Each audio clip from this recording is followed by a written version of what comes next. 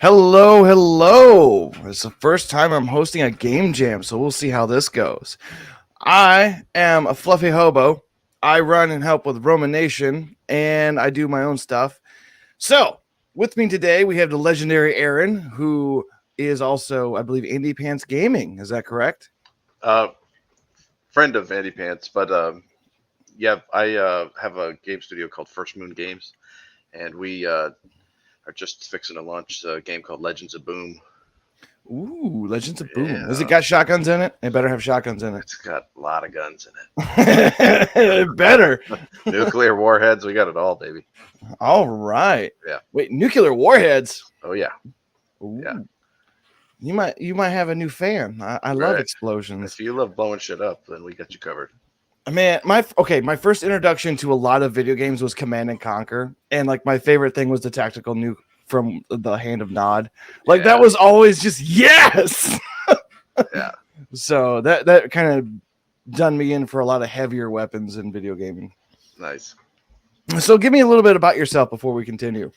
Yeah, I've been making games since 2007, and I launched a an online browser-based RPG back before Google launched Google Chrome. We just had a Microsoft Internet Explorer with tabs back then. It's pretty sweet. Oh And yeah.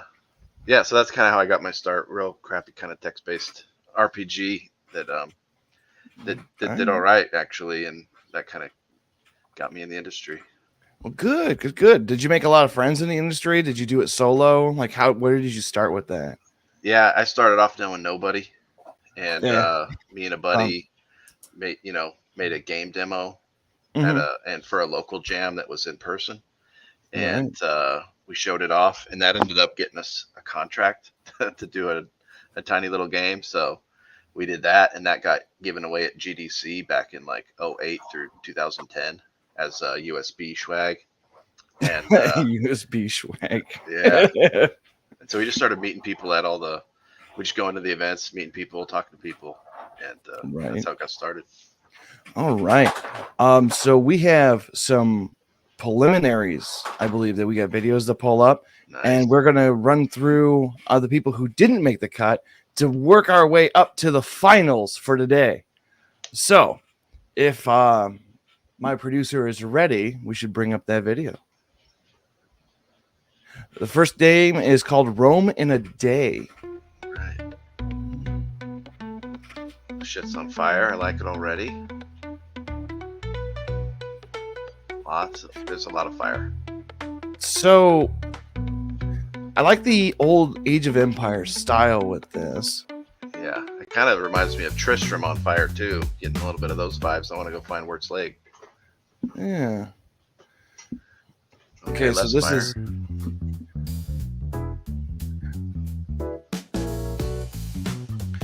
general. Okay, so I guess in this game you're building up a building Rome, I guess, And quick. So and quickly, yeah, quickly. perhaps a day.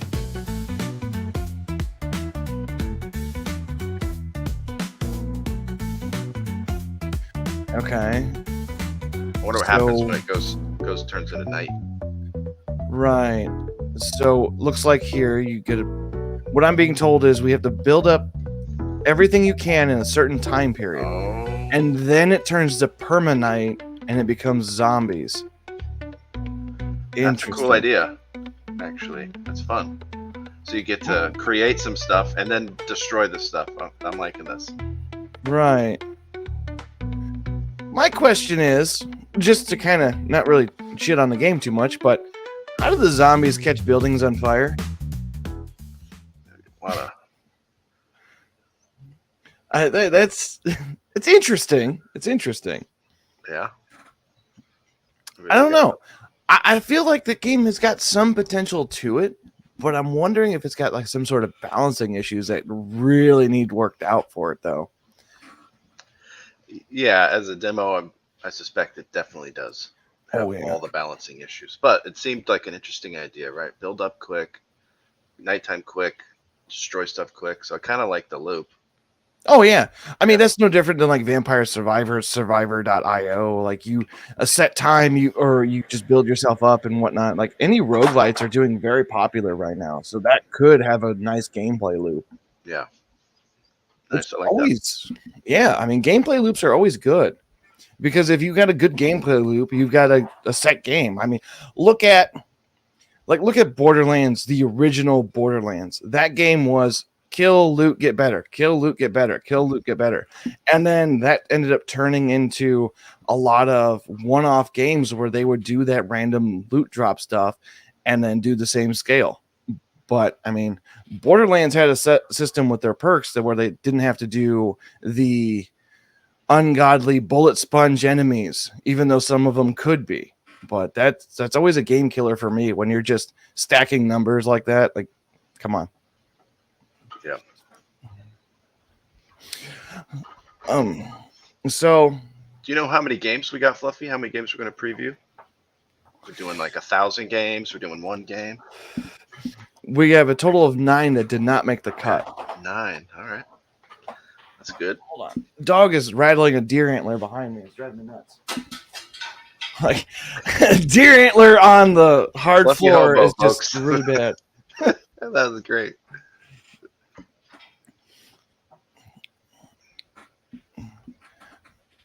Nice. So we've got 2 people from the creator of that game to come up, I guess. The names are too fast for me to hear. I think it's John Kramer and then the women's powerlifting champion. If I'm not Yeah, there we go. Hey, what's up? How's it going? Hopefully you didn't hear me shit on your game too bad. Oh, we did. We're destroyed, man. We're distraught. We're sad. You're welcome. No, but it's good that you brought up the zombies. I don't know where the zombies thing came from. Those are actually the Romans. So that Oh, really? Yeah. You're supposed to be like Germanic tribes, and the Romans are coming to your base in a day. And the whole idea is like you're not going to stand up against the Romans. You're gonna get raped. So that's like the whole loop is like Legendary was talking. Like that loop is like we wanted it to be super fast, almost like you're speed running in RTS or something. yeah. So it's just like super quick gameplay, and then it's like no hope. Right. I like everything you're saying, John.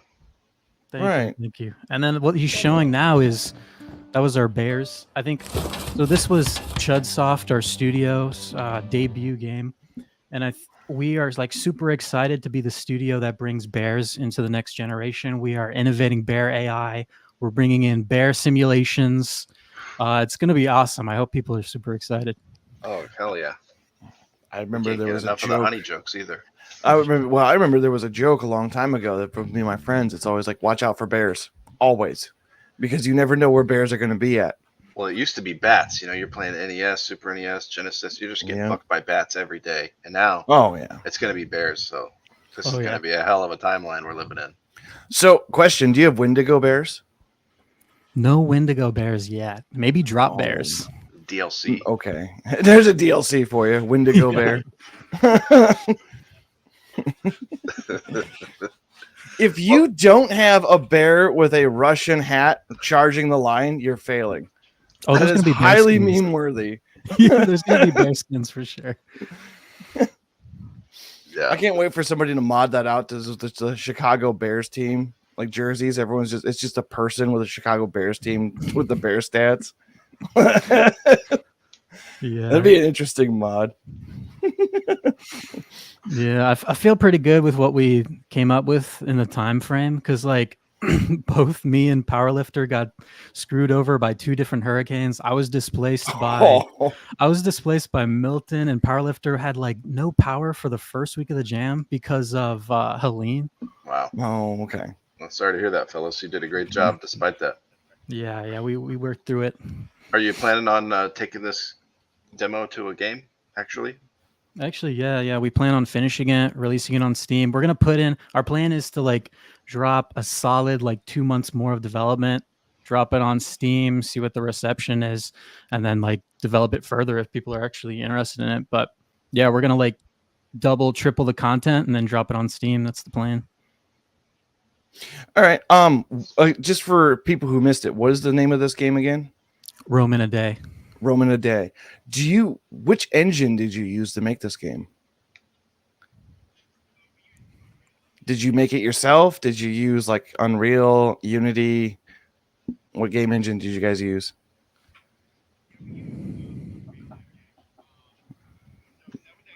Don't want to disclose? Okay.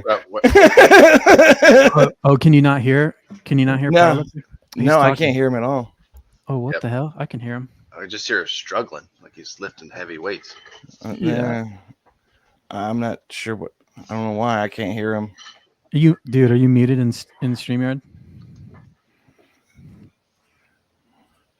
No.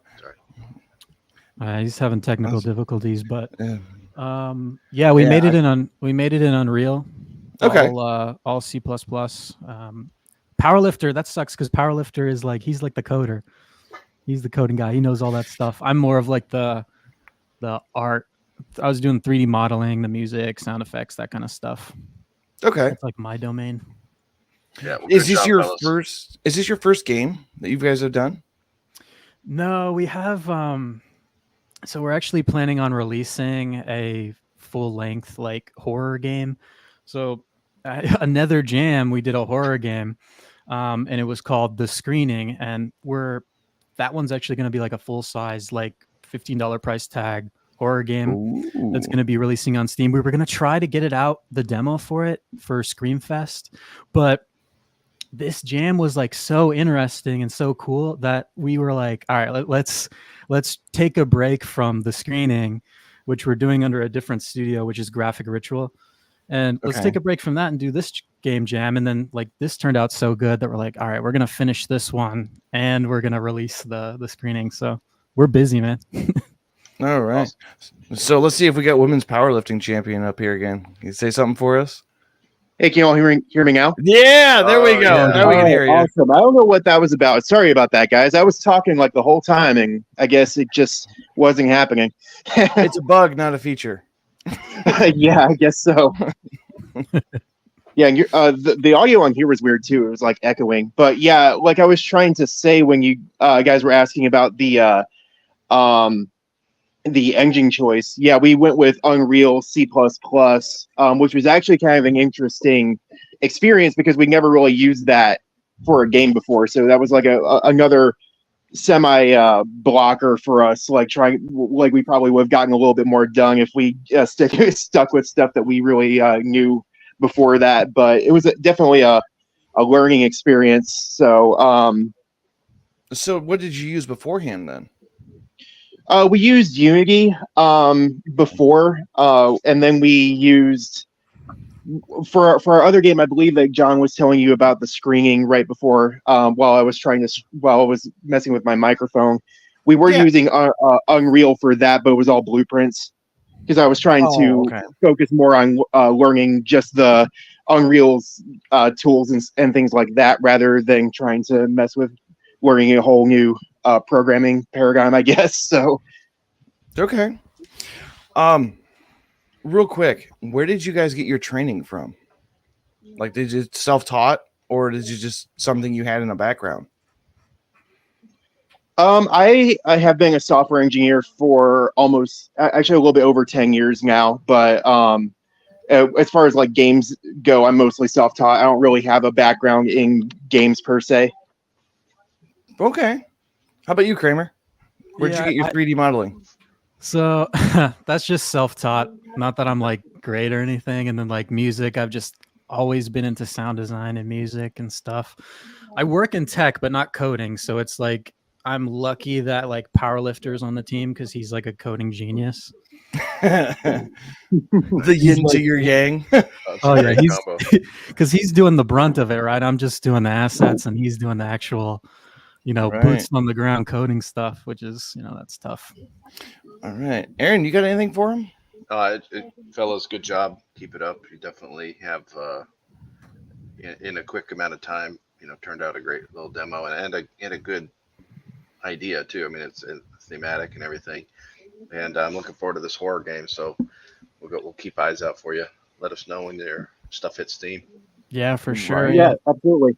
Yeah, we appreciate that, and definitely shout out to everyone in the jam. It was impressive. The last game jam that we were in was really didn't hold a candle to this one. It's like everyone here had some really impressive stuff to show off, and also, like, of course, Duke and the rest of them were doing a really good job of running everything and building the community up and things like that. So Yeah. Before you guys go, would you like to shout anything out? Where can people get a hold of you? Yeah, 100%. Everybody just like keep an eye out for news around Roman a day, and we'll probably put some updates for the screening. We're in Discord, but also if everybody could give a follow to at Chudsoft Gaming over on X, that would be awesome. That's where we're gonna put the updates. Right. Got it. Sounds good. Thank you, gentlemen. Yeah, Thank you. thanks a lot. Yes. All right. So what's next in the pipeline? We've got Martyrs of Rome, made by Fever Dream. Okay. So let's see what this is. Oh, we got the dev first. All right. Yo. Nice. Nice. All right. So I have never seen your game. So here we go. Let's see what this is all about. Describe it in detail. Yeah. Oh, wait, is it? Pixel by pixel. Oh, here we go. It's What we streaming got now. here? Yes. What we got here? Who does your tunes?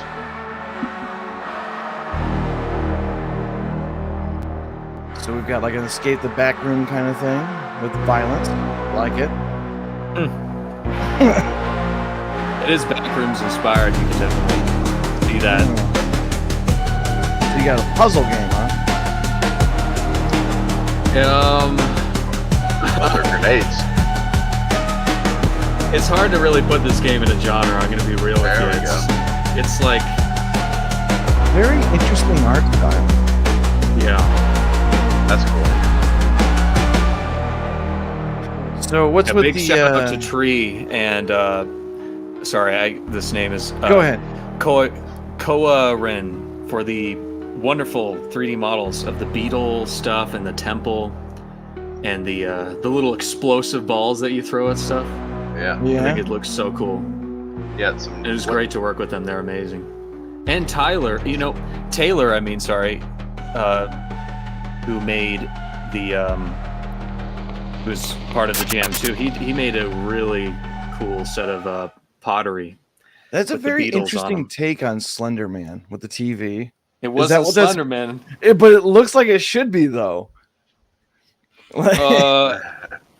Sorry, I'm really tired. I'm a little bit. I'm trying to keep up here, but like, you guys know, when you're making games for weeks and weeks, suddenly the lack of sleep catches up with you all at once, and so I'm a little bit out of it, guys. But I'm happy to be here, and I'll tell you all about the game if you want to know. But This is. I mean, visually it looks really cool. So, what's thank the you. goal in this game? What are we trying to do? Oh yeah, so going along with the whole based idea here, I wanted to have a game that was like explicitly Christian, and you had two Christians as the main characters, and they're the last Christians alive on Earth in the year 3000. Is it a boy and a girl? Yes. Okay, good. Right. But the idea of the game is that they're trying to get the Holy Lance, which, if you guys know, the Holy Lance is the lance that pierced Jesus's side. And there's a lot of ideas behind it. Like some people think it's passed through different people's hands throughout the years, and whoever wields the Holy Lance can never lose in a war. There's a lot of little ideas there that I thought were really cool, so I wanted to include it. And the idea of the game is you're trying to find the Holy Lance, but this is a Fever Dev game, and so things are not normal or chill. So you got to have all this crazy stuff about beetles and multiple different dimensions. I mean, you're traveling to different realms. You're traveling through the radio realm, the TV realm. You end up at that one part where you saw that TV guy, and he's chasing you through what's kind of like the back rooms.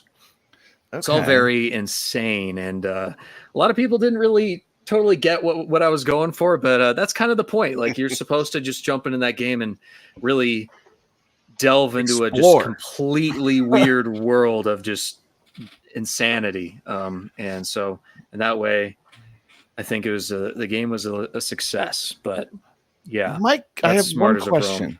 I have one question for sure. Why the grenades? Of all the things you could Oh, have yeah? done, grenades. Well, a lot of the items in this game are based off of gemstones, and so okay. the fire gemstones are the things that you find in the pots, and when you throw them, you use your soul to ignite them, and then they explode. So Okay. it's kind of like a grenade, but make it into like a nightmare or a dream, and that's more what it's like. Fair yeah. enough. How long have you been making games? Oh, I've made them since I was in middle school. Very long time. This is like my 9th game I've made, and all of them are very strange. One of them, you're in a war in heaven fighting Nephilim, and you're like a lost soul. Another one is where you're in this like weird, totally crazy fantasy world where there's people with like plants growing out of their bodies, and you're in a cult that worships the dream god, and you're fighting the nightmare god. It's all totally insane stuff. Not How for many everybody. psychedelics do you take, sir? 0. I've never had any drugs in my life. Drugs would make you normal. Don't do them. Yeah, no, I would never in a million years. I don't want to do anything to change the way I see things. But That is really cool. Yeah, Like, good for you to job. come up with that kind of an idea and whatnot, that's very unique, and that is impressive. thank you. I really appreciate it. Well But done. yeah, I'll be keeping making weird games. Anybody who likes weird games, hit me up on itch. It's itch.io/feverdev, I believe. Let me just Okay. double check that actually. Kind of. Yeah, Feverdev? that's it. Do you have X or anything else? No, feverdev.io. Sorry guys, I'm tired. It's okay. Feverdev.itch.io. Okay. Apologies, I got that wrong. It's all good. But sorry, Are you asked me a question there. What was that? Social media. Do you have any social media? Oh yeah. I don't really try to keep off it. It's kind of hard as a creative, especially of my type. That's kind of weird. You kind of get like chased off of a lot of platforms of social media. People just don't really get what your vibe is, and they sort of think you're like a problem or whatever. And so I've had a hard time on most social media, but I do have an X that I like never use, but I do post every once in a while on it. You can follow me at Fever Neeks, which is NYX, Fever Neeks. Okay. I post there occasionally, but I'm sure you guys are fully aware that like being even like the slightest bit vaguely Christian or pro-Christian at least is like asking to be attacked by half of the planet on most of these social media apps. So it's hard to survive on them. I'm sure you guys know that though. But Yep. Times are changing. I mean, my religion is behind me up on this poster. It's the Bigfoot holding a raccoon in a truck bed. That's my religion. oh well. Well, I mean, at least you got Bigfoot protecting you. So I'm totally kidding. I'm totally kidding. All right. yeah. Good sir. Go to bed. Yeah, right. You sound Yeah. tired. Thank you guys. Thank you guys. Have a wonderful day. It was Yeah. nice meeting y'all. Thank you for the submission. Yeah, no problem. I hope to people see you on enjoy the it. next game jam. I hope people who play the game understand that it's not supposed to be like one genre of game. It's really supposed to be like an experience you sort of jump into. You want to be in the story. You don't want to be watching I don't know, like some other stream on the side and like have the TV on in the background. You really got to like, okay, I'm about to visit a totally weird realm of like physics not working properly and then jump in. If you don't do that, you're not going to enjoy it. Yeah, anyways. Fair enough. Thanks, Thanks, guys. Yep. Have a Thank good you. day. Take care. Yeah, you as well. All right. What do we got next? Magister of Militon. What do we got for this one?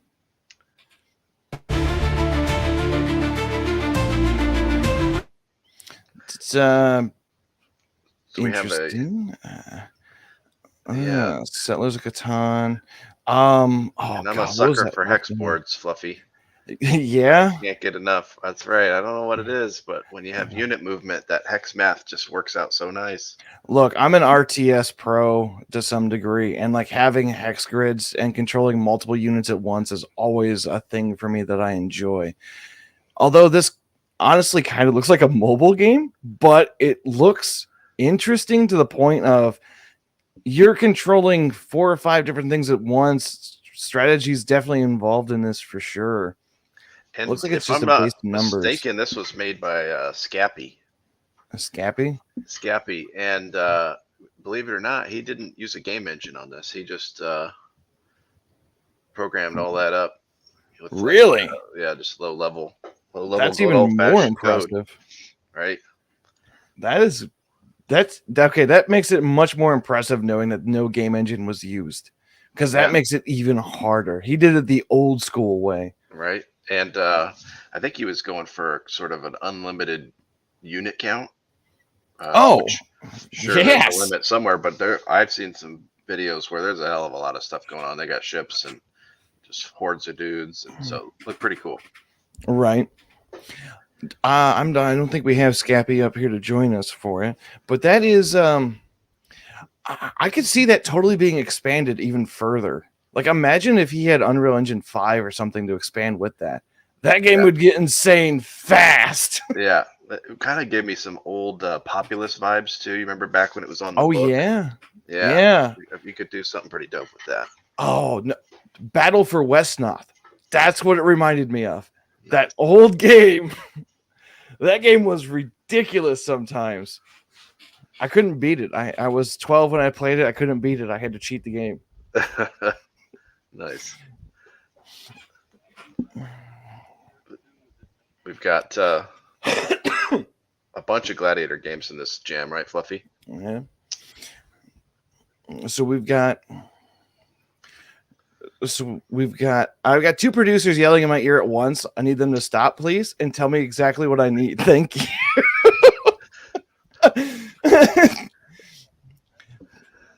Pretium Libertatis. If I'm pronouncing that horribly, I'm not sorry.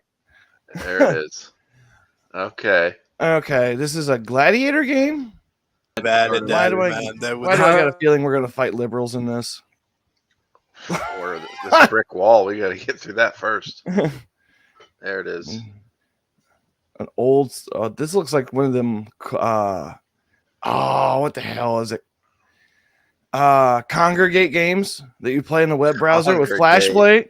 Yeah, that's what this looks like. Going on the Wayback Machine now. Yeah.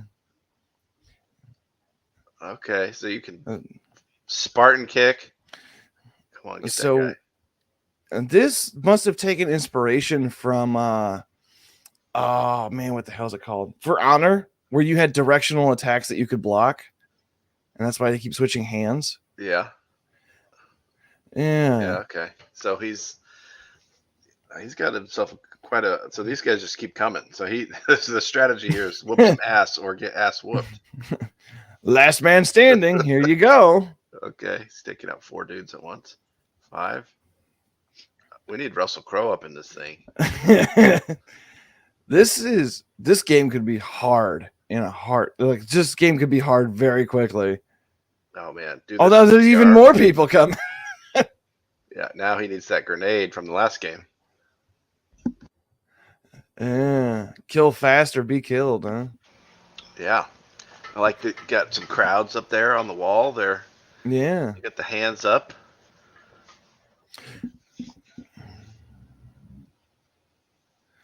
Okay. Huh. All right. Well, it's an interesting one for sure. I mean, this seems to be like the baseline for a lot of the VR games that are out there, though. It does. It gave me those vibes. You know, a lot of running backwards. Yeah.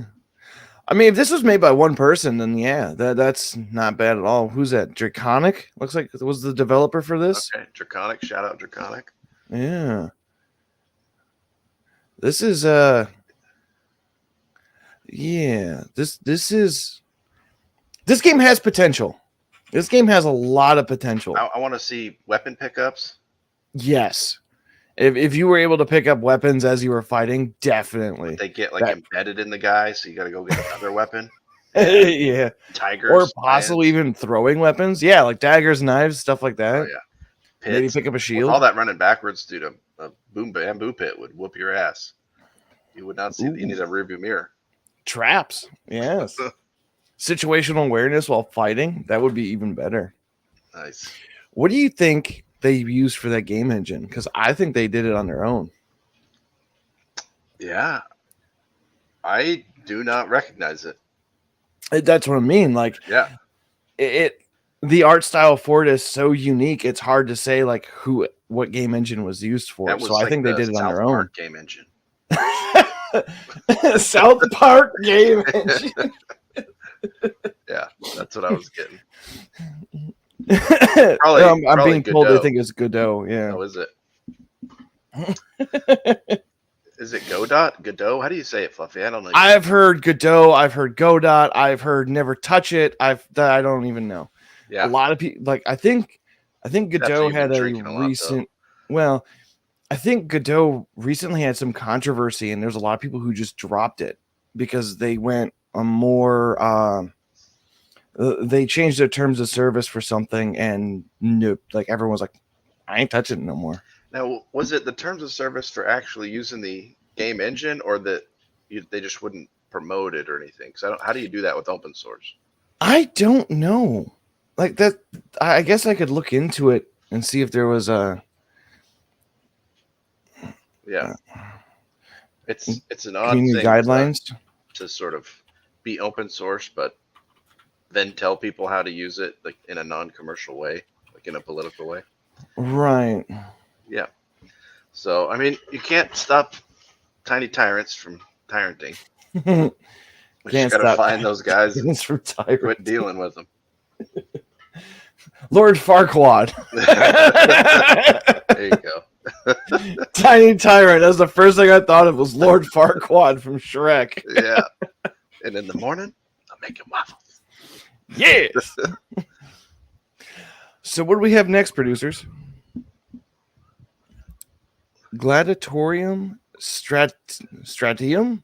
Gladiatorium something. Stratium, I'll know it when I see the name. You know, there's a lot of weird names in this one. A lot of Latin. A lot of Latin. Well, it is the Oh, Roman. Oh, that's like totally different. Okay. Interesting. So you start off with an Eskimo chick. So you've got choose your gladiator. You got a bowman. What do we got here? I think, hey, guys, is this the right video? This looks like the Igloo Builder. Right. Right video? Okay. I'm being told it's the right video. A spearman. There it is. So you can only move so far, it looks like, per turn. Okay. Chess with gladiators. He made this in 9 hours, is what I'm being told. Really? With a mini map. Come on, Fluffy. That is impressive. With a mini map. That's my favorite aspect of the game. Okay, so it looks like the green is him. What you can move. Okay. I wonder if they have the real chess rules or if it's all kinds of, I'm wondering if various certain stuff. units have to work a certain directions. It looks like the bowman can only run, if you would consider that diagonal. Yeah. And we're on a non-standard board, so that's cool. Yeah. Okay. And I wonder if there's a lot of, so it looks like there's some spikes around. Yeah, I don't know if that's decorations or if those really get you. So I'm wondering if those woods are the wood pieces. I'm wondering if they're traps or if they're defensive items that you can hide behind Okay. to limit movement of certain attacks. Yeah. So this is the AI. This one came in 6th. Huh. Wow. 9 hours. I'm impressed. The only thing I can do in 9 hours anything. is sleep. What the hell? So, and who was the developer? Was it also a Latin name? Looks like Virus UK. Okay. Well, I'm being shout told out he came 3rd in the last game jam. He's prolific and he's quick. and maybe next time we start him at the beginning of a game jam, and he does something that gets in the finals again. Right. Well, he's probably a procrastinator because procrastinators can have 30 days to get something done and do it in the last 20 hours. Yeah, I'm seeing that. Okay, and interesting too. He's got a camera angle right here. That's he's done a lot of little details that are Right. great for 9 hours. Yeah. I think if okay, personally, I would want the camera angle to be down more, not over the top. But Yeah. I get why he did it that way, especially in 9 hours. This is a very interesting chess game. I would like to see this be a full build early. Yeah, maybe he'll keep working on it. All right. Yeah. Well, I haven't seen actually any. Are you seeing any death happening or pieces being taken or anything? No, it seems like it's a Okay. very slow moving game. Okay. Yeah, they're just like scurrying. Scurry simulator. I'm afraid of combat, and they ran away. Yeah, I guess maybe it's on point for the theme. Right. Pacifists end up dying in a corner. So it looks like each unit has a health bar then. Yeah. Well, it's those spears. So they probably have the rock, paper, scissors method with that as well. Like probably bowmen are better against spearmen. Spearmen are better against knights. Knights are better against bowmen kind of system. I'll go with your word on this. Well, I'm just assuming that because typically in like a lot of RTSs, you've got infantry are good against air units. Air units are good against vehicles. Vehicles are good against infantry. So like, there's always that rock paper scissors system, unless you use the Zerg tactics and just overrun everything with one unit. Yeah. You know, Who doesn't like a good Zerg rush? Command and Conquer ruined me because I used to build 5 infantry stands and just pump fanatics. They were suicide bombers. I just pump them out and send them to the enemy's base. Just a never-ending wave after wave, and while I'm building everything else up, it's like I was ruining people. Yeah, I was pretty good. You could go pubbing. That's what we used to call it back then in the old Quake Clan days. We would all get out after practice, and then join the pub servers and really mess people's days up. It's a good time. See, I never got into Quake. Yeah, it came out when I was in college, so it was in the dorms. I was in the computer science dorm, so we actually had a Ethernet. Oh yeah, back in the days when people still had modems and shit. So we ran a top 10 server out of the dorm. When we had freedom. Oh, we had no ping. Oh, we crushed. It was so good. 0 ping in a Quake server. There you go. Yeah. Let's see what we got next there, Fluffy. Yeah, what do we got next coming up? Lower the Gates is the next game up. Lower the Gates. Okay. This is reminding me of that. Well, let's go ahead and roll the video. Yeah, what we got for the video here? How is the stream, by the way? Is it coming through clear? Greetings, I'm your biggest fan. Replenish the offering. Defeat 10 waves. Okay. Interesting art style. Yeah, we got like a cartoon shader on here. Yeah. I mean, the cartoon shaders could be used pretty well. Yeah. We've got a pencil outline going, so it looks nice. Yeah. With a hand-drawn skybox. And this, what is this prancing demon that's got some kind of minotaur and a hammer? Oh, blood bubbles. There you go. Okay. That's a unique, and instead of just smoke, it's just blood bubbles. So we're back in the gladiator theme here. We haven't, we got a lot of gladiator games here, Fluffy. Yeah, well, it is, the Roman Empire kind of theme. So, and we've got, what do we have here? What is this? Is it There's some kind refills of or is that a menu system? I'm wondering if it's a refill because there's a bar at the top left. Okay, And that's yep, there you go. That's a health, and then that's got to be spears. okay. There you go. So he's got 3 spears, a health bar, a I shield. see. Okay. So we're doing some Team Fortress stuff here with waves. Yeah. Okay. Oh. Huh. All right. So we're destroying harpies. It's kind of like when I watch The View, Fluffy.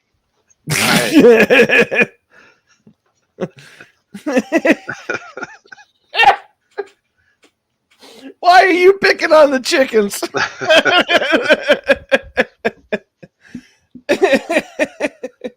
So we got another wave here. It's getting loaded up. So something I noticed was when you go down there and come back up, the map changes every time, and I'm not seeing a loading screen. No, I like this a lot. Yeah, that's a very smooth transition game, except the video file looks a little jaded. A little 1996 here on the real player compression, but we'll go with it. Yeah. This was okay. So you get 10 waves and then you talk to the dude and he lowers the gates? Yeah, who do you think that guy is behind is somebody in jail? Are you in jail? I guess you're a gladiator, so you're in jail. He's not. Wonder who that guy is. Mm.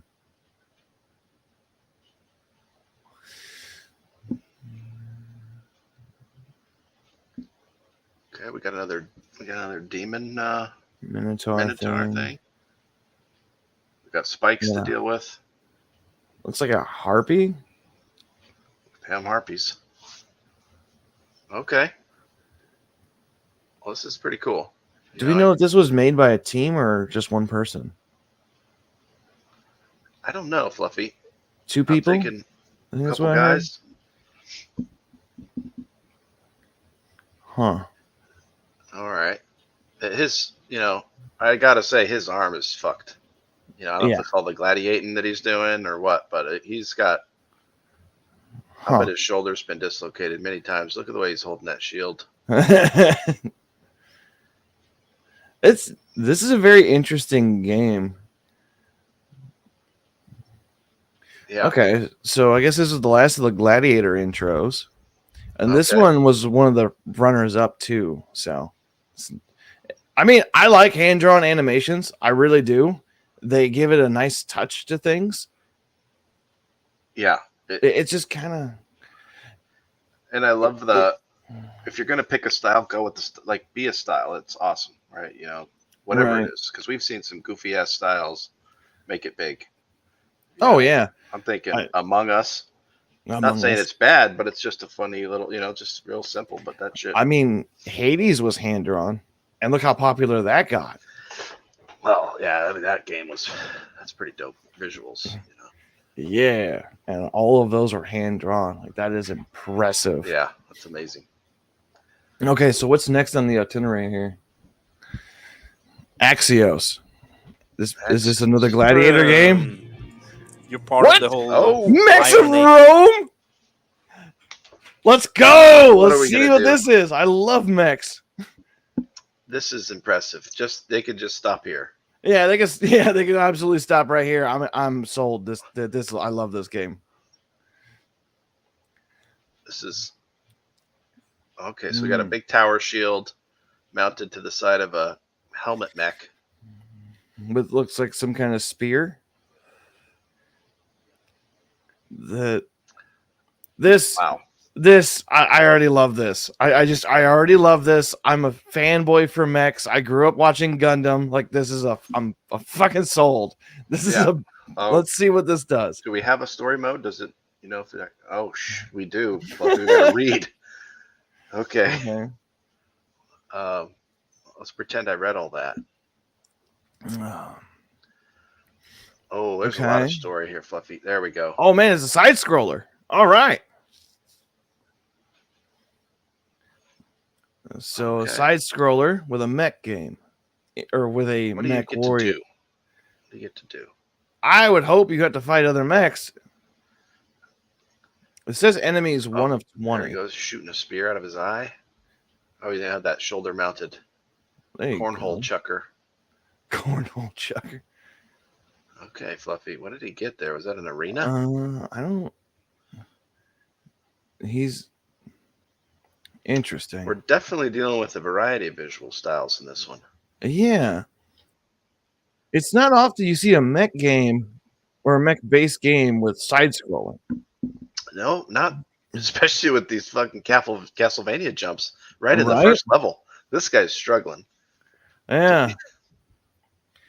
Man, that video is just choppy as fuck. It's not doing this game justice. Okay, we got some pretty high-res mountains in the background, and then, Yeah. like what appears to be Minecraft level foreground art. That's an interesting style choice, Fluffy. Why do you think they did that? Probably ease of time.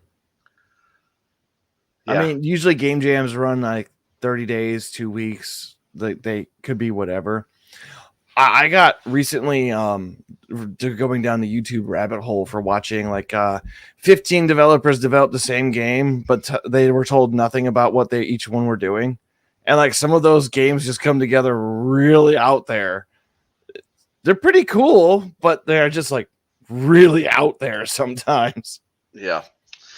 Well, sometimes, to get the creative juices flowing, Yeah. let people do whatever they can think up, and there's a lot of crackheads out there. I mean, yeah. So Okay.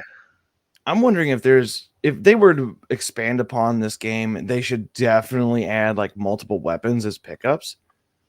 Like that would make this game very interesting. Or like add-ons to the mech itself. Yeah, like Yeah. add-ons to the mech itself. Do that classic side scroller where you got like you start with a pistol and then you get a minigun later on, or a rifle, rocket launcher, auto shotgun, whatever. Like that would make this game go to the next level. Yeah. Yeah. This first level's no joke. Yeah, it looks like the first level is very difficult for movement wise. Yeah. They're struggling hard. They're like, what's an impossible jump? And then we'll back it off 0.01. Right. Yeah, pretty much. Like, you should be able to make that. Yeah. Yeah. Good luck, keyboard. I mean, it probably followed suit with the Try Not to Fall game, where you're just climbing, or hill climber, I think it's called. You're a dude in like a barrel or something, and you're axe climbing up this impossible wall. This kind of reminds me of what they were going with a little bit for it. Yeah, just a punishing sort of gameplay loop. Not only are you fighting enemies, you're also fighting the terrain. Yeah, and this guy's fighting the terrain. Yeah, he is. He's struggling. Hmm.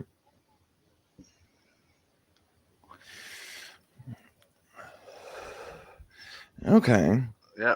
I wonder if This did they have an end of level? Do you know, Fluffy, if they got? I don't know if they have an end of level. I wonder if there's a boss. I'm being told that there is a boss fight. Here we go. Oh, Was that an animation? okay. We got cutscenes. I think this is the first game with a cutscene. Yeah, I like it. Okay. It's a big boss. Is Looks it like they're boss? just it. Okay, so you have to. He's literally attacking him outside the boss's attack range. Really? Okay. Oh, okay. He didn't do it. Mortis. I like it. This game could be pretty fun. I think this game could be pretty fun. Bugs and all. Yeah. Get movement easy, fluid, and then you got a lot there. Well, like I said, I'm biased because I'm a mech fanboy and I love all things mech. So it is what it is. All right. So I think we've got one more game in the pipeline before we start into the actual pre-show itself. Okay. Bloody Legion. What we got for Legion? This better be a horde of locusts. I'm the player that go. Oh, a nice Resident Evil, huh? Oh, Fluffy. I love these old games. Yeah. like Alone in the Dark. You ever play that back in the day? The I video game, not did. the. The point is, these fixed camera angles make the controls just a bear, but it's also great for a horror game because you're frustrated and scared, and I So can't get enough. they changed the zombies. They changed the zombies to Romans. That's what it looked like.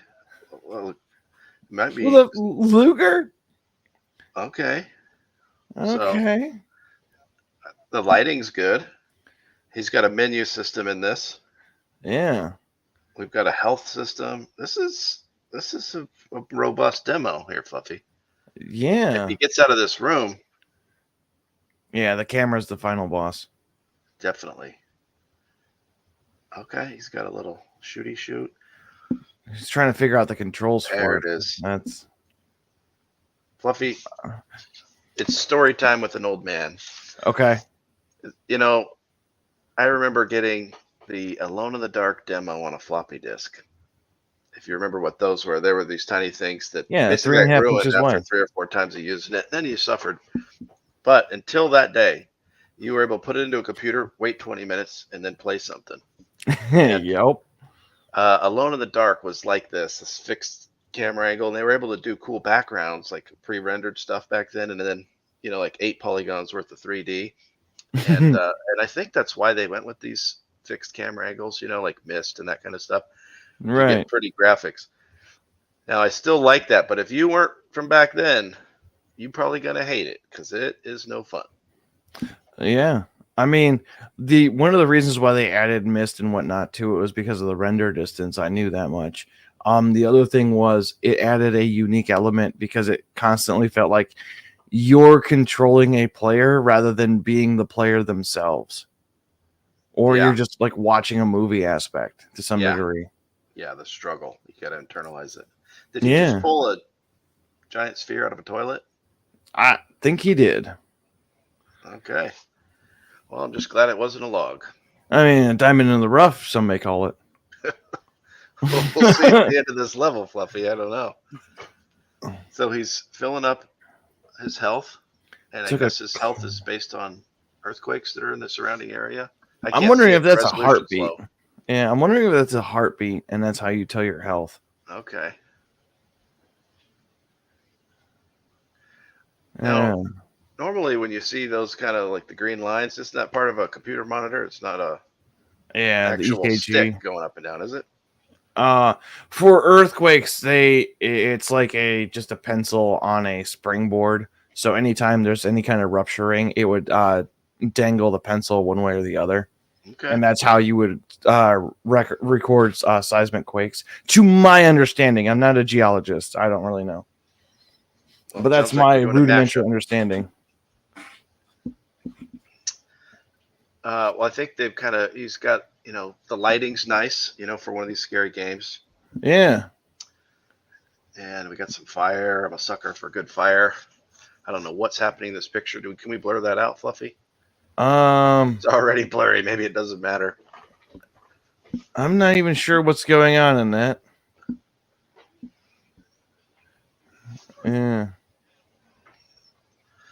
Yeah, it does have that PlayStation 1 look, huh? Yeah. You know I why like. those Go ahead. graphics popped like that?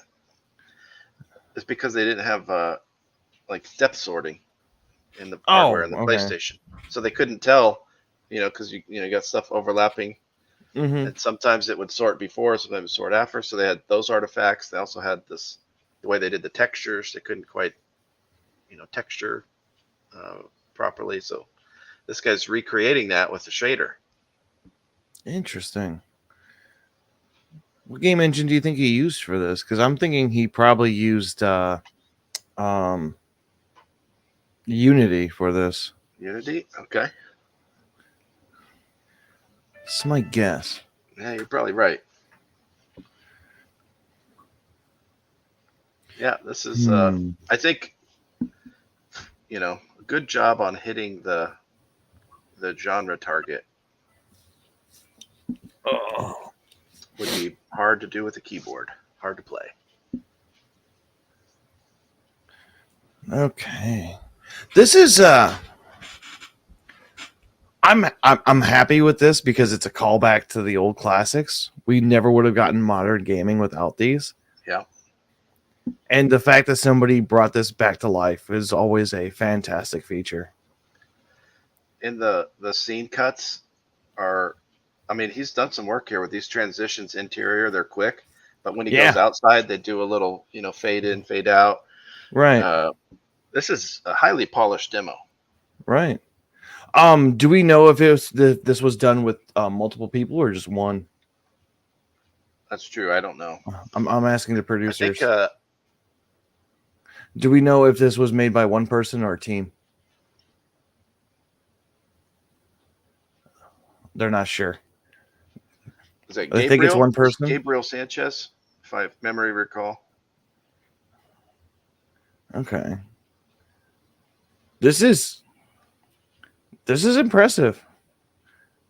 It's a full level. Yeah. So for game jammers out there, if you're looking for somebody to team up with, Gabriel Sanchez seems like he knows what he's doing here. Absolutely. I mean, he's also got like the aspect of they took the time to interact with certain items that aren't relevant to the game. It says how confident he was to this. Right, he's designing puzzles. He's got obviously a story, all kinds of stuff. This is cool, and this is more than I would expect out of a game jam. I think. I would love to see this game in with like 2.5, maybe 3 more weeks of polish. This could have been a straight up, like even the one level could be even amazing as a demo by itself. Like the release on Steam saying, hey guys, what do you think? All right, get some feedback. Get some see if you got interest in it. Right. Yeah. All righty then. So what do we have next in the pipeline? I think we're almost at the hour mark to start the pre-show, yeah? That's right. Pre-show. We got all the runners up on that one. Oh. All right. All right. What do we got next for our producers in my ear to tell me what we got next? Oh, yeah. I thought you were just talking to me and I was just listening. Oh, okay. Well, I know we talked about you. You've been producing games since 2007. Is that right? You started working on them. Okay. So we got a surprise guest. We got Quilt. Bring him. There we go. Hello. Hey. Quilt. Hiya. Hello. How are you, sir? Yeah, doing great. How's it going? I only tuned in like about 5 minutes ago. That's nice. I was watching you play that game, which looked like old school Resident Evil. It looked extremely cool. Yeah. We were not playing it. That was somebody else playing it, showcasing the demo. Yeah. Mm-hmm. Yep. Yeah. I am much better at those games than I let up. Right. All right. Yeah.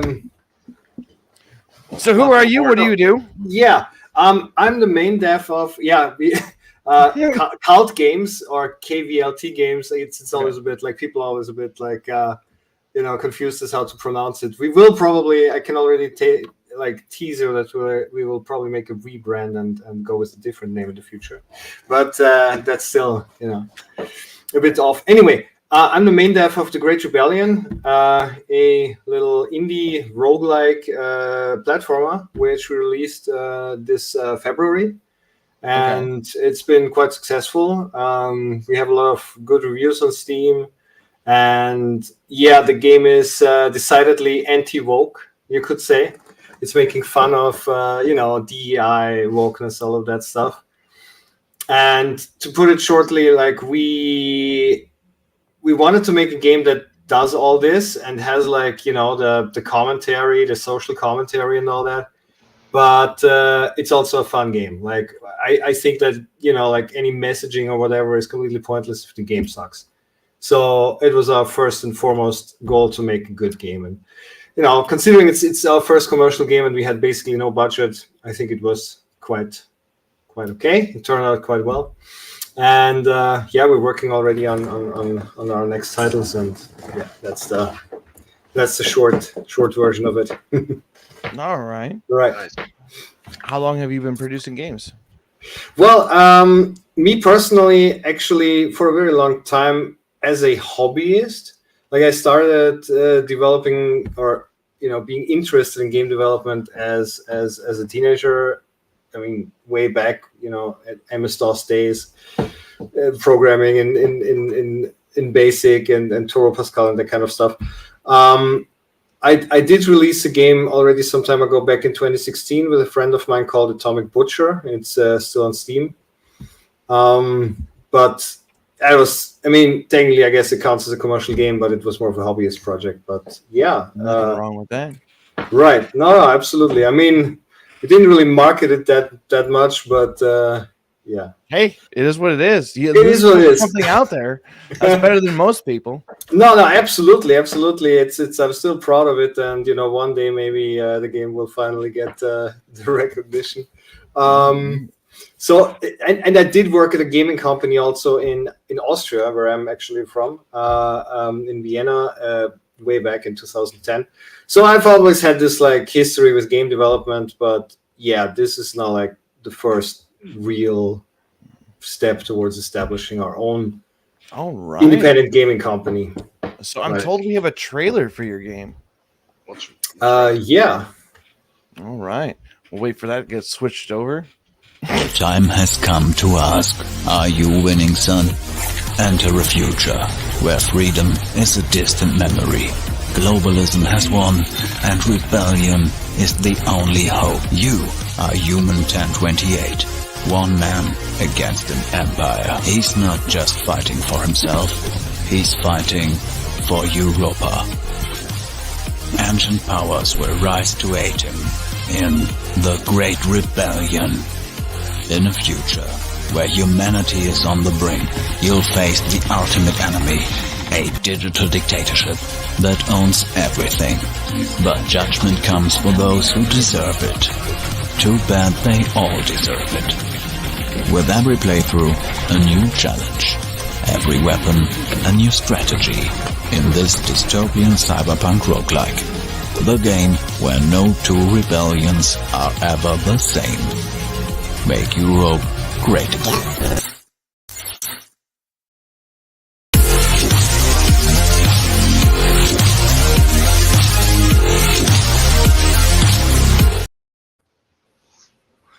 That was great. That was a very impressive trailer. Thank you very much. Thank you. Yeah, a lot of it is a lot of credit goes to the music. Also, we have the guy who is responsible for the music. It's called Retro Rebel. He's like a synthwave artist. Has been doing stuff for many years. Okay. So he made us a really cool soundtrack, and yeah, the whole thing is like a real labor of love. Like it started out with just me, and then a bunch of people joined the team, and it grew over time. In the end, like almost like the end when we finished the game, it was like 6 or 7 people working on it, and yeah.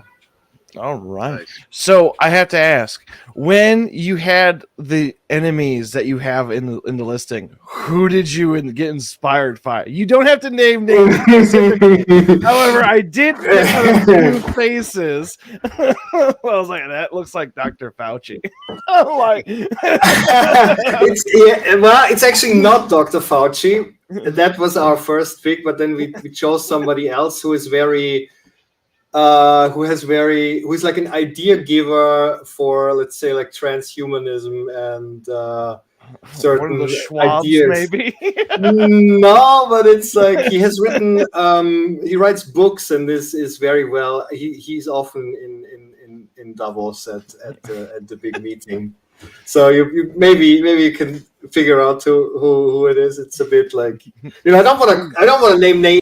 I'm not gonna make you name names. I'm not gonna make you I'd love name you names. to be back here next year too. So. Another character is based on a pop star, but it's really like a kind of like amalgamation of like various just like celebrities. It's like the lore behind this enemy is that she's like this big pop star that pacifies the masses with like dumb AI generated music and such. So yeah, and then we have not all of the enemies are based on actual people. Some are more like on concepts or on memes. Yeah, like, or we have like one boss enemy is like this AI. It's called the fact checker AI. And what it does is it asks you questions, right? And you can like either answer, you have to answer yes or no. And if you answer them, I don't know, like stuff like there are only two genders, and if you say yes, then it will punish you for giving like a wrong answer. But if you do that often enough, like it circuits burn, and then that's how you defeat it, basically. Nice. By spreading enough misinformation, quote unquote. Yeah. That is amazing. So we had a lot of fun. We had a lot of fun coming up with all this stuff, and we want to entertain people. Like we don't want to take ourselves like too serious. Like a lot of stuff we're doing like with humor, because yeah, people don't want to be lectured when they play a game. That's, I think, an important part. Yeah, we want to have fun. So I seen you had 4 things following your main character around. Did they have like each individual special powers or like weapons? What are those? Yeah, they're like they're called companions in the game. The idea is that they are like ancient spirits. So it's like this. It's lore wise, like or setting wise, the whole thing is like in the usual. It takes place in a dystopian cyberpunk future. You know, the usual stuff like surveillance state and mind control, that stuff. And then there is like as like kind of like a counterpoint to that, like the base of the resistance is like in this parallel dimension, which is kind of like a giant forest. And all these like ancient mythological beings are alive there and help you, and so you know that's kind of the juxtaposition here. And basically these companions, what they actually are is they are like kind of like special attacks or they give you special abilities. You have like they fly behind you, and some of them have passive abilities. Like they shoot automatically, some launch special attacks, some can make you invulnerable, and so on. And you can like basically stack them, and then have like with the design, like we really wanted it to be. At the beginning, we were very careful about making stuff balanced, and we really tried to make stuff balanced. But you know, it's a roguelike. There is like random level generation. It's not always completely possible to predict everything. And at one point, we were just like, you know, fuck it, let's just, you know, if people want to be totally OP and just like let's stack all these abilities and weapons and go crazy, at least later in the game. In the beginning, of course, you're pretty weak, but it gets pretty crazy then at the end of the game. And yeah, I'm personally not a fan of like nerfing stuff. You know, like you shouldn't take away stuff from the player. If you give the player a bigger weapon, then give him bigger enemies to fight with it, and don't make the weapon weaker, because that's lame. Right. By my design philosophy here. Okay, I gotta ask, how long did it take to make this game? Yeah, pretty long. I mean, in the beginning it was, scope creep. In the beginning it was supposed to be much shorter and smaller, and then it grew, and other people joined the team, and they brought in their ideas. And so, to answer your question, it took almost 3 years in total. One of the reasons also why it took longer than expected was that I got kind of sick in the meantime. I was diagnosed with cancer back in 2022. I am doing fine again now, so thankfully that has resolved. But basically, it knocked me out for at least half a year. And so there was we always choked internally. There was also some other stuff. We choked internally that the project is cursed, because like I got sick, and I don't know, some other stuff happened to people working on the team. So but it hit development hell then. Yeah, sorta, kinda. But actually, I mean, yes and no, because like we were never like at a point where we didn't know like how to continue or anything. It was just tough, It was just tough to get through the slog. Like there's this phase in the beginning of a project which is like fun, you come up with all the ideas, and then in the end, like you have the crunch time, and that is also hard, but at least you see the end at the light of the tunnel. But really in the middle is where it can get really like grueling, where you just like feel like you're not making any progress. Yeah, but you just have to like push through. It's very important to have other people that give you feedback and such. It's very hard to do stuff completely alone, like in a vacuum. So it really helped me that we had like a team and like a bunch of voluntary testers and such. So so you don't feel like you're just like working in limbo. Something that I could recommend to you that you could do later on if you want. Find a way to do a Twitch integration system with it, because that makes any roguelite always fun. When the chat can ruin a Twitch streamer's game, it's always fun. That's actually a very good idea. Yeah, you know what? I will note that down, because we are looking for ways to basically get more people to stream the game, just to get it more well known. I'm just writing that. That's a good idea. Yeah, I mean we are in fact actually working already. Like we will add some more stuff to this game. Maybe we'll even do a DLC at some point. We'll see about that. But we are already working on a new game at this point. And will you be able to sell the soundtrack separately? It's yes. You can buy it on Steam. You can buy it on GOG. Yeah, and it's also on Spotify. So I can really, good. I can recommend it. That's always a bonus for any game that has a great soundtrack. I want to have that soundtrack separate. Like I really do. Like I've had to go through and rip a lot of different soundtracks from other games because they had bangers in it. Like the Twisted Metal games. They used to put the DVD and the CD player and play all the songs. Oh yeah, back in the day. That's a pity, man. I love, like, back in the day. The Quake 2 soundtrack was basically one of the most played CDs back in the day, and the Descent 2 soundtrack was also really great.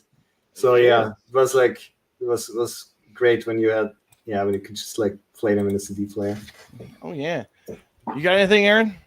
Well, I think for everybody out there that wants to play this game, it's on sale, right? It is on sale currently. Yes, on Steam, 25% off, and we're probably gonna have another sale on GOG also within the next month or so. So yeah, no, it's a good opportunity. Nice. Ooh, there was a question. Go ahead. Go ahead. Another one. I got an audience question. So most of the audience is aspiring game developers. And this game, would you consider it a success? Yes. I mean, it is. Well, I mean, first of all, it hardly cost anything to make. we had a very limited budget, and most of the people working on it did it in their free time. So we don't have the problem as a game like Concord that cost $400 million. And we have. I don't want to say the exact number, but let's just say, like, if you look at how much like the average indie game sells on Steam, then we are actually, I mean, the average indie game on Steam doesn't sell 1,000 copies, and we are definitely beyond that. We are actually in the like top 15% or so. So I would consider that a success, definitely. Considering it's our first game, and I have to say that we really did not do everything the way you should do it. For instance, marketing-wise, we made the classic mistake of starting, finishing the game, and then we said, like, okay, now we have the game finished. Surely now it will sell because it's a good game. But yeah, like, actually, like, then the real marketing, the marketing and the real grind only starts. And so we made the mistake of basically starting marketing way too late. But it kind of worked out in the end, and we definitely know better for our next title, and we made a lot of new contacts. Like, it's not just about the money that we earned, it's also about, like, the people we met and the contacts we made and the experience we gained and everything. So in both of these respects, I would say it was a success. Good. Yeah. Good. Would you recommend? Okay, because I know there's Steam, there's GOG, there's also another website that people can buy games from. What would you recommend new game artists start on? On what platform they should release, or right? Yeah. I mean, I do not have experience personally with Epic Store, so I can't really comment on them. Okay. But I mean, Steam is just the biggest platform. It's just it has the monopoly. They do take 30% of they do take their cut of 30%. Absolutely. Which is it is what it is. I mean, you do get a lot of exposure that way, and it is in the end still worth it. So, I mean, yeah, it's not a particularly creative answer, I guess, but yeah, Steam is the most important. And we are also on GOG, and it's. I think it's a close second. It's definitely good to be on GOG.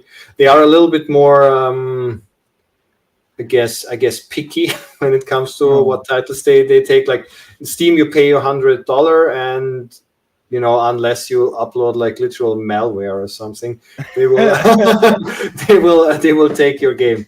And with GOG, it's a bit more involved. They have like, you have like a personal, like somebody who is responsible for you, and yeah, exactly. So, but yeah, it's worth it. So I don't know. I think I can absolutely recommend for everybody to try to get on those two platforms at least. I mean, there is of course also itch.io, which is for indie games probably also pretty valuable. I mean, sure, if you start out, if you make like a demo or something, I'm pretty sure, like, I think the guy who made Vampire Survivors first had it on itch.io, like when he had like this very first version, who he uploaded after like 2 months or something. You just upload it to itch.io because it's like the easiest. So if you start out and you have a little demo or whatever, probably should go to itch.io. Even though, I mean, depending, if you do something that is, I don't know, politically incorrect or something, they might delete you. Like I have made experiences with itch.io in that regard as well. So yeah, so there's that. There was a question I was going to ask you. It's have you ever needed to cut content because you guys dreamed something bigger than what your skill gap was? All the time. Like so much has landed on the cutting room floor. Like we had all these ideas for like crazy boss fights and like different play modes, and actually we wanted to do like way more levels, and yeah. So the short answer is yes, like a lot. So I mean, idea wise, we could probably make, I don't know, 3 DLCs or something if we had the time for it. So if any of the DLCs do come out, it's going to be like on a back burner of stuff that you wanted to do that you could get to for the release. It's a little bit on the back burner because the more like things we have in the pipeline currently is like we want to release the game with more localizations. We're currently working on a Japanese localization, for instance, and want to also then market the game in Japan. That's something we are working on at the moment, and we are also already working on a new game, as I said, and we might want to try and get it on Switch. Like, would be great because obviously that's also a huge market. But let's see. It would be great, but let's see if we can do it. Right. if they want to have us. I mean, maybe we'll. Sorry. Did you make this game engine, or did you use one of the pre-made engines? We used Unity. It's made with Unity. Yeah, we used a lot of. Maybe this is. I knew it. Maybe this is also something for devs. My experience with this project was I used Unity and I used a lot of third-party assets for all kinds of stuff because I thought basically it would make it. It would make it easier to develop something quickly, and it kind of did. In the beginning, it was very easy to set up something quickly, but it does kind of come back later to bite you in the ass if you use a lot of third-party assets, because trying to make them all like play nice with each other, and so So basically, I'm not like obviously like categorically against third-party assets, but in our next project, we're going to use them a lot less, and that's also. Maybe something I can like give like new developers as an advice or something, or as a lesson learned. These third-party assets, they look nice, but they're a little bit like a devil's bargain. In the beginning it's like great, but eventually it will come back to haunt you later in the development. That was actually one of my questions I had for you, was like a shortcut that you found later on that could have saved you hours. And like, it sounds like that's one of the shortcuts you found. Definitely. Yeah, shortcuts. I mean, just generally plan ahead more.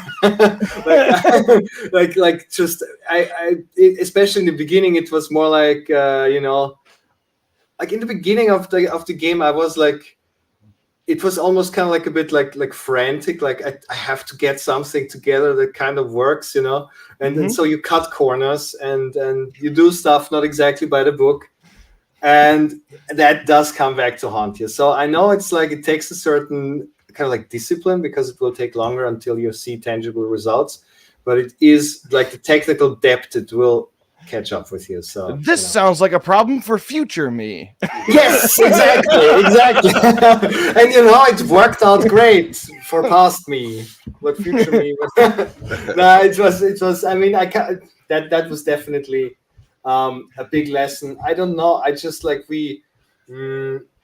like the team grew. As I said in the beginning, it was just me, and the team grew, and so something we had to like also learn like on the fly is like just basic project management. Use a project management tool, use like task management and all of that stuff. And we are now like working in a somewhat, and finally we managed to work in a somewhat like structured way. We do like Scrum, like bi-weekly sprints and all that kind of stuff. So yeah, sure, if we would have done that from the beginning, then we probably also could have saved a lot of headache. Of course. You live, you learn. All right, Aaron, do you have anything? It's a great game. People talk about it. People talk about how important it was for you to have success with that game, given the amount of censorship and challenge releasing on all the platforms. It's already hard enough for indies to get out there, but when you can't get out there on half of the platforms, right, it makes it tougher. So congratulations, sir. You've inspired a lot of people, and you created a great game. Thanks a lot. Yeah, it was definitely, of course, hard because obviously all the usual outlets will not touch us with a 10-foot pole. And we did get, but I mean, whatever. Thankfully, we are not so reliant on them anymore because, there's social media and, right. Like the classical gaming journals like aren't taken as serious anymore anyway. So yeah, we did get banned on the German Steam store. Like you cannot buy the game in Germany on Steam, which is I don't know. It's interesting. It is interesting. We tried to get Steam. It was very weird because we tried to ask Steam like, so basically Steam said, okay, we do believe. Wait, what was the message? They sent us a message saying like, we believe there is content which may not be allowed in Germany in your game after a review. And then I wrote like, okay, what content did you find? Maybe we can remove it and then, can make it work. And then they said like, it is our job to find out what is allowed and what is not allowed in all the various countries. So they cannot tell us what this content is that they found in their review. That sounds like bullshit. Yes, it was obviously complete bullshit. And I do know that Germany is like, okay, so I know it's like pretty much the most censorship happy, country, or one of the most censorship happy countries in Europe. And they really have been going pretty nuts in the last few years. And I'm pretty sure what actually happened, and that is actually also something. I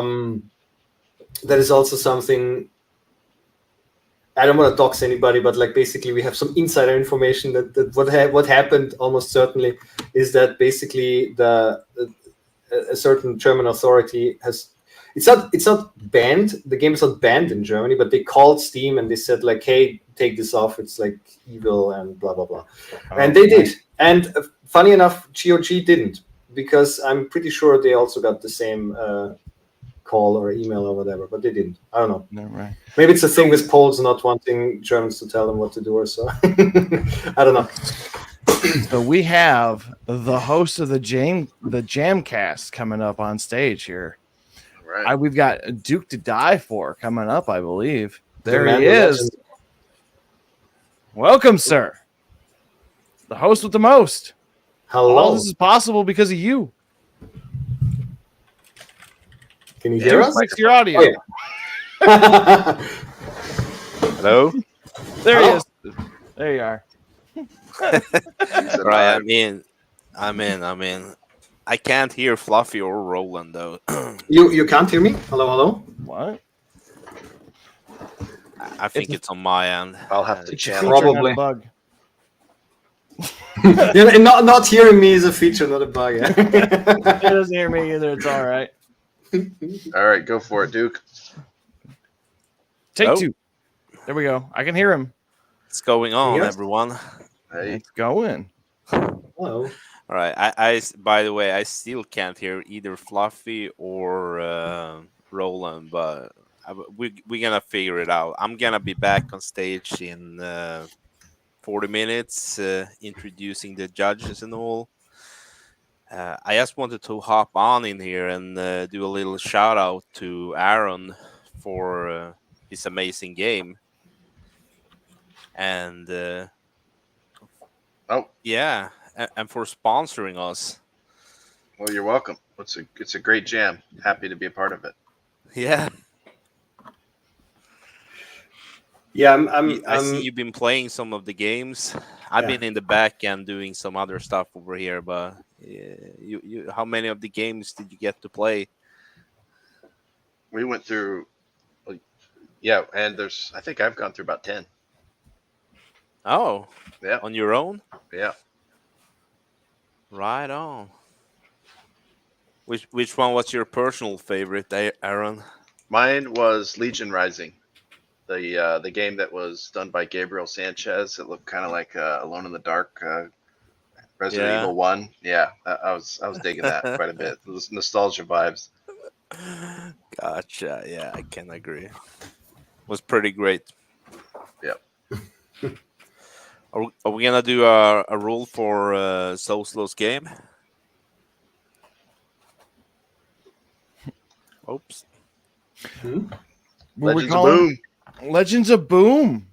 Legends of Boom. In a world where somehow Ubisoft has fucked up Assassin's Creed, Blizzard no longer has a guaranteed hit, and Microsoft owns every successful franchise and still has to lay off developers, comes an indie game studio that says, fuck it, we'll lead with a card game hosted by a Muppet. Okay, so let me get this straight. What you're saying is it's a strategy card game where you get to blow shit up and you want me to be the host? And I can drink, smoke, and swear without getting written up? Kaboom! Holy shit! Oh, right in the ass.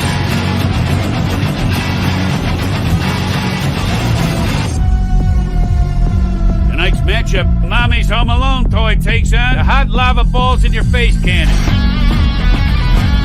Read 'em and weep. Wow, that's a nice hand there. Can you say legendary loot? Nice booty. I'm talking about that broad on the other side of the bar. You, I'm talking about legendary. Her, I'm talking about booty. I have got a taste of something unusual today, Carol. You know what I'm in the mood for? The dirty, filthy, hairy, flaming pirate ass. What? No, Carol, is that where your mind goes so quickly? No, I'm talking about that rum drink.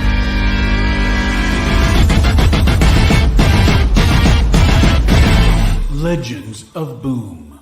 All right, I am in. Can I start today? Well, then, that was a hell of an intro. Oh yeah. Wow. Thanks, fellas. That was quite impressive. Okay, I gotta ask, where did the inspiration for the Muppet announcer come from? Because I think I might lose my job. Yeah. Yeah. So basically, it's the story of fighting against censorship and needing to be able to say things. Like the Great Rebellion, right? Saying things, needing to be able to say things without getting immediately disregarded or canceled. And so I knew the character couldn't be a human, and so I needed to take it to the other extreme for disarming, right? So to disarm the levity of like what the character is saying. So that's why the Muppet. Interesting. The fact that you used a Muppet. I still love that feature. I knew he needed to be an alcoholic. He needed to have all the vices. He's smoking. He's got a gambling problem. He's always on Muppet Hub. He's got all the problems. Yeah. How long until Disney comes after you? Well, if that happens, then we've already won, I guess. Nice. Yeah. There's pictures on his X account of his Miss Piggy parties. Kermit!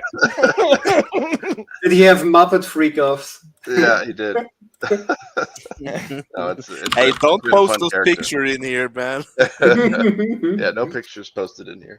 It's the voices. Tim Kitzrow, who's Mr. Boom Shakalaka from NBA Jam. Really? And, wow. Yeah. Wow. And so it's just been a great it's been great working with him. We've got 5 hours of comedy written in that game, Wow. and so it's just a ton of content. It's a lot of fun. So where'd you come up with the idea for a card game, though? Well, basically, the prototype I made that I called Boom War back then was just cannons that you would drop down and blow each other up, kind of like those old plastic games from the 80s where you'd like shoot a marble at your buddy's like castle, and blow it apart. Yeah. I was like, yeah, I want something like that. You quick, like a Rampart, where there's just real quick battles. Mhm. And so then I needed a way to have an inventory of things to spawn into the battlefield, and that's why the cards, that element came into it. Just kind of makes Good. sense. That I'm impressed. I really am. The Muppet by itself has got my attention. It's definitely got like very high production value. Like it looks really like sleek. Yeah, we've spent a lot of time on the How big is to look right and everything. How big is the team? Like how many people are working on it? There's me as the full-time programmer, and there's 2 part-time programmers, 1 full-time artist, and a couple part-time artists, and a couple interns doing like icons and stuff. Cool. Nice. And then Tim Kitzrow doing voices. Mm-hmm. Cool. Okay, then. Looking for a new job, Roland. Oh yeah, we should do a mashup. We'll put the Great Rebellion in there and have Flip comment on it. I mean, you know what? And we could actually put, the Muppet character in our game. Oh yeah, let's do it. Could totally do that. Free DLC. Yeah, absolutely. Yeah. I'd be up for it. Yeah. Yeah, it's been a lot of fun. A lot of fun making that game. It's been stressful though, because I think Roland, you can understand this. Realizing that we're going to suffer, we're intentionally limiting our audience by taking a stand. And even with this Steam Fest, we're in the Steam Next Fest this last week, and Flip Rimrod cusses, as you might imagine. And so like a few days ago, one of the streamers I was watching, he's streaming playing it, and Flip drops the F-bomb, and the guy immediately just kills the game. And because he doesn't want to, get his stream demonetized or whatever. And I can appreciate that. It's his business. And so that night I went through all 5 hours of commentary and bleeped out, made a clean version of everything with bleeps, and then added a feature to turn on the mature content, and also tagged a bunch of stuff where he's talking about hookers or whatever else, so that it just didn't show up by default. You had to turn it on, which I probably should have done it first, but you made a streamer safe mode. That's what you did. It's streamer safe by default now, just because. Yeah. Or it's probably. I mean, it's sad that you have to do that, but yeah. Well, I can absolutely. I know what you mean. It's like, yeah, we're making our lives harder than they would probably be otherwise. But yeah. But somebody's got to fight, right? And that's everybody has a role in this. When I say everybody, I mean everybody on the planet, right? We can all influence something or someone. Yeah. And you don't have to do it all. Not all of us are going to be, Elon Musk or Donald Trump or whoever else has some big platform. But we have our platforms. If we all do our little part, we win. So that's what exactly. Yeah. And also, like, I don't know. I mean, sure, it's harder, but in the end, like, just that you can say and do what you actually believe and what you actually think.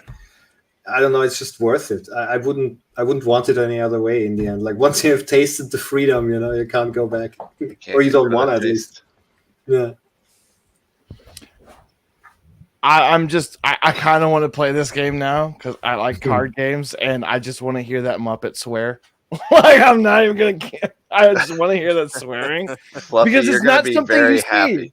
I hope so. It's if I can do a shameless plug, but also a design, I'll tie it into the design. A Fluffy, we didn't have you. So I have this thing coded up in there where Flip can have dialogues with other people, and so we have the Margarita girl. I'm gonna go to the judges, guys. I'll be back in 30 minutes. Yeah, guys. All right. Right on. All right. at any rate, we can have two. The way I've coded up is the Muppets actually none of that's like pre-generated, so it's based on the audio stream on the fly, so that we can have other Muppets, up to 8 of them, talking. So we want to host live podcasts. We want to do stuff in the game that people have never seen in a game. Cool. That is impressive. Yeah, That is So- awesome. That is some very sophisticated stuff. Okay, awesome. Huh? Yeah, I got some neat goodies in there, but it's also it's free to play.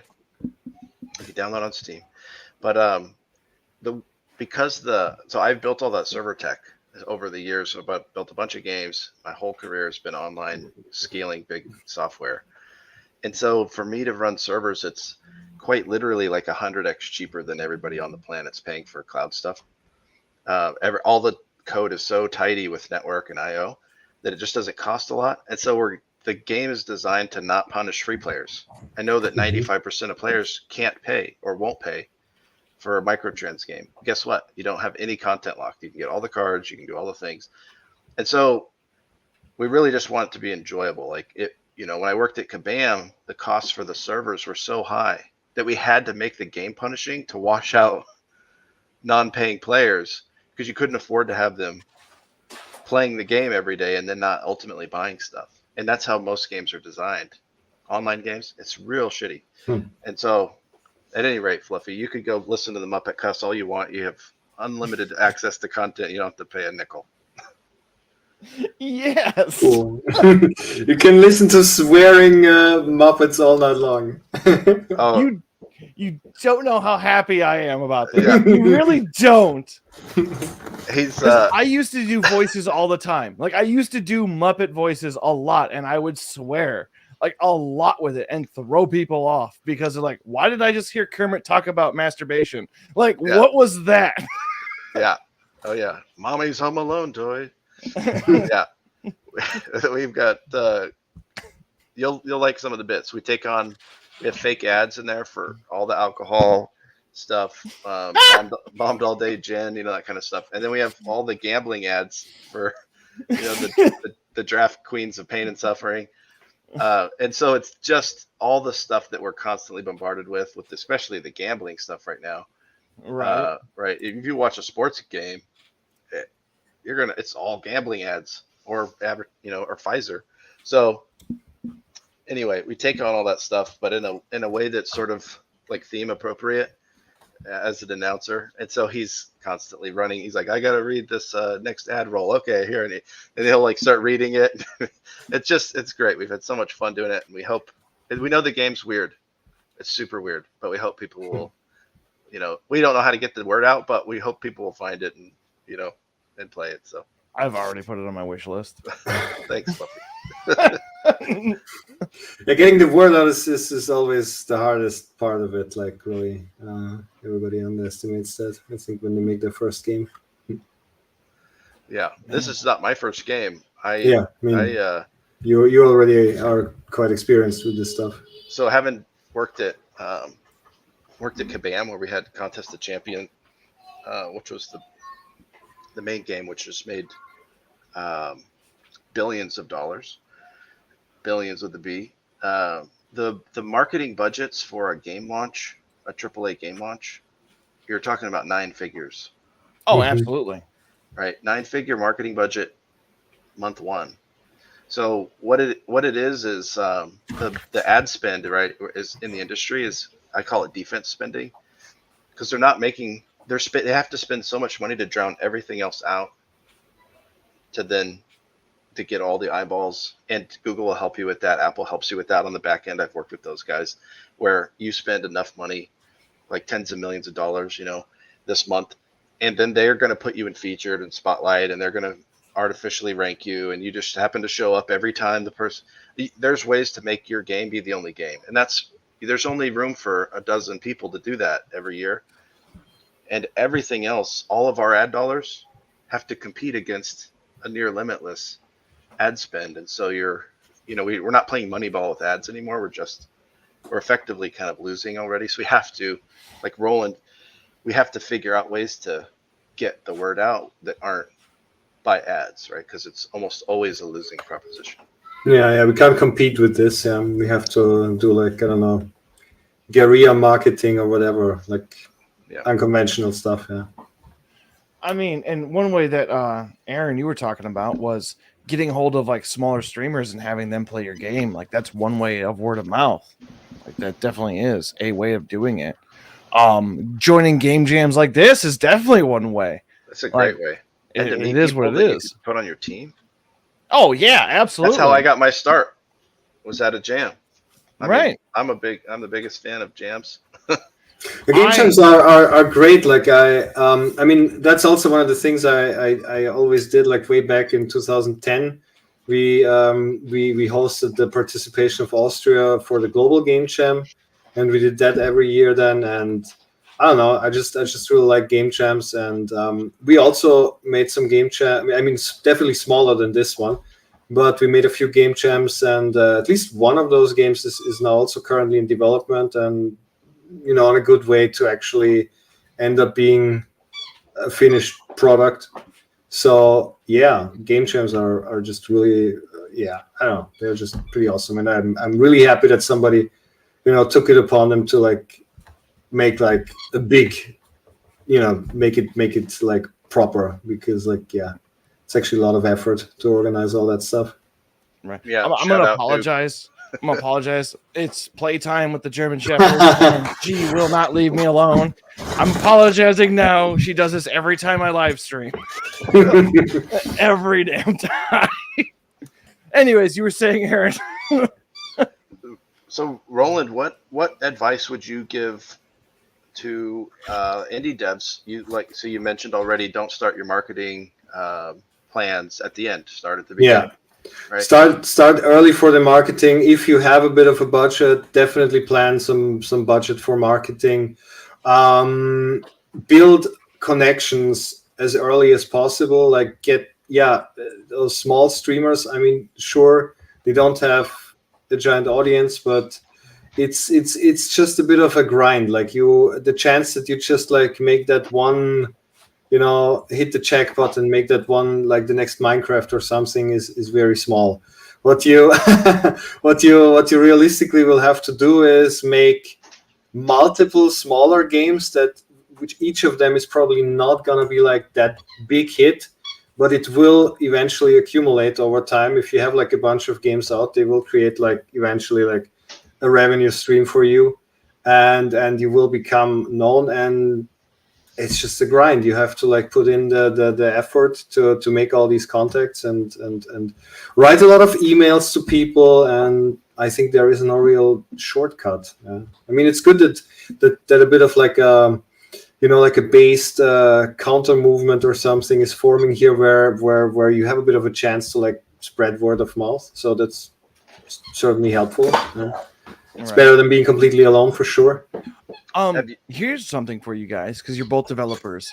Has there ever been a roadblock that you've hit? A roadblock that you've hit that you couldn't figure it out, and no matter what you did, you could not find an answer for. And how'd you overcome that?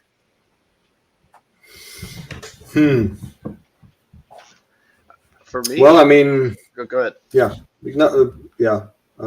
just in general, when I hit a problem that I'm banging my head against, I got to park it. Mm-hmm.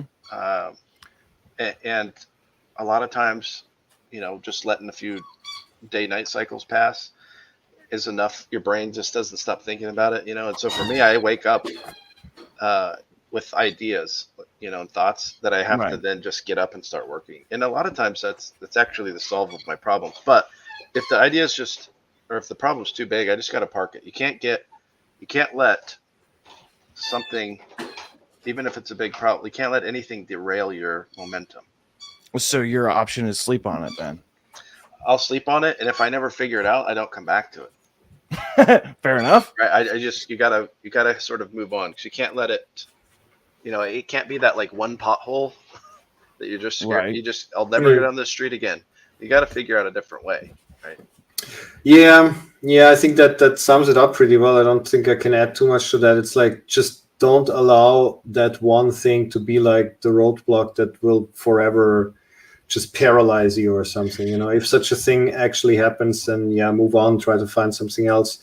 I've been thinking about like a roadblock that like I couldn't overcome, and I don't think we've hit something like that so far. It's just like one roadblock after another, and you try to find a creative solution for it. And in my experience, I don't know, maybe it's good luck or something, but I just have made the experience that eventually, like, you will meet like somebody who knows stuff, or who has like some kind of know-how or knowledge that can.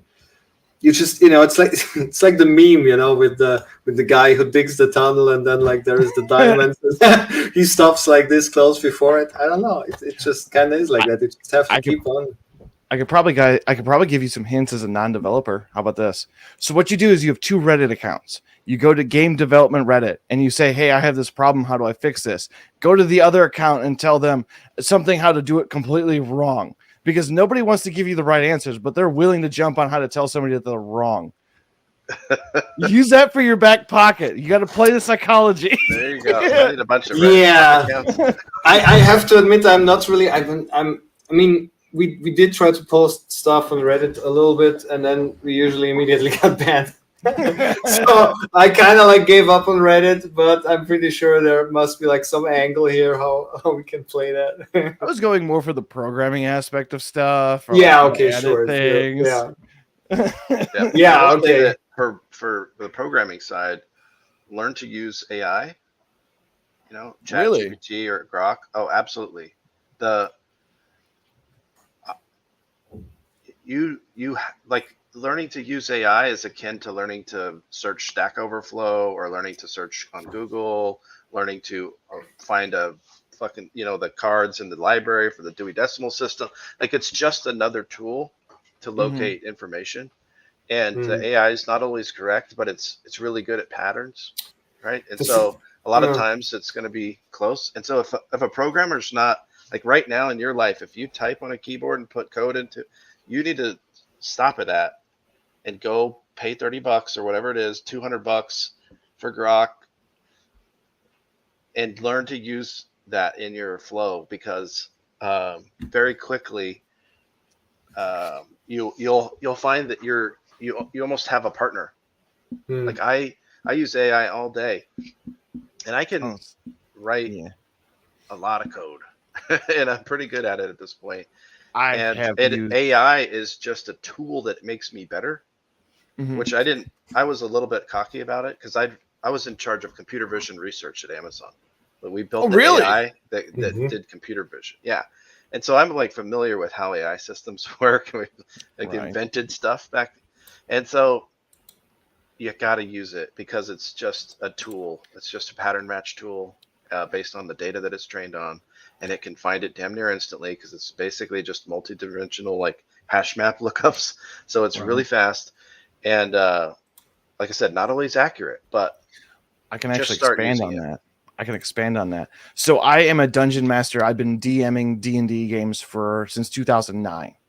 I have always wanted to make my own tabletop random RPG.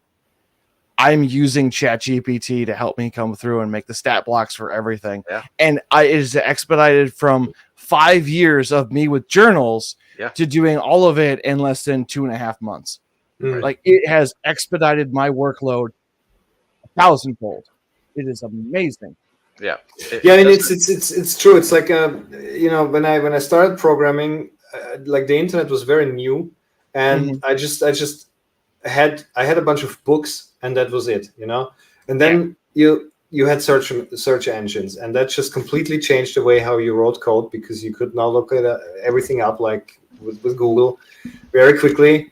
And I see it the same way. Like AI is essentially the next step in that. It just allows you to find stuff even faster. You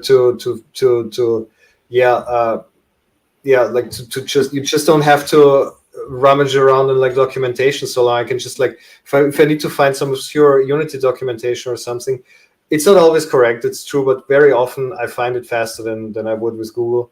And I mean, what you don't have, like, if you don't know how to program, if you or almost know nothing, then it's not at the stage where you can just like let ChatGPT write your game, obviously.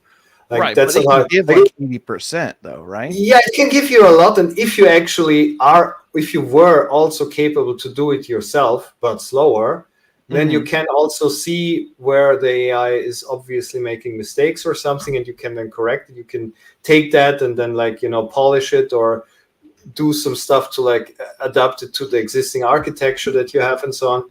So if you use it in that conscious way, if you actually know coding and then software architecture, then it can really like speed up your work process. That's true. Yeah, I mean, it's yeah, it's like it's a little bit like a psychological thing because I don't know. There's like this pride or something. Like I want to do it myself, you know. Like, ego, yeah. but there's the ego, yeah. But you have to let go, and at the same time, I think you have to also be a little bit careful, like to not get too lazy or something, and then to just like offload everything to the AI. You must never like turn off your brain. Well, you'll have to solve more human problems. That's the goal, right? Some guys that can solve arcane programming problems because they understand the depths of pointers and whatever else. That's not actually the creative part of making a game. No. Right. Or stringing together a big thought about a system.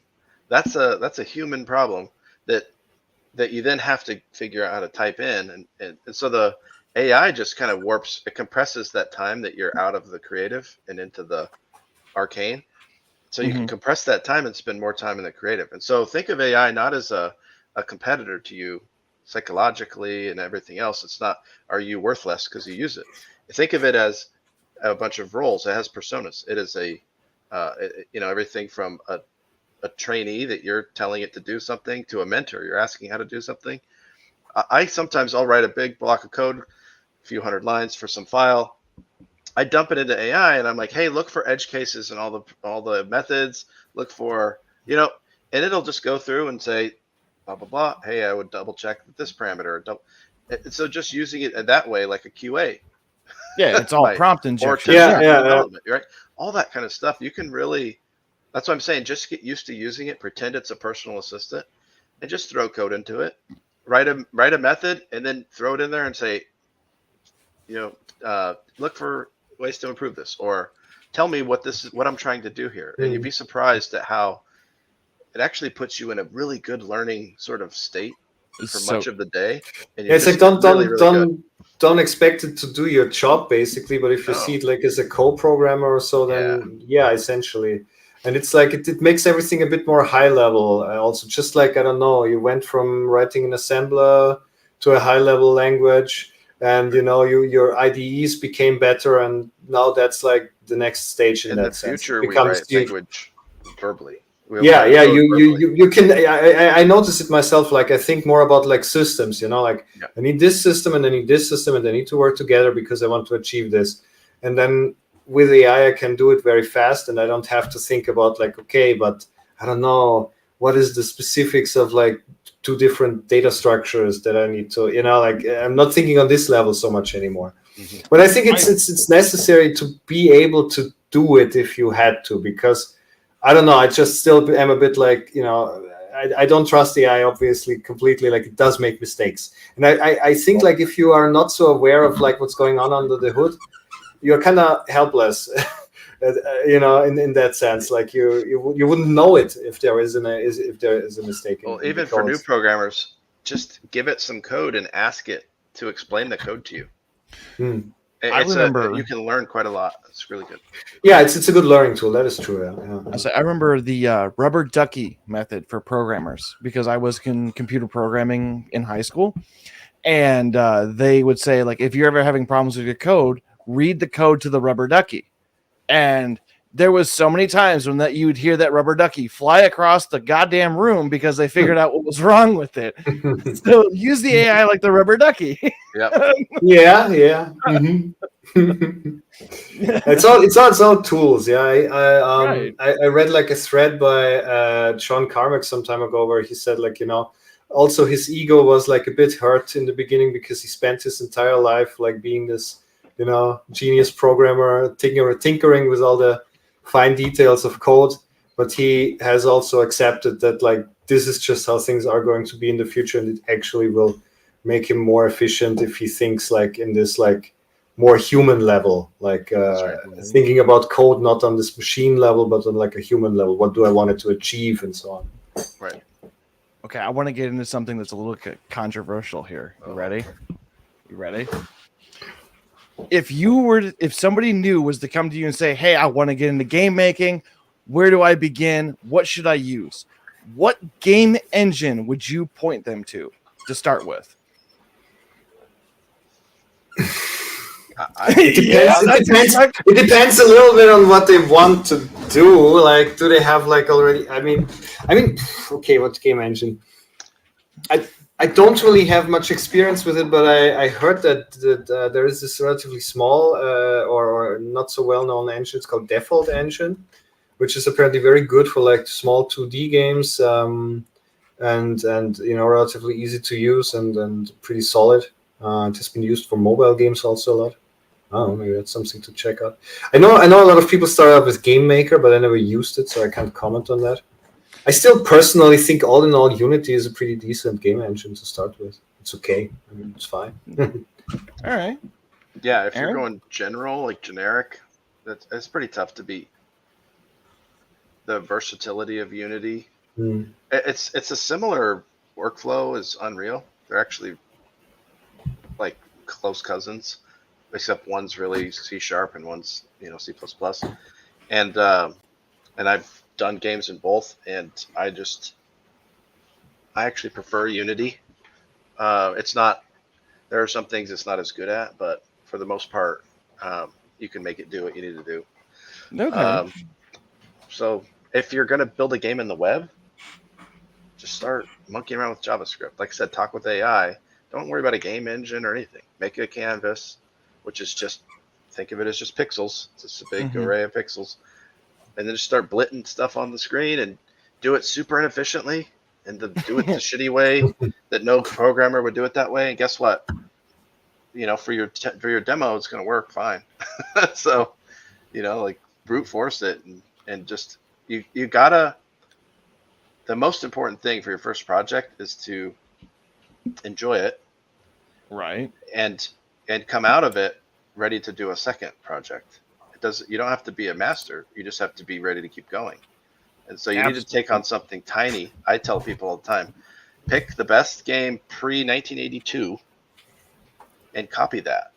Just copy it, because then you don't have to invent any game design. You can rip all the graphics off of Google Images. You're not selling it, so it's just your prototype, right? Don't make any sounds. Just download WAV files. They don't have to match. Nothing has to look good. And just make Pac-Man not run through the wall. And make a ghost try to chase you, right? So that kind of a thing is reduce your problem set. If you're trying to make a multiplayer game for your first project, bad idea. You're trying to do some kind of real-time deformation of meshes, and bad idea. If you spend all the time like dicking around with the cameras and the lighting, it's over your head. Like you just want to use Bryce 3D and make fun little backgrounds automatically. Like making a game is very different. So it reminds me of my old woodshop teacher. He used to say, remember the KISS structure. Keep it simple, stupid. That's right. Start small. Scope creep's gonna happen, so start as small as you can. Yeah. Like you can't get good at first-person shooters if you've never played one before. Right. Like you have to get good, scrub, in order for you to be up to the high rollers. Yeah. So it's just it's all a matter of timing base. All right. Where can before we move on, I know we rolled out your guys' socials before, but where can they find them one more time in case people are joining in now? My personal is at Trendy Pants on X. Okay. And our game is you can find the Muppet swearing online at Flip Rimrod on X. Okay. Roland? Great Rebellion with a GR and then an 8_rebellion on X. And we're also on Telegram as Cult Games. That's written KVLT Games. And on Instagram, Cult Games, also the same. And we're also on TikTok if you want some Chinese brain rot in your life. Yeah. So also you will also find us there on the Cult Games with a KVLT. Alrighty then. Do you guys have any wise words to gamers before you leave? Wise words. Yeah. I don't know. To gamers. I don't know. Stay Quit breaking based. my game. Buy my game. Okay, that's the best I can come up with. Fair No, enough. don't accept slop. You know what? Don't accept like just soulless slop. Look for good indie games, for indie games that were made with love and passion, and where people poured their hearts into it. And there's a lot of like small gems out there that you have to search for a bit. Put in the extra effort. It's I think it's worth it, and you don't need to settle for crap. Alrighty.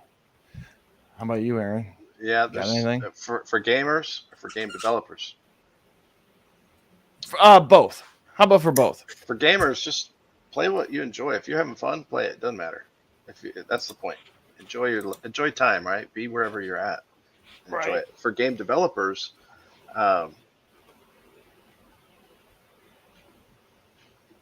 you just got to stick with it, right? Like I tell my kids, don't say no to yourself. Make someone else say no to you, because oftentimes we tell ourselves, "I can't, I won't, they won't let me, all that stuff," and you say no to yourself before you've given it a shot. So for game developers, you're going to have so many problems.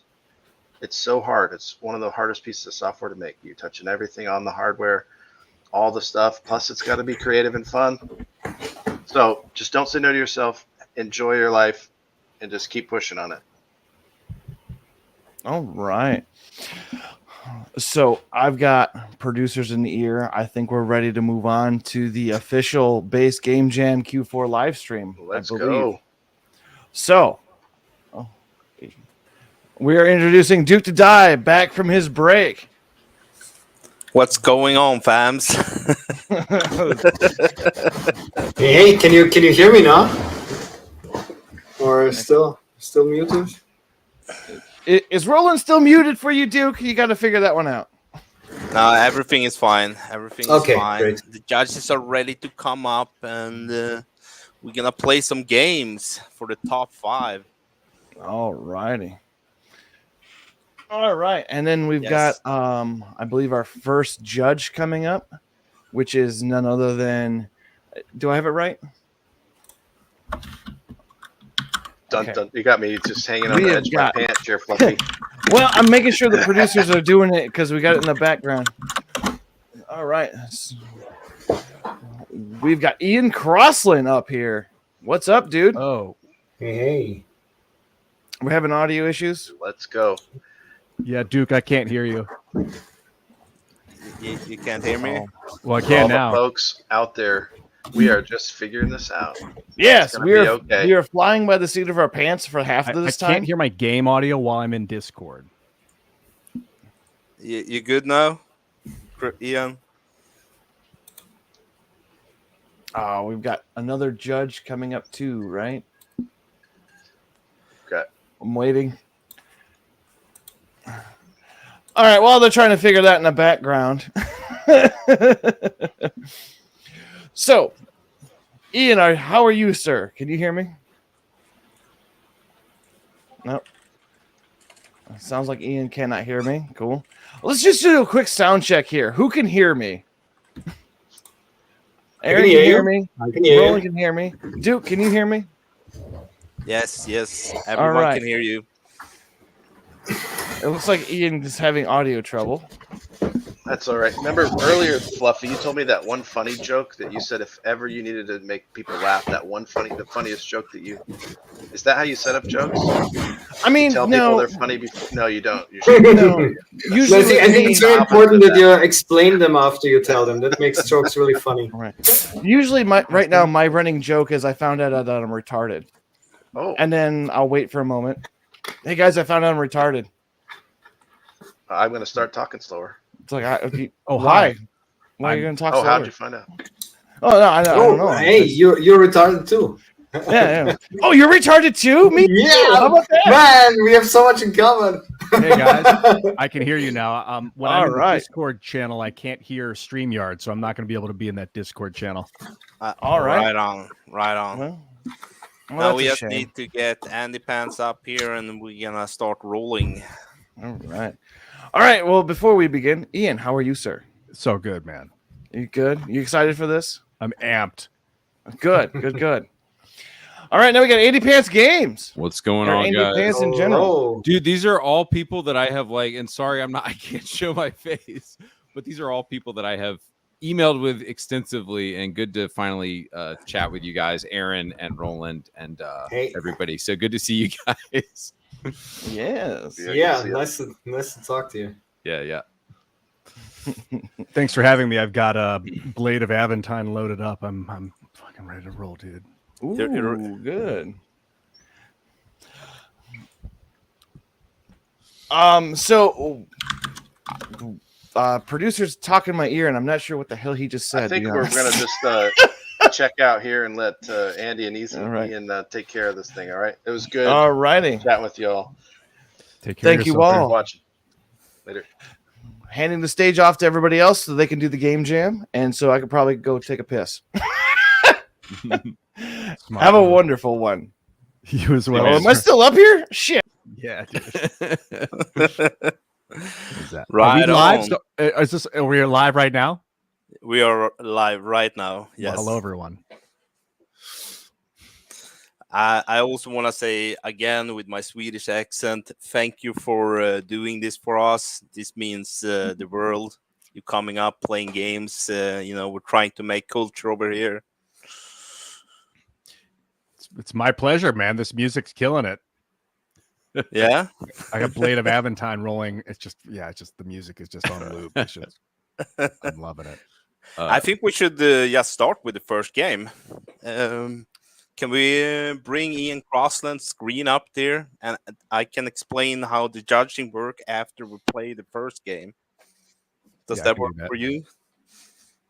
Oh, let me double check that I have the audio, everything ready for the game so you can hear it. Screen one. I want to make sure you can hear it. So they might hear your voices as well, but I'm be able to share it. They'll hear everything that's going through my computer, including like you guys talking to me. I don't know if it'll cause feedback or not. We have to see. This is Blade of Aventine. Dude, Yeah. this game is fire. Yeah, it looks good. Reminds me of old school Doom. I just started it. I don't know what's going on. All right. So from what I know from the creator, this is like a play testing area. You have to go through the portal to actually start it, but you can pick up stuff. I should think you do it on the E key if you go close to something. What if I played it zoomed out like that? Wouldn't that be hilarious? Oh, okay. I like it close up. So the E key, you can pick up stuff? I think so, or F. Maybe it's F. F and E aren't picking up that stuff. Maybe I can pick up this. Nope. Oh, it's the left trigger, left mouse button. All right. If you place things on top of each other, you should be able to make towers out of that. Okay. So can I jump? What happened if you press tab? There you go. There you can see how you create the towers. Okay. In the upper right, I see build, feed, money. E, sprint is shift. That's helpful. I feel okay. So this is like Orcs Must Die. It's a tower defense game. Yep. Build, feed, money. I can't. I want to try and pick those guys up. I don't think I can. Even outrun more. You could even outrun more as I killed him before he answered. Use escape to open the start menu. Got it. Thank you for your info. I heard Orcus wants you to protect the Roman bread. Fuck you. Can I swear on stream? Because I wanted to cuss that guy out. You can do whatever you That's like. what I'm talking about, dude. Fine. I guess I just collect as much stuff as I can in preparation for the the coming onslaught. So what am I? Do I want to build like defenses? Yep. But you have to go in there for starting the first mission. All right, we're loading so the game is not really gonna start before the enemies are not coming before you build your first tower. So you can go out there. He hid some Easter eggs, stuff like that on the map. Okay. You can buy resources, as you can see on these pillars over here. Oh, but okay, like this. You need coins. Level up your towers with money. I don't recommend it though, but what do I know? Oh, you asshole, I wanted to hear him again. Stand next to your towers to level them up. Or should I say dance next to them, don't stand still. So move like this. This, I don't know what it is. This is a resource. If you press tab, you can see what you need to build a tower. If you okay. It's up in the so like an arbalest. I would need a hammer, one of these irons probably. You get like wood from breaking trees. Okay. Oh, that's pretty cool. So I gotta craft. Dude, it's kind of it's kind of a survival game. Yeah, it is like Minecraft with the hordes about to show up. They will destroy your towers. Put them up high to keep them safe and give them range. But they will probably destroy them anyway. Well, thanks for the word of encouragement. At least he's letting me know ahead of time. Can I get in here? Oh my god. Destitution. All right, what am I getting? I'm getting money out of this. Coins in the bottom. I think he said that's what you got to use to upgrade. Break one of those trees you see there. Yeah, if only I still lived. See, there you have wood, and then you put it on top of the other resource. Pick it up. Oh, crap, where is it? There it is. Then I want to put wood on top. Yep. I don't have the wood anymore. Oh, that block back here? Yeah, that one. There it is. Okay, and that's where it gets built. There you go. The dance, dude. The dance is taking over. Oh, shit! They didn't even wait. Come here, bitch. I thought he wanted the bread. He just looked like he wanted to kill me. Am I upgrading it now? I have no clue. No, I'm putting this money was into not in. Upgrade it. They're like zombies. They're hungry for bread, dude. Yes, give me the money. Oh crap! They destroyed the tower. I'm reaching. I need more towers. That's what I need. I need to find more iron. What can you tell me, dude? Throw what you're holding if you're strong enough. Crap, they need my help. No, I wasn't expecting flyers. I need iron. Fuck. Oh, dude, they're gonna just take the bread. Do I lose instantly? Well, gotta learn somehow.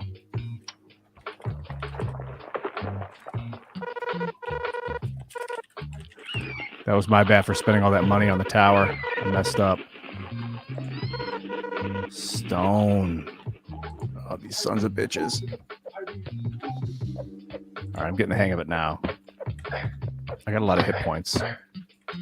I thought I had a lot of hit points.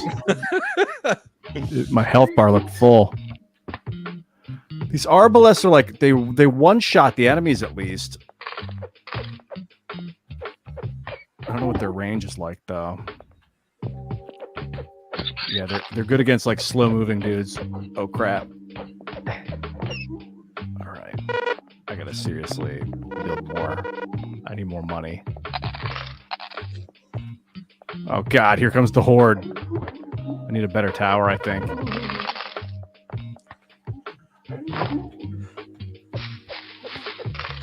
Dude, Already, I'm like really impressed with this game. This looks very fun.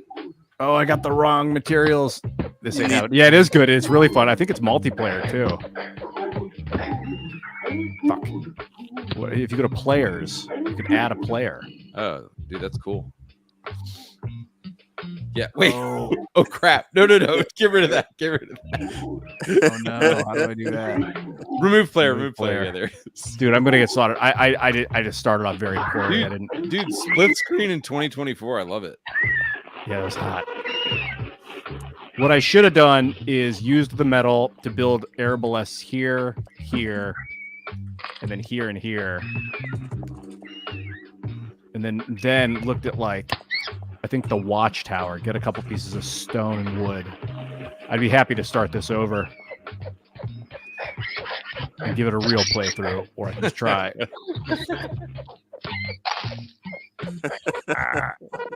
You can press restart if you we have some time. All right, let's do this for real. So when the first tower is built, the enemies start coming. So you can break some trees beforehand if you want. Oh, okay.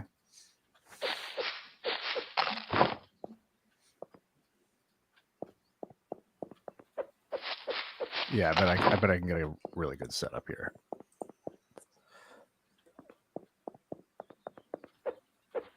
I don't know what this other tower does. I got to find out. So I think 4 arbalests here is going to be good. What I really want to do is get a watchtower. Oh, a catapult would be really good for to take out waves of trash. So I think the watchtower and the catapult look good. Any money?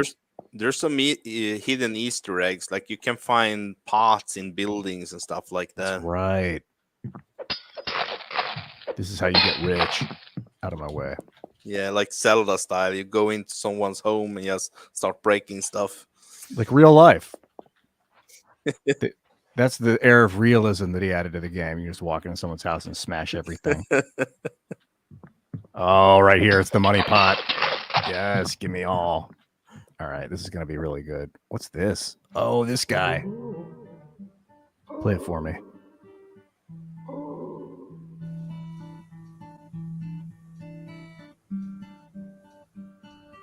Pretty good. The guy who made this guy made everything himself, by the way. The graphics, the code, everything.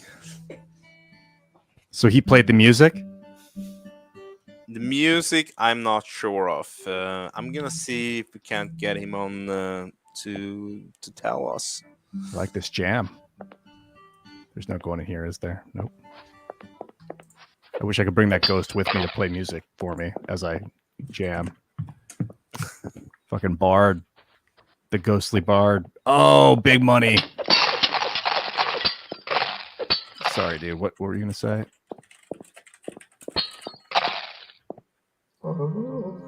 This place used to be beautiful. Maybe it still is. But I miss those days. It is, dude. It's even more beautiful than you can ever imagine.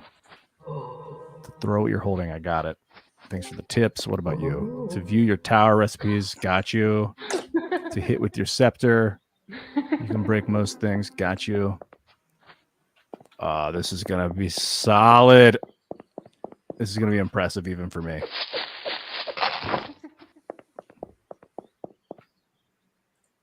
I'll put this here. I'm going to get the most based. What's this? Oh, it's free iron. Oh, it's going to save me some money. All right. That can go here. I think I've cleared most of this out. This place was inaccessible. There's something behind the start building if you haven't gotten it. No, back here to... Oh, wait. Yeah. I think I did. That was that huge money, cash. Yeah, gotcha. I am obsessed with finding every nook and cranny. It's one of the things I like about games. I like that I hit a bunch of stuff. All right, I gotta go clear this area out now.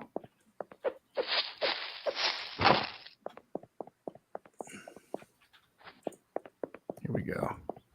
Let's see what else is over here. Behind the Acropolis. Anything? Yes, there's no empty areas. I like it. Nothing worse than an empty house. I mean, that's not true. Sometimes you want not everywhere to be filled with stuff. But I've been playing this game, Horizon's Gate. Highly recommend if you like turn-based tactics games. I So do Final, like. Oh, it's like Final Fantasy Tactics, except it's an RPG, and then the battles are like tactics battles. Every tower needs wood. Every tower needs wood, so I should put this here. What about you, dude? What do you want? They will destroy your towers. Put them up high to keep them safe and give them range, but they will probably destroy them anyway. All right. This is where the catapult's going, which is, I need stone.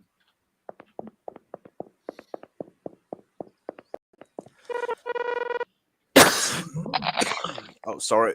Bless you, sir. So this Thank is going to you. be that's going to be the catapult. The arbalest is there. Maybe I should build 2 catapults. I think 1 arbalest is legit, and then a watchtower. All the other woods.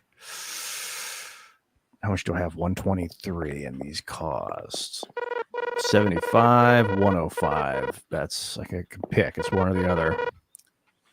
Oh, is there metal back here? Protect the bread. Protect the bread. 132, 75, 105. Damn, I gotta make a choice unless I'm missing some money. I think the enemies will give me money, so it's probably smart to have a catapult, an arbalest. I mean, that's all I can really afford right now. I could make another arbalest and say fuck the watchtower. Yeah, let's do that. I'll get a watchtower later, I guess. What was the name of this game again? This is Blade of Aventine. Aventine. Let's call it Aventine. All right.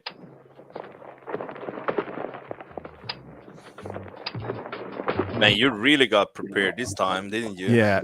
Let's blast off. I should get that wood on it. What? No. What? Did someone say that, or is that the game? Yeah, was awesome. that was the game. He said something in Latin, and I'm fucking down with that. I got 235 gold from that rich ass motherfucker. That's what it's all about. All right.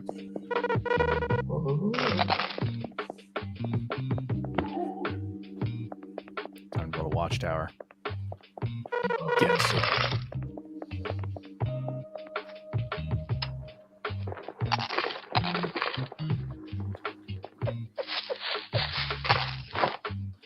I think I got wood all up and down this shit. Catapults cannot hit flying units. Expected, but that's what the arbalests are for. I think we're going to be fine. I'll make sure I got all the wood. I think we're clear. It's kind of like a puzzle game. I can see this becoming a real game, by the way. Dude, Really good seriously. for 2 weeks. I'm really impressed by this game. This is very enjoyable. I think the watchtowers where they have longer. Oh, the catapults are so good. I think the watchtowers probably have longer range, but do less damage than the arbalests. So, actually, they do cost more money to make. So maybe the watchtowers are better than the arbalests. I don't even want to get near it. If they slaughter me, I could lose money. I don't know. At this point, I got to just probably save up for stone. So 150 gold will get me 150 septums, I should say, or sestums. I don't know what the money is called here. Build a couple more watchtowers. I know what we need now is new weapons. If the guy starts adding like a bow or like a club that swings slower. Yeah. This is legit. He whipped this together in like a week or something? 2 weeks. That's impressive. From scratch. Yep. That's really awesome. Dude, I love Oh, that the birds first are- lat. What's that? The bird were loud, very loud. The birds are loud. Noted. They're not attacking my buildings though, so I think that's a good thing. Although the ghost said they were going to. They were like, you can upgrade your buildings, but I wouldn't suggest it. Because he really wants you to build, the dev wants you to build as many towers as you can to start it off.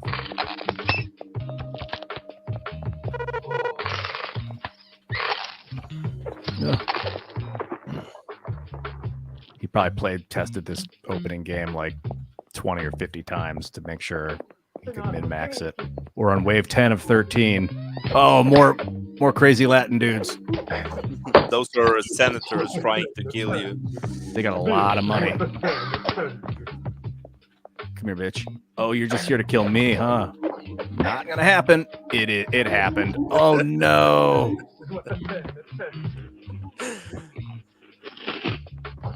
Chase me down, bro. Come here. Get in shooting range of my towers. Dude, those things are nuts. Sounds like he's cursing in Latin at people. It's crazy. Well, basically, the game is you are a crazy emperor, and the Senate is trying to kill you. That's hilarious. Welcome to the life of a Roman emperor. All right, this thing is super legit. I guess I can build another watchtower. Well, or another catapult. Who's this guy? A centurion. The catapults don't do much damage to him. With 2 towers and 2 arbaleths back here, I'm feeling pretty good. So I think I need another. Yeah, he's not getting through that. Oh, he loved it. Oh, a bunch of them. Ow. Well, what I really need to do is get another catapult. Oh, God. Oh, I should have ran. What they do is they kill you and then they go destroy the food. But if you're alive, they go after you. And There's some hungry senators, aren't they? maybe they. Maybe they do. Maybe they just go and they get the food and then they disappear. Jesus comes. Jesus. Jesus Thank with you. just only like a neck beard, though. No mustache. Thank you, Jesus. He just shaved. Thank you for shaving before you came. Wow. All right. I see. We got to go protect more Roman food supplies. I'm happy to keep going if you guys want to watch, but I'm also ready to pass the stairs. This is badass. We only have you for 2 hours, so we kind of need to wrap it up. And all right, ladies and gentlemen, this is Blade of Aventine. I highly recommend it. It's probably going to be in early access pretty soon at this rate. Yeah, dude, this guy's dude. Concept. Yeah, dude. I don't know if I've seen a crafting game and a tower defense game combined. I haven't. I'm thinking about Orcs Must Die, which is spectacular, but there's no crafting. It's just pure nonstop. I mean, you do have to lay the traps, but you just buy them with gold that you get from killing monsters. You don't have to actually hack at the environment.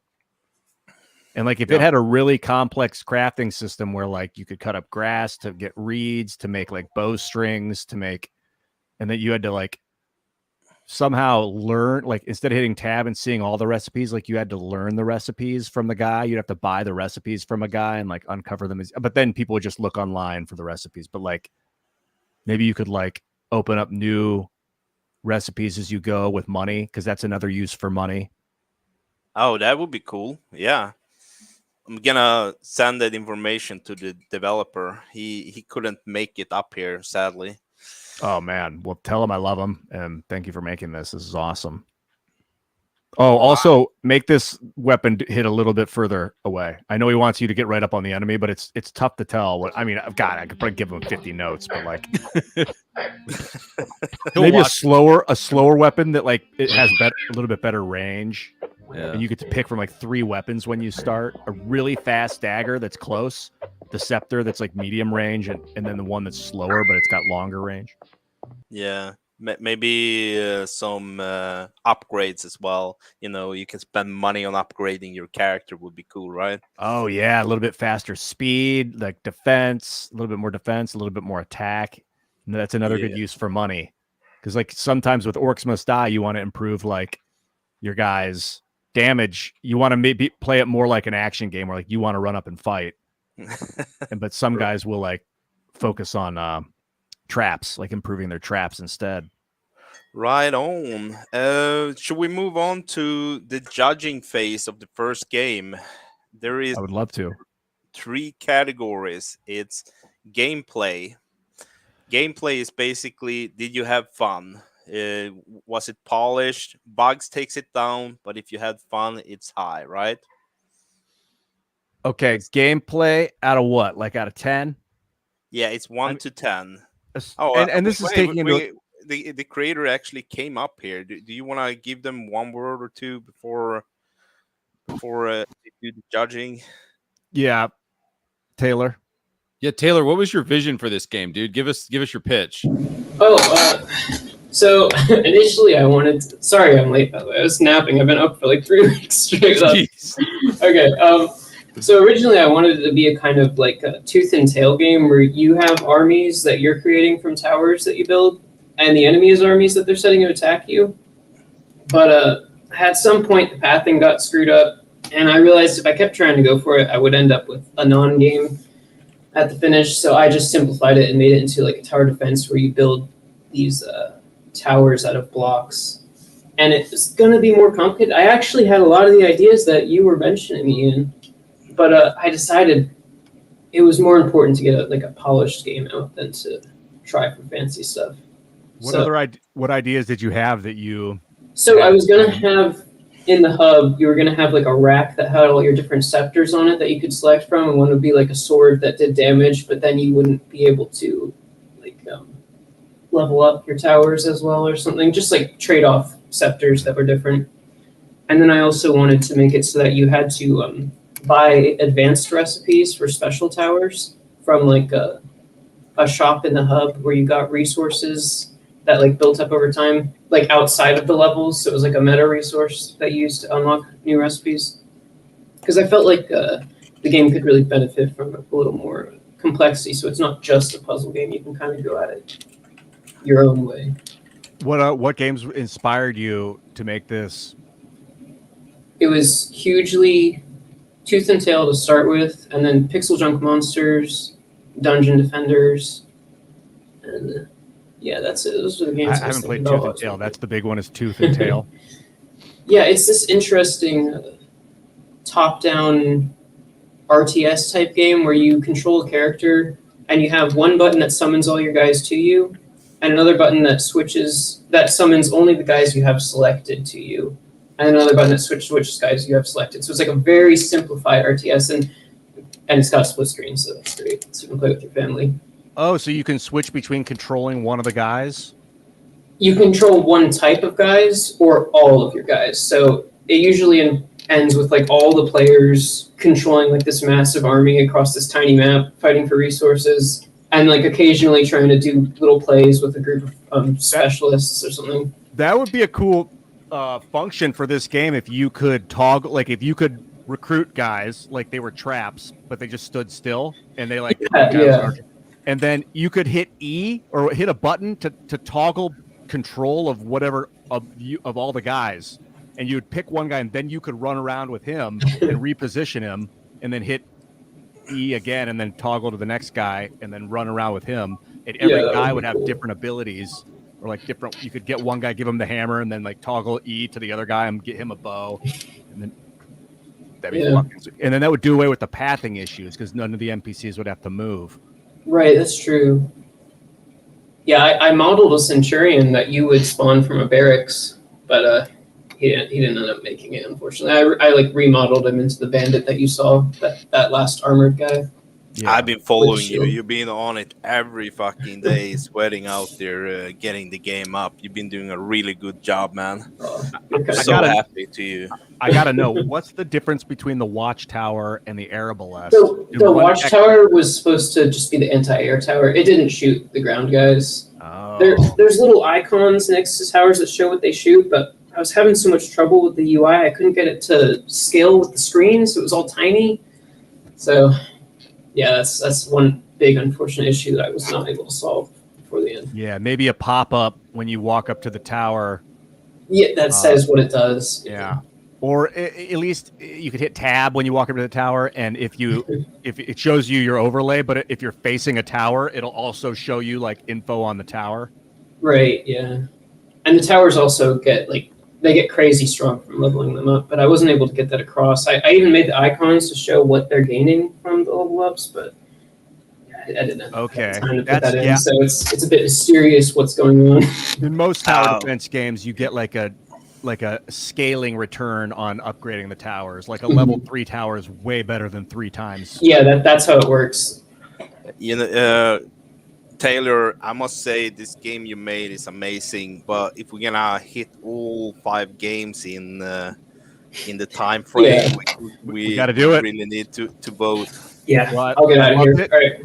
Thank you for playing. Was spectacular. I would give it an 8. I mean 9, maybe 8 out of 10. Gameplay maybe 9 because I couldn't tell when I would get too close to the enemies if I was going to take damage or not. That was a frustrating part of it.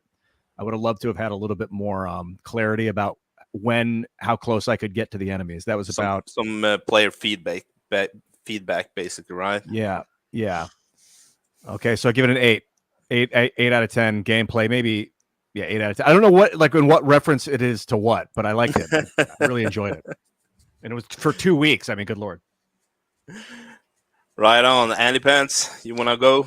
Dude, so I'll just give all my scores right now because I wrote them down. So I'd give the gameplay in general a 7 because just really polished. And like this is, if Last of Us is 10, then and a garbage game is 0. I would say this is 7 on the gameplay, really polished, just amazing what you were able to do in 2 weeks. And then I would say the innovation for me was an 8 or an 8.5. I'm going to say 8.5 on innovation because I just loved that you combined 2 games. I've never seen a tower defense game and a sort of like a crafting game, kind of like Minecraft combined before. So I'm going to say 8.5 for innovation. And then for theme, I'm going to say 7 just because I didn't feel like the theme was, overwhelmingly like amazing, but it was like serviceable here. The use of the theme. So yeah, so that's my 3 scores: 7, 8.5, and 7. All right.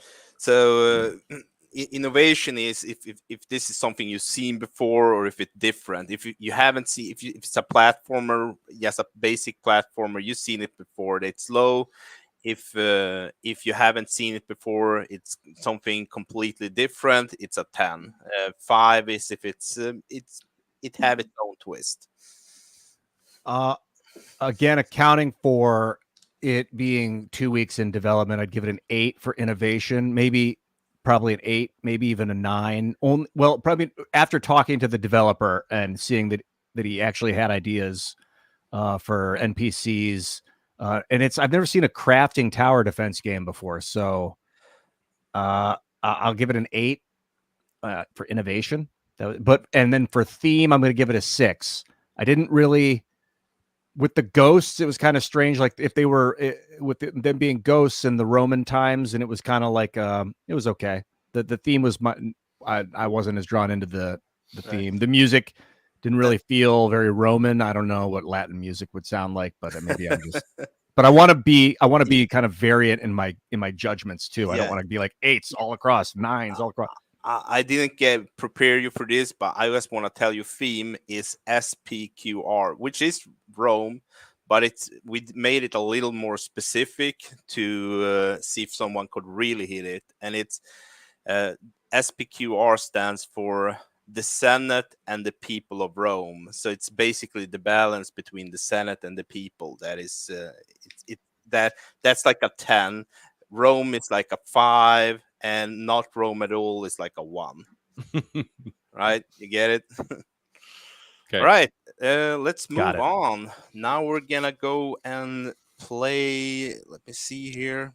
Sorry for being a bit slow. Legion Rising. And we have the developer ready to go. He can come up and say a few words. Present. Hey, how's it going, guys? Hello. Gabriel, tell us about this game, dude. It looks freaking awesome so far. It looks like a Resident Evil throwback game. Yeah, so for this game, I've actually been developing like a plugin for Godot, right? So it has like certain features like making it easy to do like a camera system, right? So I've made it so that it's like drag and drop, so I can just like set a camera where I want it in a map and get those fixed camera angles, right? And so it has other features in there, such as like the data management, right? So that like things persist between rooms. And so for this game jam, I knew I wanted to use the plugin that I've been building, right? So I knew I wanted to make something like in the Resident Evil style, but I also wanted to like add new features to the plugin. So things I didn't have existing were like enemy combat yet. So I added that in during this game jam. Other things I didn't have existing was I had a inventory system, but it was a lot more basic, and certain items weren't able to be used yet. So I went and actually revamped the entire inventory system, and I added in the ability to use things like help items and placing items on puzzles and things like that. So awesome. Well, Duke, should I go ahead and get started, or is there anything else you want to ask him? I'm good. How did you get the theme? We want to know that before, you know. Okay, so for the theme, what I went with is I wanted to do it like in the modern day. So in order to incorporate Rome in it, I made it so that there's like this eccentric billionaire that he wants to bring back the Roman Empire, and he thinks that Nero is the Messiah, right? So he's trying to resurrect them, but he ends up resurrecting the undead Roman Empire, and that's where the zombies come in, like Resident Evil. Nice. Right on. Thank you, Gabriel. Let's see some gameplay here, Andy. Alrighty. Dude, so I am playing with a controller. I noticed. Oh wait, hang on. Let me toggle full screen here. There we go. Yeah, dude, I just noticed that the controller works. I was like, hell yeah, I'm gonna plug in a controller and have a authentic Resident Evil experience here. That ought to take care of you, swine. Now, if you'll excuse me, I have a coronation to attend.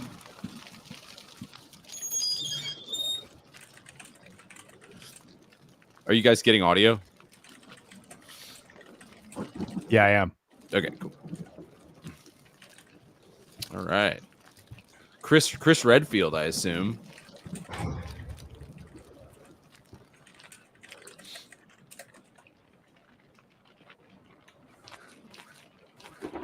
All right, we got a cop car. Okay, this is where I figured out you can use the controller. Okay. Dude, I love this. Love this very Resident Evil.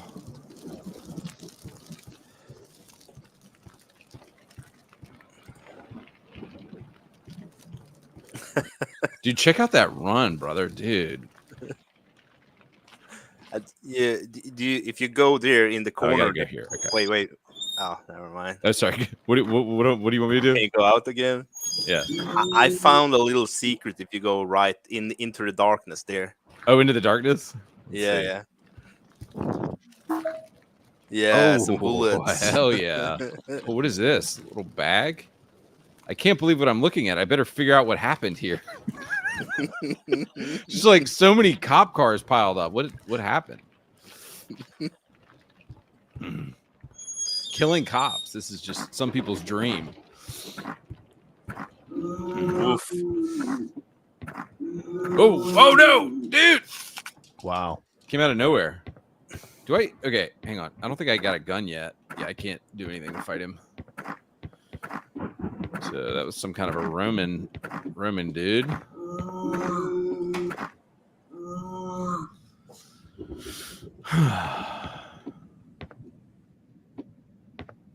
Yes. Damn it! What is going on here? I better take his gun.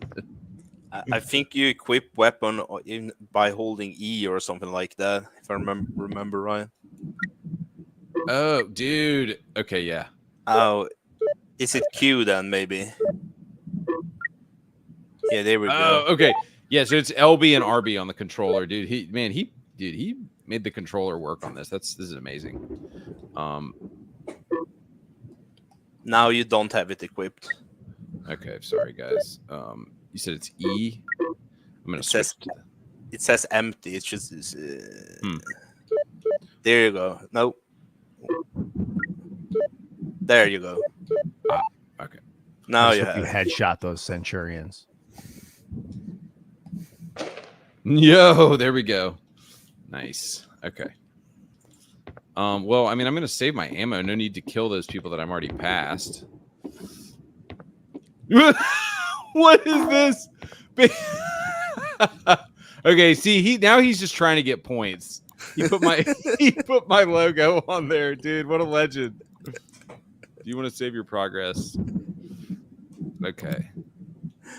Do you see you see on the other side? This is just fan service, but that's. Can you see? Do you see in the corner there? If you go to the left corner, there's like a little flying. Okay. Oh hell yeah! What dude. a bizarre thing to see in a place like this. That's a Bluetooth speaker. Dude,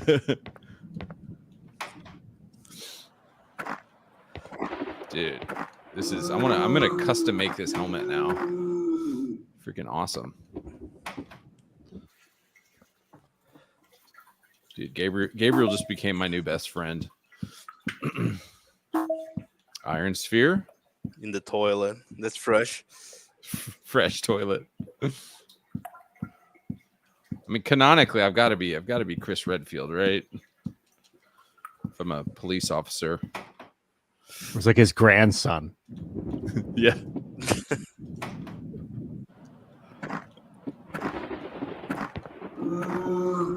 Okay, let's see if this thing works. No. Wait. Okay, it's kind of working. Wow. I'm really good at video games. Really good at video games. Looks like you have unlimited ammo. You have dude, 8 bullets left. No. Oh, it's a bug. All right. Dude, I'm gonna take advantage of this. I wonder if the helmet gives me any extra. Yeah, dude, this is awesome. What? No! God, dude, that man. He really nailed that. Nailed that Resident Evil animation. Dude, good thing I played this game and Ian didn't play it. It would have been weird if. Yeah, this is totally your style. We just got lucky. I've never really been into these. I mean, a little bit, but I'll watch. Not a big fan of the old PlayStation 1 Resident Evil games. God, it was so good. The first one was groundbreaking. Yeah. Painting is titled Romulus and Remus being nurtured by a she-wolf. Dude, this feels like some stuff that was in the I swear this kind of stuff was in the original Resident Evil.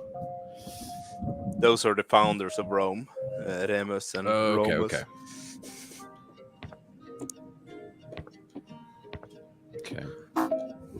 Kitchen key, all right.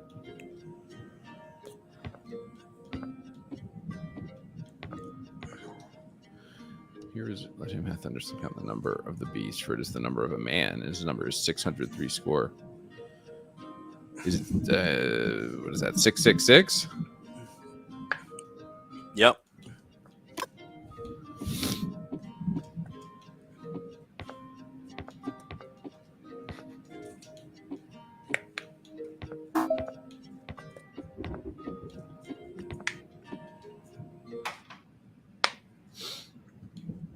Okay. I think I remember being here before.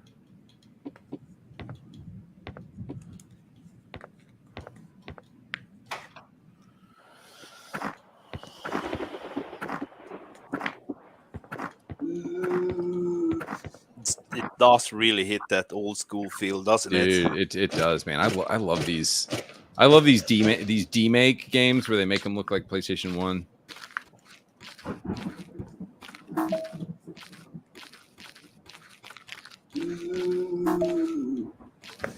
Handgun bullets. How many orbs did you get? There should be 4 of them, I think, and then it's a puzzle. Okay. Is the puzzle where that painting is? No, it's in a separate room. You need a key or something. I pre-played the games. I should probably not spoil. I feel so bad now. Okay.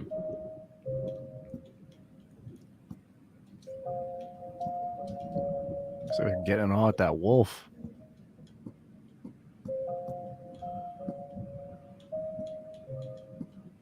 That helmet looks so derpy. Yeah, it does. Yeah, you know it's Andy Pants logo, right? Oh yeah. I can clearly see that.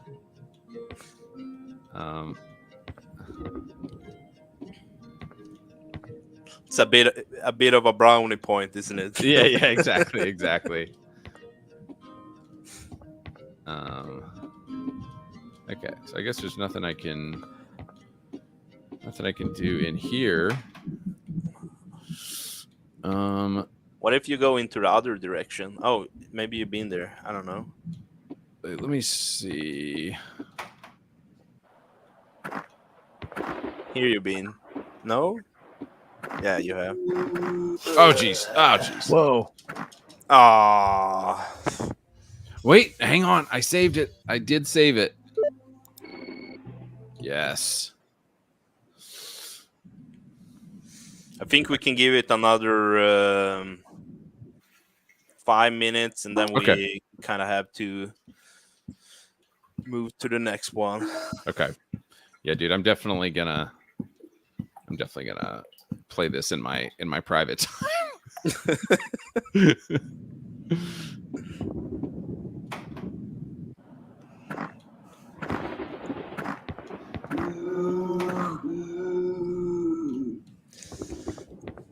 Yeah, I was sitting and playing every entry from the jam one by one for like the whole weekend. How many total entries? 14.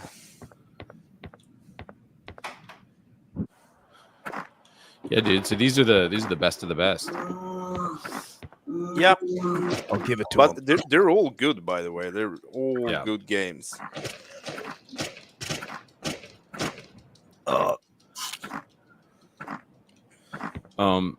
This reminds me of that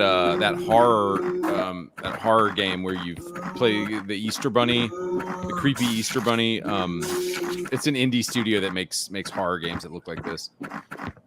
Yeah. A lot of the guys. Yeah, exactly. The ginger shots does heal you. I think you need to press the Q key, whatever that is, scroll down to it, and then use it. I don't have a keyboard. I don't know. Yeah. There we go. Dude, look, I'm Corey up in the top left. Corey. Yeah, I like this. Metal Gear Solid, the perfect menu. So most of the people that hangs out here either came from Andy Pants community or the Teamcast Discord. Like we started this whole game jam in the Teamcast Discord back like January. It's a really good idea. I would like to do this frequently. Yeah, right. I'm gonna hold you to that. This is great. Dude. Yeah. Oh God. Well, I'm trash at video games. Apparently, maybe we should cut it off there. Yeah, I think we end it here. Dude, Gabriel, Right. Gabriel, if you're listening, nothing wrong with your game. I'm the problem is with me, not with the game. No problem. And actually, the bullet thing wasn't a bug. It was a perk from wearing the helmet, so you get infinite ammo. Oh, sick. Right. Should we go right to judging? Who want to go first? Andy, it's all you, man. Right off the heels of your first playthrough, dude. I will give the you know, I'm gonna go slightly higher on the gameplay right now, just because I really enjoyed the gameplay. I'm gonna give the gameplay an 8. I'm gonna give the innovation I'm gonna say innovation is 7 because you know, like it's Resident Evil, it's been done before. And theme, I'm gonna have to say, I mean, it like this. I'm immediately gonna log off and finish this game because I'm intrigued by it, but I wasn't completely getting the Roman thing from it, so I'm gonna say 7.5 for the theme. So yeah, 8, 7, and 7.5 are my scores. I'm gonna give it for gameplay a 6 because that infinite ammo thing I felt like kind of destroyed. That's I thought bullshit. It was a bug. It's bullshit. No, I'm just kidding. Yeah, but and then for innovation, a 6. I didn't see anything really new. Maybe a faster inventory might have been good or something. I'm gonna give it a 9 on theme. It was spectacular. I thought the vibe was super cool, dude. Yes, the town. I'm already like thinking and feeling about that town that you were in, that house. I want to explore it. Yeah. So like, I'd like to see more mechanics added to the game, and maybe a better UI so I could see like your health. Couldn't see your health bar on screen. Maybe that's part of the game is you don't really know what your health is unless you check. But I was kept wondering like how much health does he have left? How much health does he have left? So something like, or an indicator like that he's wounded or something would help. But again, then that I guess take it with a grain of salt. I'm not a big player of Resident Evil type games or Metal Gear at all. So right on. But those are my numbers. Yeah, if vibes were a score, I would give it like 9.5 on the vibes. The vibes were immaculate on this. Yeah, I'm vibing with the theme. I like those Centurions that are like, a great sound. I like that you could hear them off screen when they're coming. Yeah. Nightmare fuel, right? Yeah, those are awesome. A different weapon would give more kickback. Like the pistol's not knocking them back, but like a shotgun, probably you could at least buy some space because they kept coming. You shoot them in the neck, and they kept coming and coming. Like. Right, let's go for the next game, which is Biggest Dickus Architectus. It's a Monty Python reference. Do we have a creator that want to come up and present it before Ian start playing? Hello. Hello. Hello. Oh, we got 2 creators here. They're a team. Yes. Tag team, yeah. Team. Nice to meet you, Ian and Andy. Yes, it's a pleasure. So Taken, do you want to give them an idea of the game? Yeah. Or me too? You got. So Biggest Dickus Architectus is basically like a physics puzzle game where you have to build like buildings and monuments in like a Roman setting. You have to like build a bit like a Jenga tower of sorts that gets increasingly more difficult as you have to like balance the weights of different platforms that you're stacking on top of each other.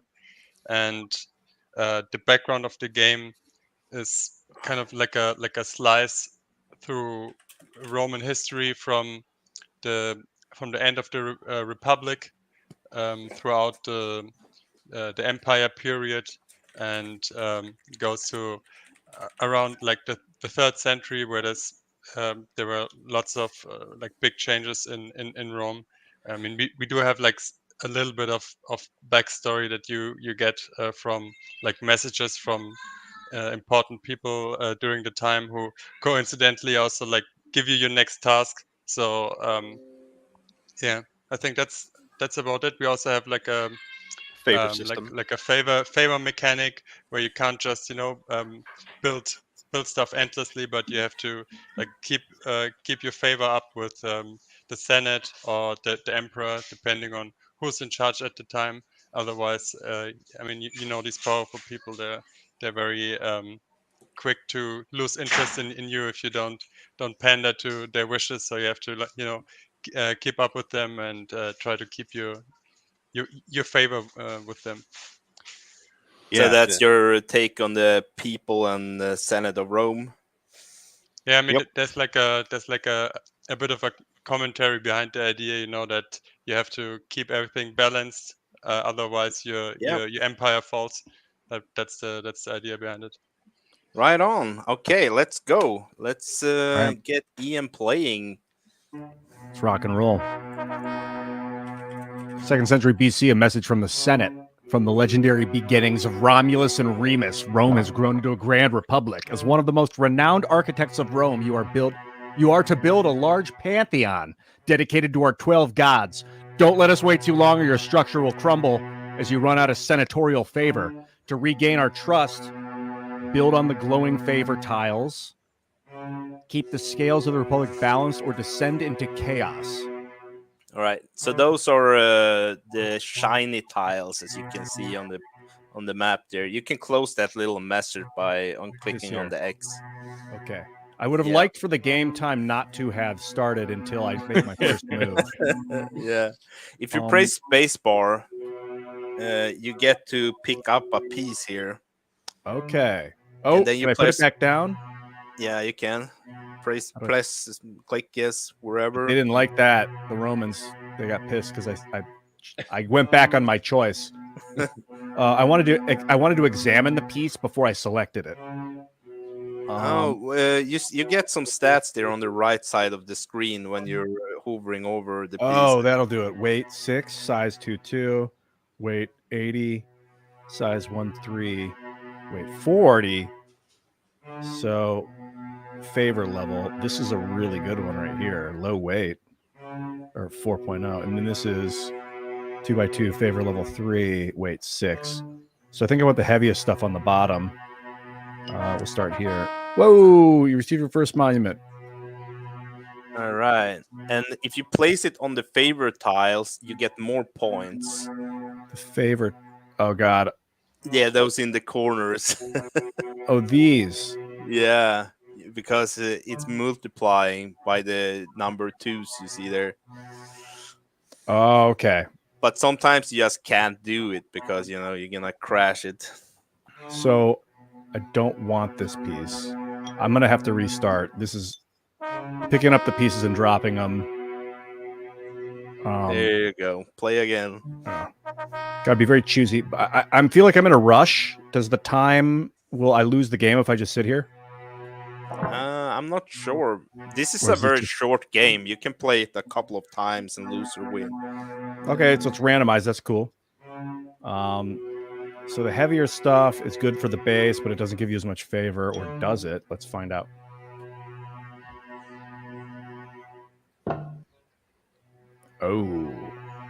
Oh, it's literal weight. Okay. That weighs, what does this weigh? You can scroll around the map on E and D, I think, as well, if you want to see it from different angles. C and D? No, A and D. A and D, okay. So 6, 2x2, favor level 2, favor level 3. What's this? This weighs 6. The monuments there, you see, those makes it so the board is expanding. Like it creates another board on top of the old board. Oh, these. Yep. Well, that's and cool. You want to get all of those out, and then you win the game. Okay. But you got more favor the higher up on the board you build stuff. So if you build on the newer level, you're gonna get even more favor because there's like 6s. Do you see them? 3s and 4s, like on those special numbers there. Do you know how if I can rotate this piece? I think it's on the R or maybe E. Try E. Just a quick input on the control scheme. All of our controls are displayed in the lower left corner.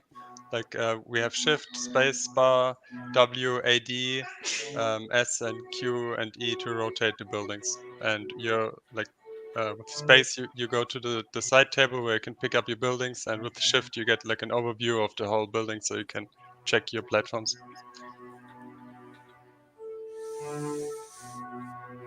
Got it. What's this? Looks like a marble quarry, super heavy. Just these little sawmills. I think I want to put it like here. Oh, that kind of stabilized it perfectly, didn't it? Yeah. Oh, it's got good favor and it's tiny. It weighs nothing. It's a graphene statue. Well, how can I argue with that? It's definitely going on the massive points if it weighs nothing. Another brownie point, isn't it? Yeah, dude, it's made out of graphene. Favor level 1. Yeah, he promised from the beginning that he was gonna do some kind of graphene thing when he heard Ian was gonna be on. He heard you was gonna be on. Dude, this really worked out well. It seemed like people just happened to pick the right games that were, brown nosing for them. Yeah. It weighs 8. If it weighs 8, but it's got a favor level 4, probably put it up here, like here. You know how it is, Andy. There's no shame in it, right? Oh yeah, no. In it to win it. That weighs 6, favor level 3. Yeah, I'll take it. Probably up here, like here. You're way better at this than I was. Like I couldn't keep the board stable at all. Interesting. Favor level 5. Let's balance it out. I think you have monuments. To... Oh, don't place monuments on the highest. Shit. Well, this might topple the board, unfortunately. I mean, I can just put it. Oh, fuck. That might topple the board. Might not, though. Okay. Some shit's going down. Oh, the weight is 5. Favor of 2. How about I put it down here? Like right here.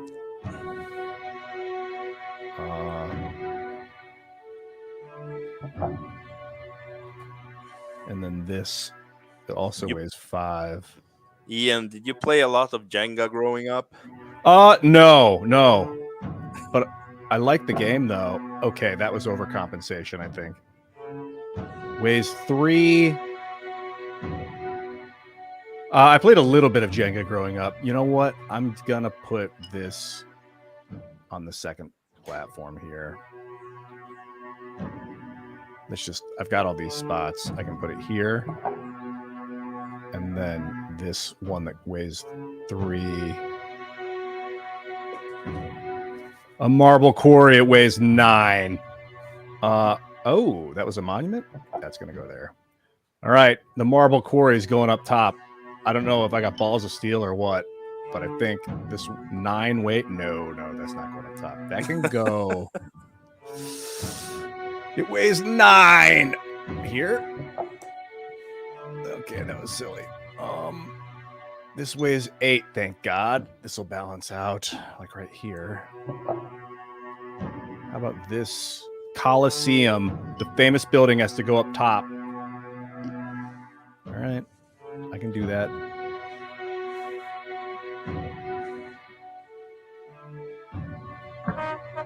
Holy shit. Oh, it didn't break? It did not break. I need to start balancing things out, though. You have a lot of favor. Oh, good. You're in okay. a good spot. See? I really need this up here if I want to survive. I know this is just a wasted. This is just like a heavy thing to balance out the table. This weighs 2. This weighs 3. Let's get some weight on the table here. And that's about as heavy as it's going to get there. This weighs 8 with a favor level of 4.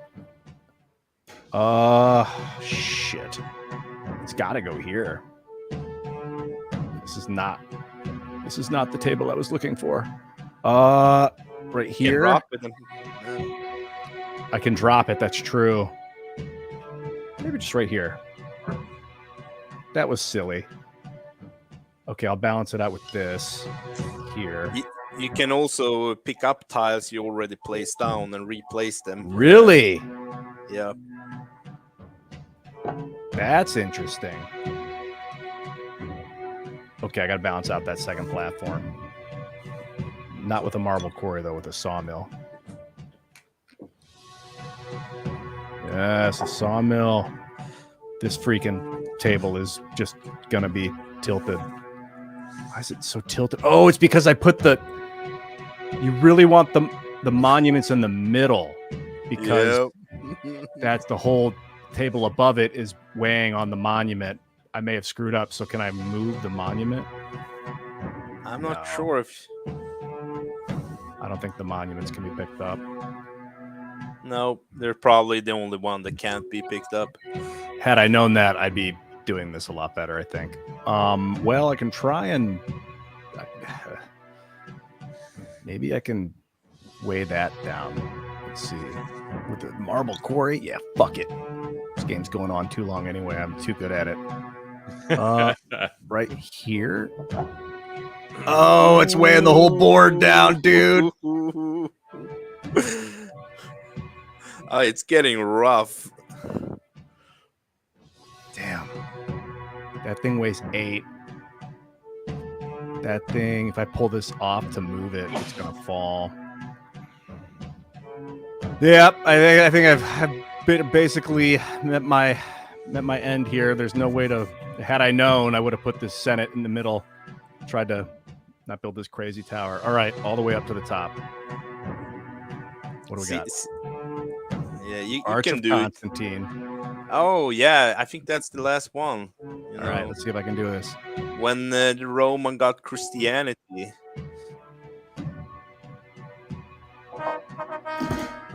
I tried, you guys. That was great. I tried. Well, I loved it. That was super fun. I've never played anything like it before.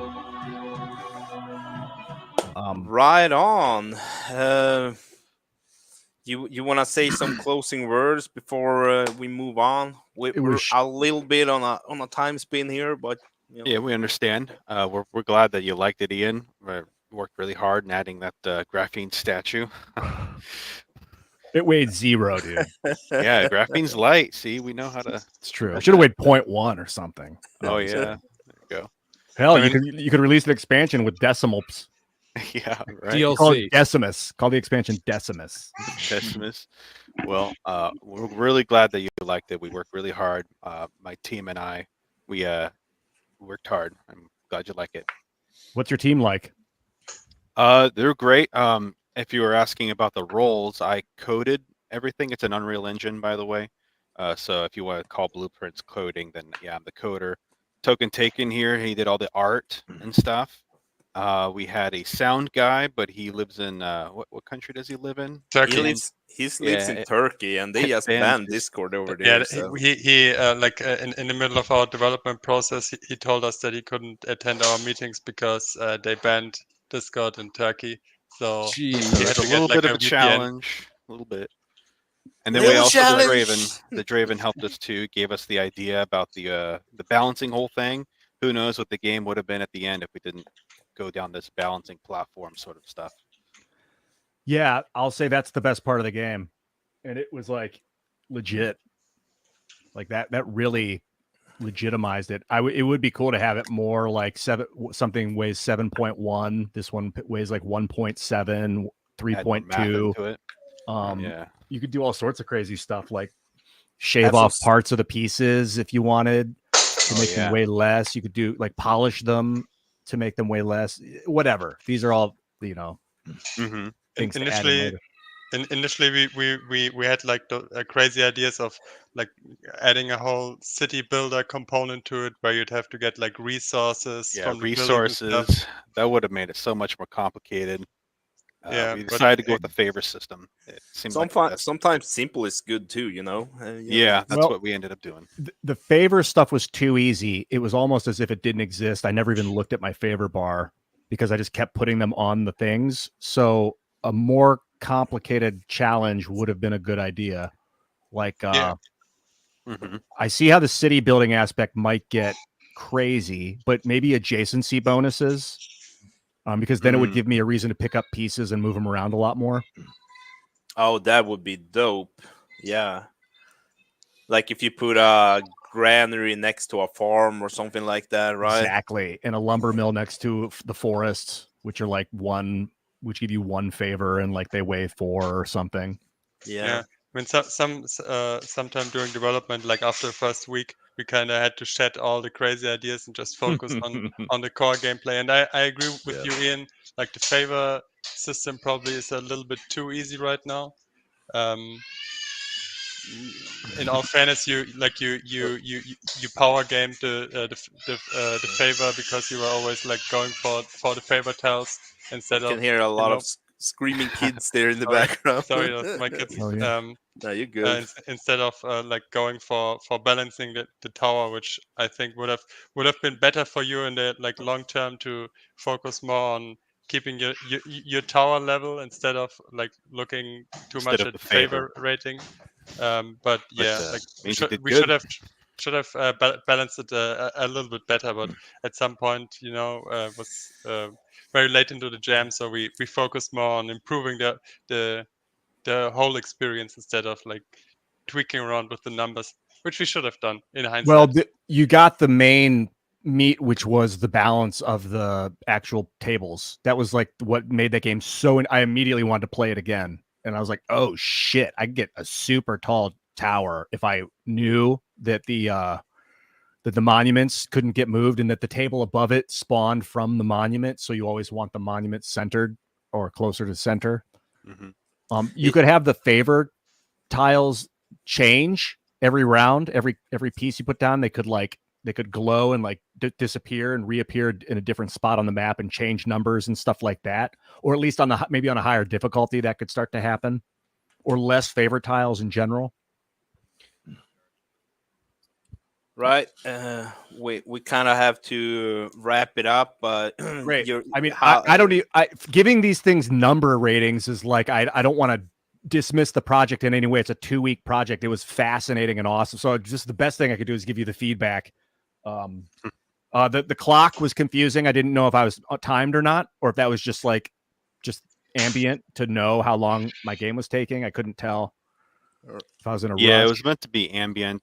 We had like a scoring system idea where once you made it, you can kind of compare like how fast you were and how many moves you did and stuff. We never.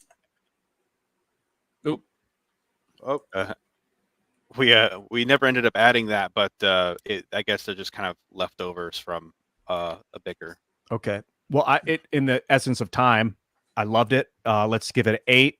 Gameplay, innovation 10. I've never played a game anything remotely like it before. And what was the other? Ambiance 6, 7. I kind of like the sound of last the wood. one is theme, which is theme 6. It's the Republic. That was actually it was very well themed, actually. It was very well themed. I'll give it an 8 because it really felt like they were all very clearly Roman buildings with Roman names. I was learning about Roman architecture and stuff as I was playing. That was cool.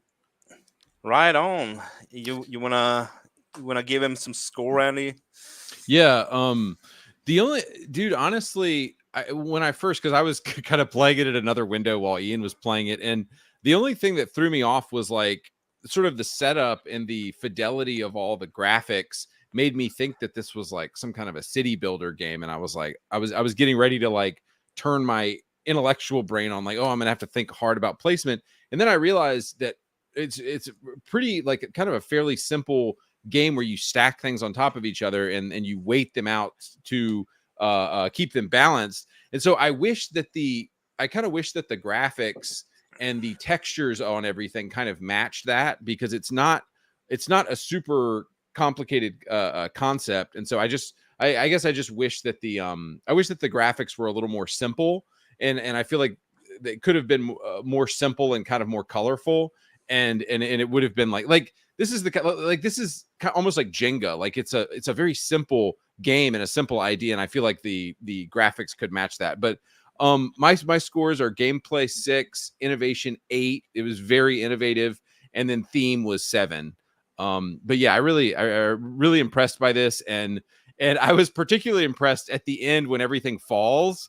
It's clearly like an Unreal Engine because all of the pieces were like realistically toppling on each other, and I was like, wow, they really did build this in Unreal because that's the physics, right. the falling physics was really well done at the end. Yeah, it was made in Unreal Engine. Yeah, that's cool. I've been following all the projects on the back end, through this whole process, trying to be the backup guy here.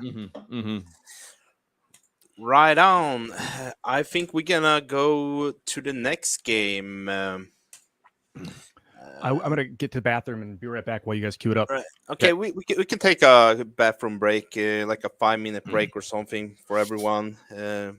We can play or Well, I can go ahead and get started. I don't need a break. I'm ready. Nah, but everybody. Okay. We got a really nice sponsor as well. I think we kind of want to play his trailer anyway. So okay, if you can wait with bringing up Iron Age here for another 2 minutes, and we just 5 minutes, and then we run the commercial, and everyone takes a 5. Right? Cool. Is that cool? Yep. Legend of Boom's coming from Jamcast. All right, I'll be back.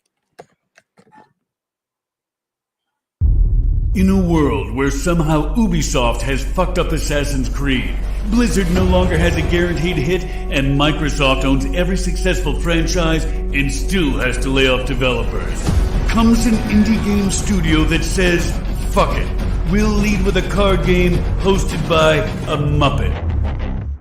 Okay, so let me get this straight. What you're saying is it's a strategy card game where you get to blow shit up and you want me to be the host? And I can drink, smoke, and swear without getting written up? Kaboom! Holy shit! Oh, right in the ass.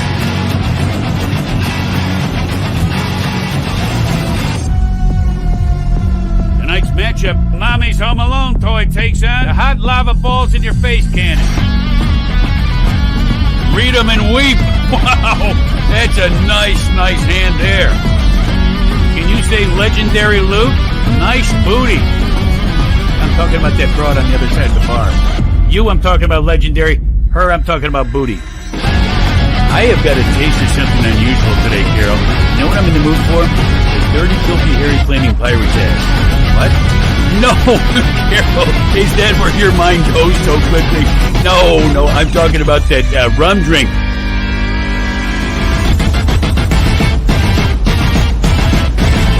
Legends of Boom.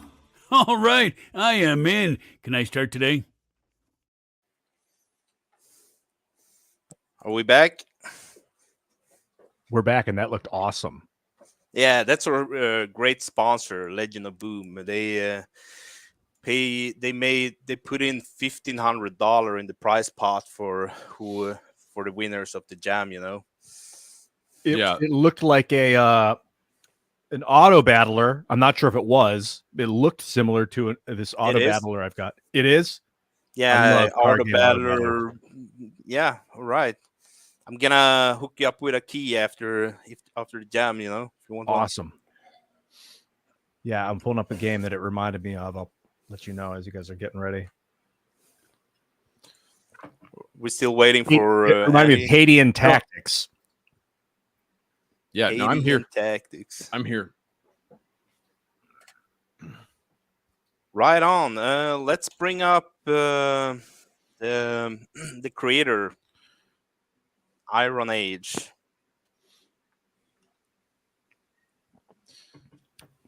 That looked fascinating. What's going on, fellas? Hey, gentlemen, how you doing? Thanks for being here. Thank you. So, what was the main inspiration for Iron Age? Iron Age, your mic. Oh, Richard, you're muted. Iron Age is his name. Lower the gates. Lower the gates. Lower the gates. You guys did Lower the Gates. Okay. So the immediate inspiration for Lower the Gates was the arena quest line in the Elder Scrolls 4 Oblivion, one of my absolute all-time favorites. Oh, nice. So we wanted to really reference what I feel like is going on in modern society. We're being distracted with breads and circus as they did in the fall of the Roman Empire. So I used that theming combining with the arena quest line from Oblivion, and I think we made something pretty special.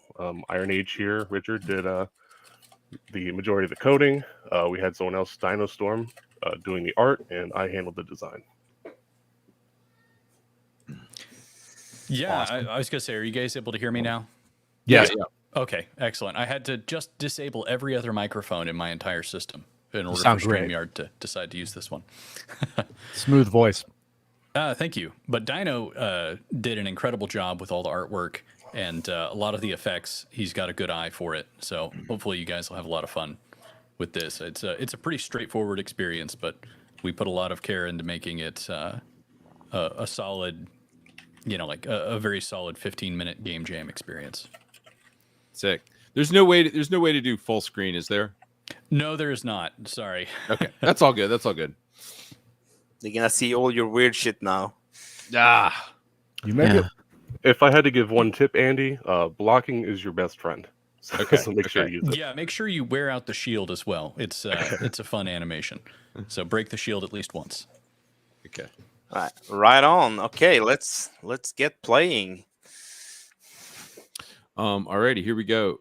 And I'm not sure, I don't hear any audio yet, so all right, let's check out the controls. We got left click, hold left click, right click, Q, E, and scroll is swap weapons, F, WASD, jump, and escape. Okay. Oh, dang it. I'm sorry, guys. Give me 1 second here. And first things first. Man. Got the game now. First things first and quit out. Okay. I'll see you guys later. Oh, sorry. I'll see you guys later. Yo, dude, this is sick. I really like that audio intro. Dude, I love this art. The way they're doing this is there's some new first-person game that has this does this cartoony thing in like a first-person game. Oh, this is really cool. Okay, so you can restock things on Okay. those. So the first thing you should do is just go out in the arena, pipe what's up, and then you go back. I think there's gonna be upgrades and stuff. Let's go. Oh, yo. Okay, dude, I love the animation. It's right on. Oh, dude, what else y'all got? What else they got? Come on. You go down between each round. Dude, I love that. Dude, I freaking love that cartoony animation right there. It's like 4 frames, but it looks amazing. Yeah. You have to go back down there. Oh, I have to go back down. Okay. Love the audience. Yeah, dude, this is freaking awesome. Choose your reward. Let's do reinforced shield. And don't forget to pick up those things there, the health and all that stuff there. Right. So you, I think it was F or E or something. Yeah, there you go. And some more of those. There you go. Oh yeah, dude, those javelins are sick. Dude, what is Oh, okay, that's just my animation for my all right, got it. Dude, I love that animation. Yo, let's go. Eat it. All right, that was second round. Okay.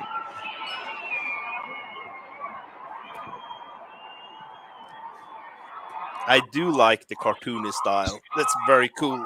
Dude, I love, There's a it's like an old 1930s black and white game that is about to come out. It reminded me of this. Reminds me of Daggerfall. If anyone is here is old school gamer. You know, like before Morrowind. Yeah, old Elder Scrolls games. Yep. Better sandals.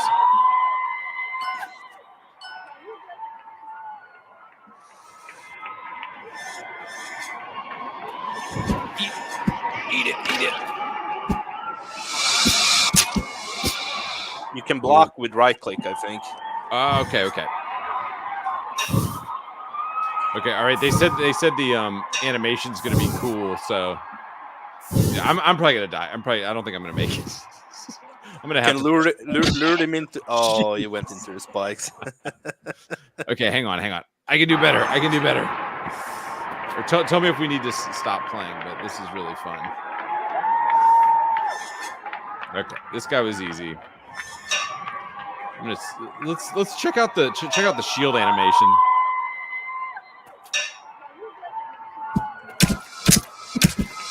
What is that pump in there? Oh, it's a favor system. I see. Oh, that's cool. Where's the favor system? There were like a big thumb going up and down there while you were playing.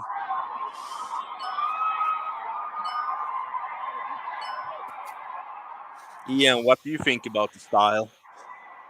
I really liked that. I could tell that Andy was disappointed in the shield.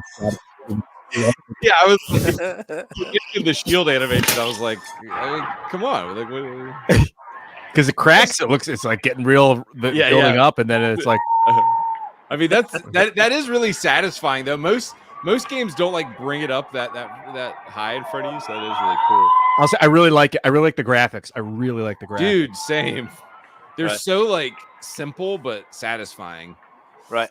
Apparently, if you block while the shield is broken, you only gonna see your mangled hand holding up. Okay, I'm gonna try that. I'm getting PMs here from the developers on the back end.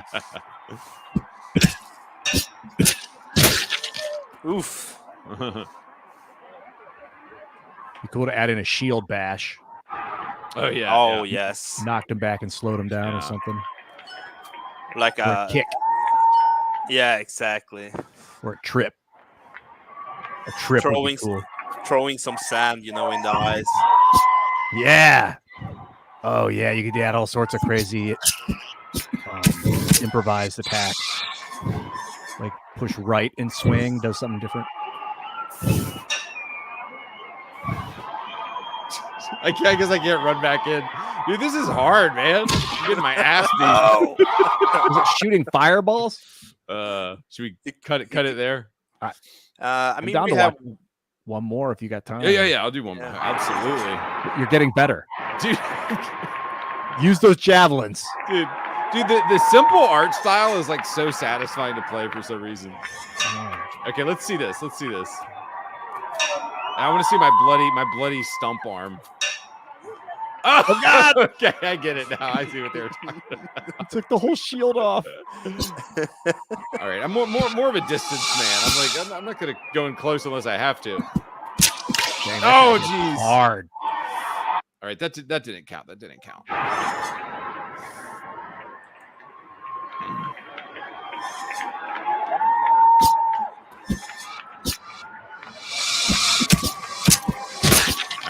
all right. This is the real one. Move faster. I like that sometimes you can pick the javelins back up. Is it random? Yeah. I noticed that.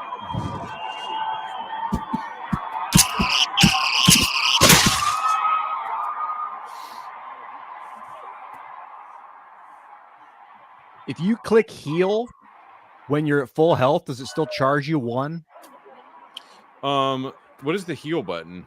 It's that Medicus thing that you clicked when you're down there. here. Yeah, restocking. I don't know if it like charges you for something that you're already full at or not. I couldn't tell. I don't know. Oh, that's interesting. Yeah, I would consider that like a bug or an error if it did, or just a hardcore thing. Ooh, nice.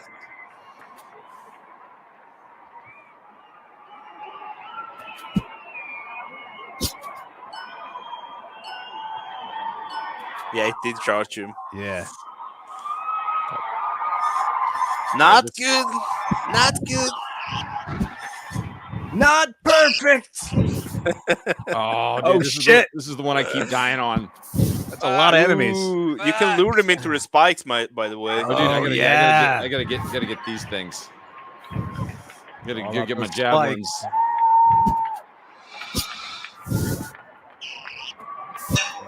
the spikes now. Man, that guy does a lot of damage. Oh. All right. Sorry, guys. I'm trash at video games. No, you're great. Handle it all You right. know, it's a hard game. I can It tell. is a really hard game. I You're think a I video died game on the master. same one. Yeah, those minotaurs you got to block, and then you got about a second and a half when to hit them back, and then block. Yeah, because they hit instantly when they get near you. Mm-hmm. Yep. Right. Should we go right to score? Let's bring them up, but just for like a quick 30 seconds. If you want to say something, and then we're gonna go to scoring. Dude, I just had an incredible amount of fun with that, and I would love to play more of that game. And I really liked that. I felt like the janky sort of like animation style. You guys remember those old Flash movies from like that like Flash movie animation style from like the early days of Flash? Yes, it's like that like really Newground times. Yeah, Newgrounds. It's like that really crappy sort of hand-drawn animation thing, but it for some reason was working really well here, and it just made the game like I liked that it wasn't 60 frames per second. You know, I liked that it was 2 frames per second because it was just really funny and comical, and it fit perfectly. And obviously, I was having a lot of fun with it. I don't know if it was vector graphics or what, but it made that for the walls to flow very nicely. Like you could build a really lush environment with that graphic style. Yeah. It's a special type of shader they're using on the back end to make it look like a cartoon. Yeah. But yeah, it does look like vector art, very much so. Yeah, so I would give it dude, I was obviously having a blast. I would say gameplay 9, innovation 8, because nothing like super new here, just a first person game, but the cartoon style was sort of I think what set it apart. And then theme would be 7. Wasn't particularly amazing on the theme, but was serviceable. So yeah.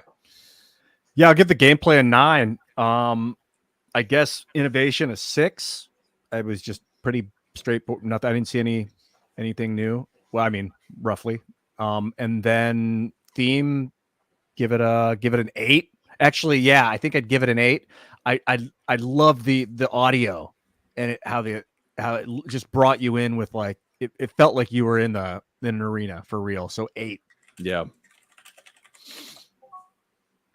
Right I feel on. like the game has a lot you could add to it. Yeah, I'm trying to find that that new card okay, it's called Mouse PI. There's a new first person game that I've seen people talking about called Mouse PI, and it's like it looks like that old Steamboat Willie like black and white Mickey Mouse cartoon, but it's a first person game, and it reminds me of that, but I don't know if they were inspired by that at all, but that might be the next new hot thing, is doing just like cartoon first person games. I'm gonna look it up.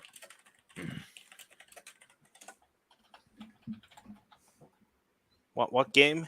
It's called Mouse PI for hire. And it's like imagine old like Mouse. Imagine like Cuphead or like old Mickey Mouse cartoons, but it's a first person shooter. That's cool. Yeah, this one. I've seen this. Yeah, it looks. Yeah. Is that out yet? No, it's 2025.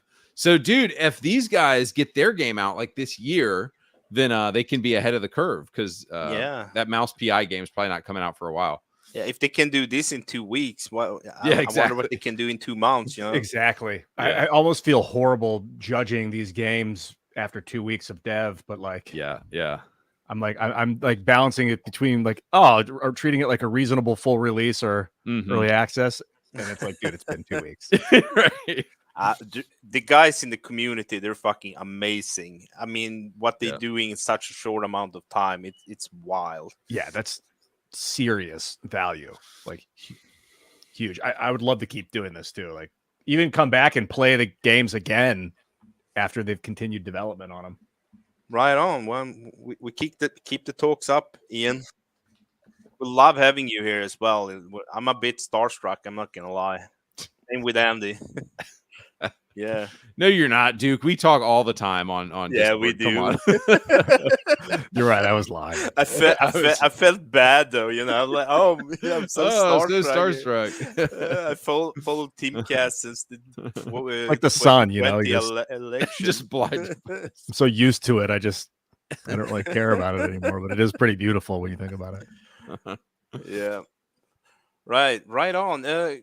Can we before we play the last game? Can you play? Can our producer in the background play the? All right. Okay. He's on it. I want to show you a 3-minute trailer of all the entries that was in the last game. Yeah. Oh, yeah, dude. So you can get a very fast little sneak peek of what happened. Then we do last game, and we're pretty much done. Are you gonna tally, dude? Are you gonna announce the winner today? Yes. We're keeping score in the background on everything you're saying. Right. Well, producers say we do the trailer after, so let's go with the last game. Bring it up. It's Aquilus game, yeah. Aquilus Labyrinth. Okay. Let's see if we can I'd love for this to be multiplayer. Howdy. Hello there. Can y'all hear me? I can, yes. Pleasure to meet y'all. Oh, you too, man. My name is Inky. Me and Neptus worked on Aquila's Labyrinth. It's called Aquila, like tequila, but with the A. Aquila. Yep, that's the name of the eagle for the Roman. That's the Roman bird's name. Really? Does it have to do something with Achilles? That's a good question. I think that we got the version that I got was maybe an updated one, but it was crashing. So is this the one that we got the older version of? I think so. Okay. What did you add between the older version and the one that was not loading? We added a new enemy type and added more polish to the art. Okay, cool. So should I play this one then? Sure. I'll just give you a little rundown. Aquila's Labyrinth is a 2D roguelike action platformer. You play as a gladiator in the 32nd century Rome, the futuristic Rome, in the Colosseum.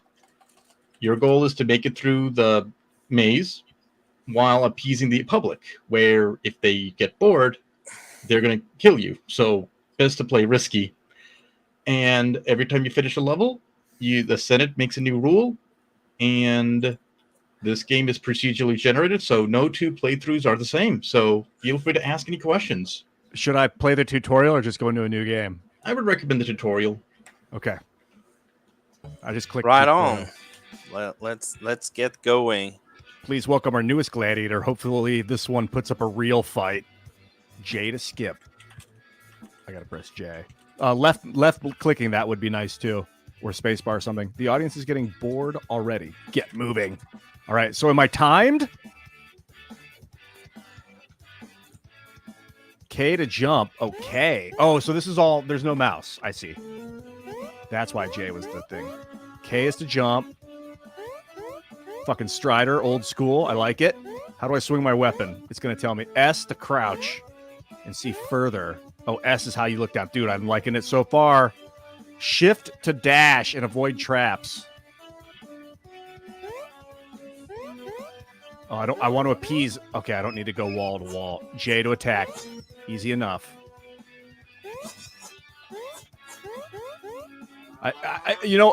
Wall jump. It's very easy that you can just go up the wall. You like how I did that? Yes. Like that's a little too easy. It should be maybe you got to bounce back and forth. Dude, Ian's already a pro at this. Oh, dude, I'm a pro. At the top, you can see your current audience reputation. Okay. Your goal is to keep them entertained. If you're killing monsters and taking risks, the audience will like you more. If you play it too safe and avoid dangers, the audience will get bored. I like that. If your reputation gets too low, the audience will ask for another gladiator. Make sure to please them for your own sake. So you lose if you play too demurely. The small bar represents your current risk bonus. Being surrounded by monsters or staying at low health increases how much reputation you gain. Holy shit. Staying at high health inversely makes you earn less. I've never played a game like this before. Try to maximize your risk, but don't overdo it. Yeah, exactly. All right. You got that? Come here, bitch. Yeah, I want to take some damage. But how much? Where's my health? 30 health. Okay. I like the music. Okay, we got it. I'm going to start a new game. So it's like a space romance, right? I'm going to play on hard. Yeah, space romance, dude. It's like, dude, wait, is it? Are the levels randomly generated? Yeah. Yes. Oh, dude, that's I got to take some damage. Okay, I think he's... I got to dash through him.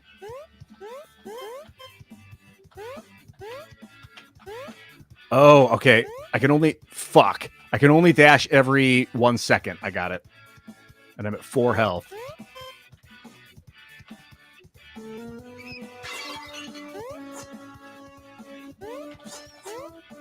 I'm still at 4 health. Dude, can I walk through walls? Yeah.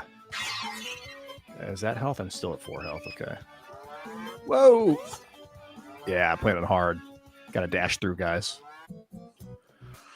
Oh, no start over. Okay. It'd be nice to have just auto started. Maybe I should play it on medium. Let's try medium. Be fast. Leave before the timer runs out. Fuck that thing. Oh, okay. That's not too hard. Nope. I can't kill that. I feel like I'm in a mad dash. Shit. Woof. What is that? Oh, it's like a gladiator with boxing gloves or something? Yeah, you got to run through them, I think. Yeah. Or you stand on a cliff, being all campy. Oh, I dashed into him. Oh, the spikes got him, and the audience liked that. He made 20 damage on you. That's wild. I gotta dash through that guy. Come here, bitch. Fuck it. You can't just leave him, I need a ranged attack of some sort. Jeez.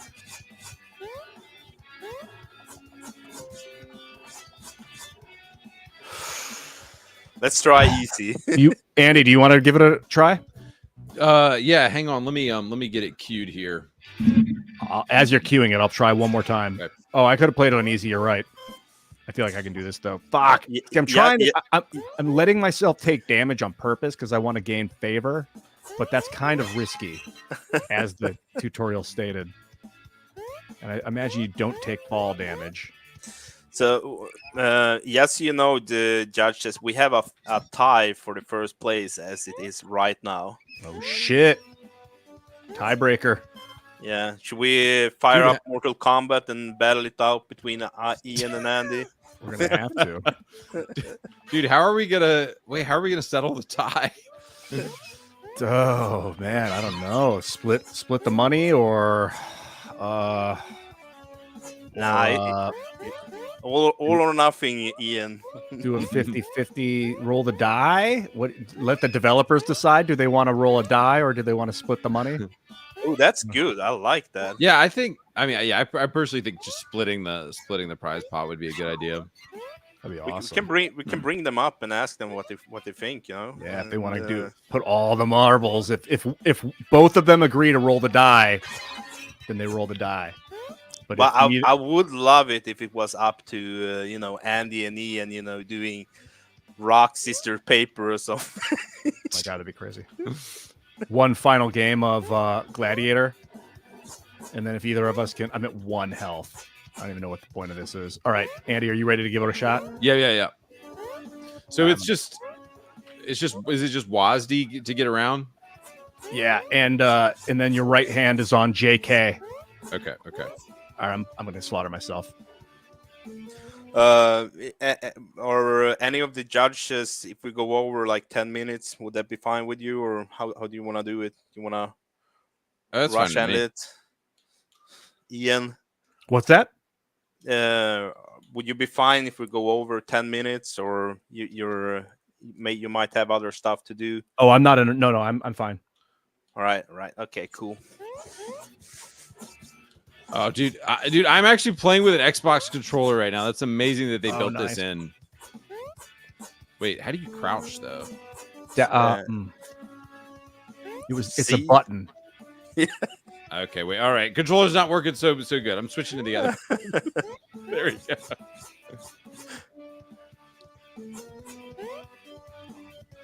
Are you playing on easy or medium? Dude, but bro, I'm playing on medium, brother. Okay, I'm this is plenty hard. Yeah, I think the enemies have less hit points on the lower difficulties. Okay.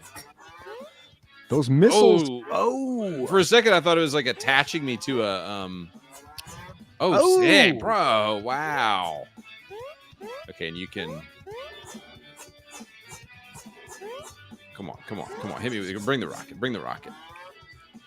Wait, whoa. Okay. The rocket was brought. Okay, let's try this again. Let's try on hard. Hard? Oh yeah, dude. Yeah, medium was. Be sure to dash through this too guy. easy. How do you dash? Left shift. Oh my god. Okay. It's hard. Oh, wait. Whoa, I got it. There we go. I don't think it's worth it. I'm gonna hit those spikes. You got to dash through the spikes. That's the only way. Oh, got it. And then your dash takes 1 second to replenish. Okay. So remember, you don't have to kill all the enemies. You can finish the level without it, and you get upgrades in between the levels, like power ups. Like a roguelike. Yeah. It's kind of like Spelunky. Yep. Oops. You need to dash through it. Dash.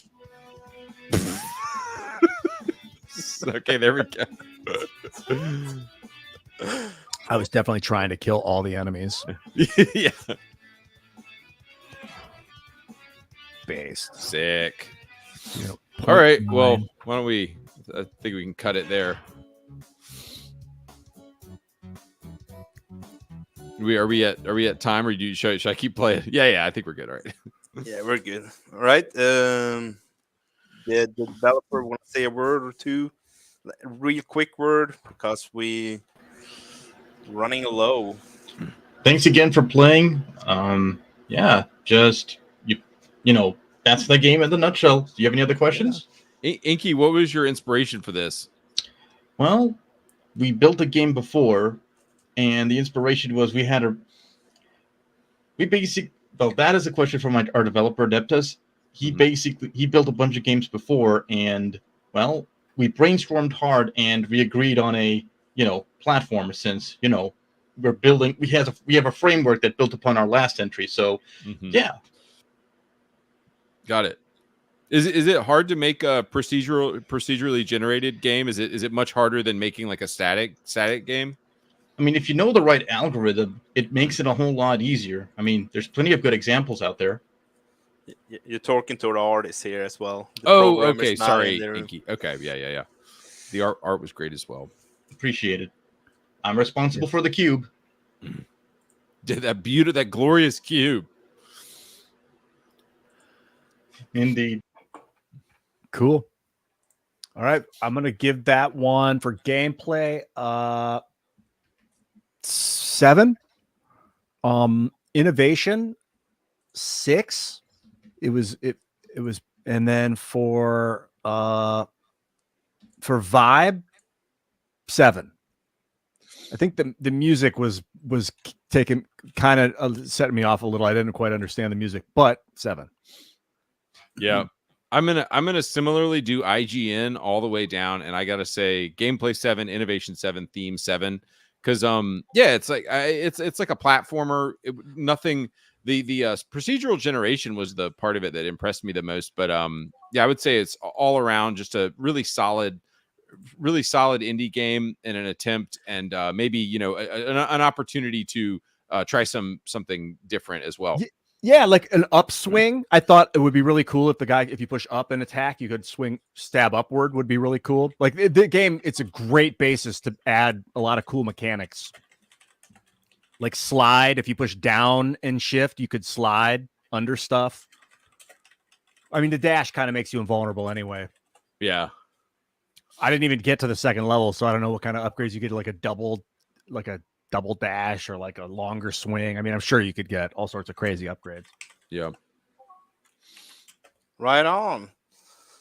Perfect scoring. Before, while we're calculating the score for all the game, I want to play this little trailer if Trybeard can get it up. Apparently, it's showing my Discord, which is not what I wanted.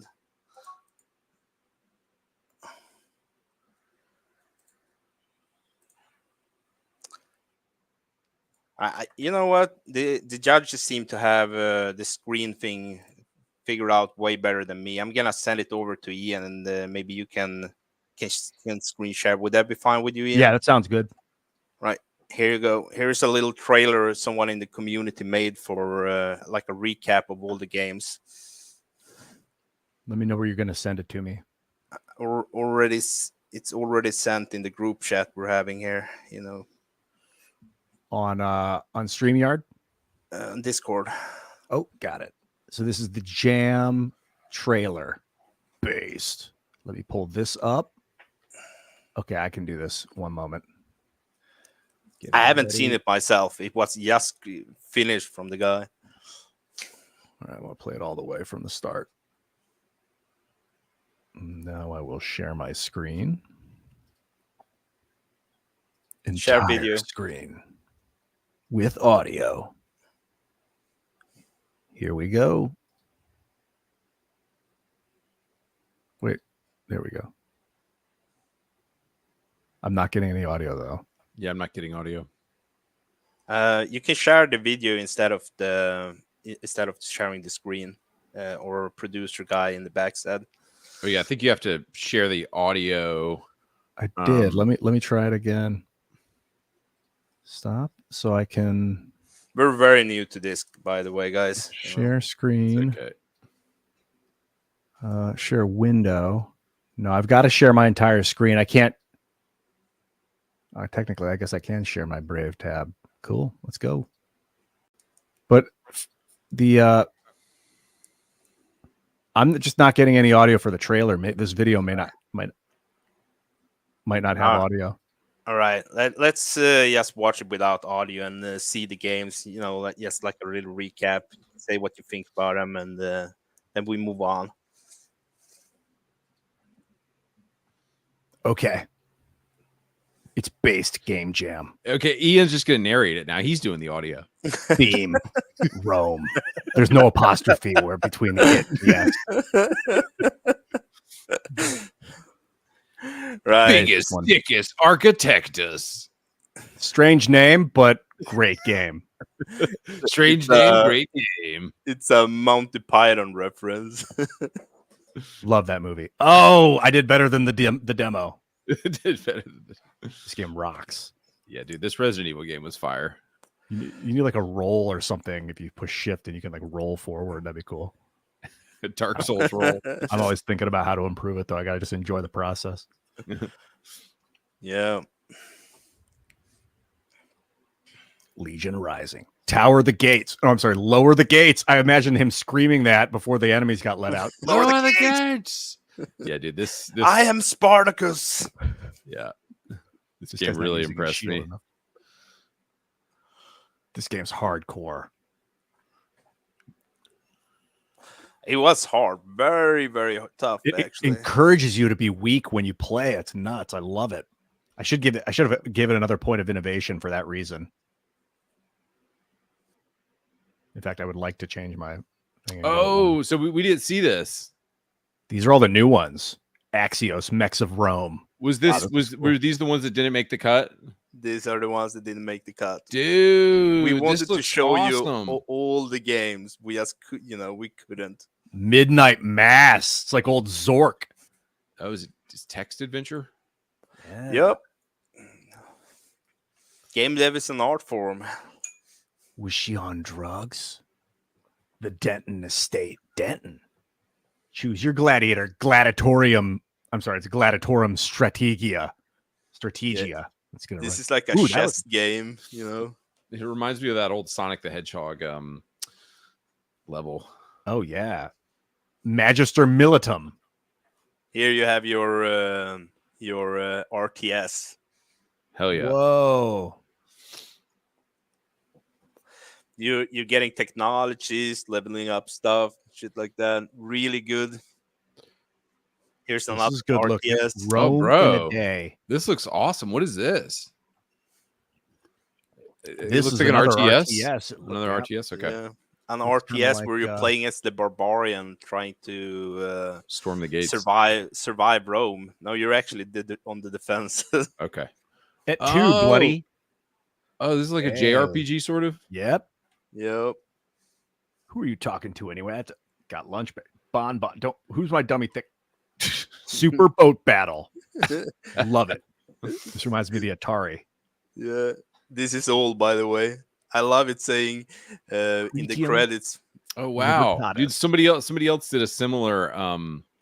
This is similar to the Open the Gates. I bet Yeah. that was having the gladiator battles back to back was like made it easy for the guys to pick the other one. It also had the kick. Ooh, this one, Blade of Oh, yeah, Aventine. We know dude. this one. Dude, this game was awesome. This is like gotta say. almost production ready, I would say. Like I can see this being an open early access. Yeah. Almost. Martyrs of Rome. Another maybe like JRPG. Oh no, it's first person game. like a- Cool. It's Yeah, like a like fever Minecraft. dream, you know, with the weird monsters and shit. Oh shit! And you've played all these. Yeah, we were sitting playing for like 7 hours straight. Looks like that's it. That's it. All right. So we have a tiebreaker here. How are we gonna settle this? The tie. I can tell you before we break the tie. Or what were you gonna say? Oh, here we have. Wait, Scrap. You have to wait till after we have done the tie, right? The tie is between, let's see, there's 2 games on the first. It's Biggest Dickus versus Lower the Gates. What do you think, Andy?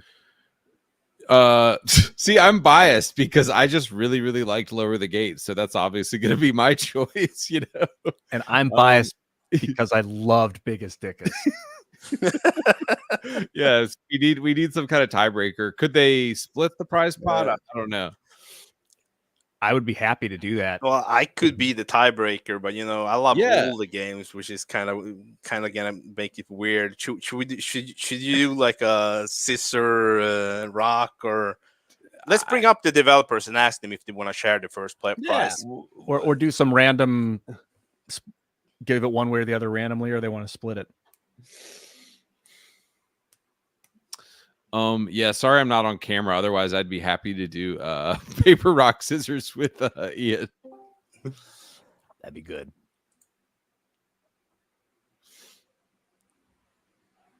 Right. Frybeard, We have one of the developer here on the back end, but we need the second one to come back up. If producer guy can track him down. Yeah, ping the producer. You will have him. Dude, you know what you could base it on? You could ask 3 Roman trivia questions and see who gets them right, and that's the winner. Oh shit.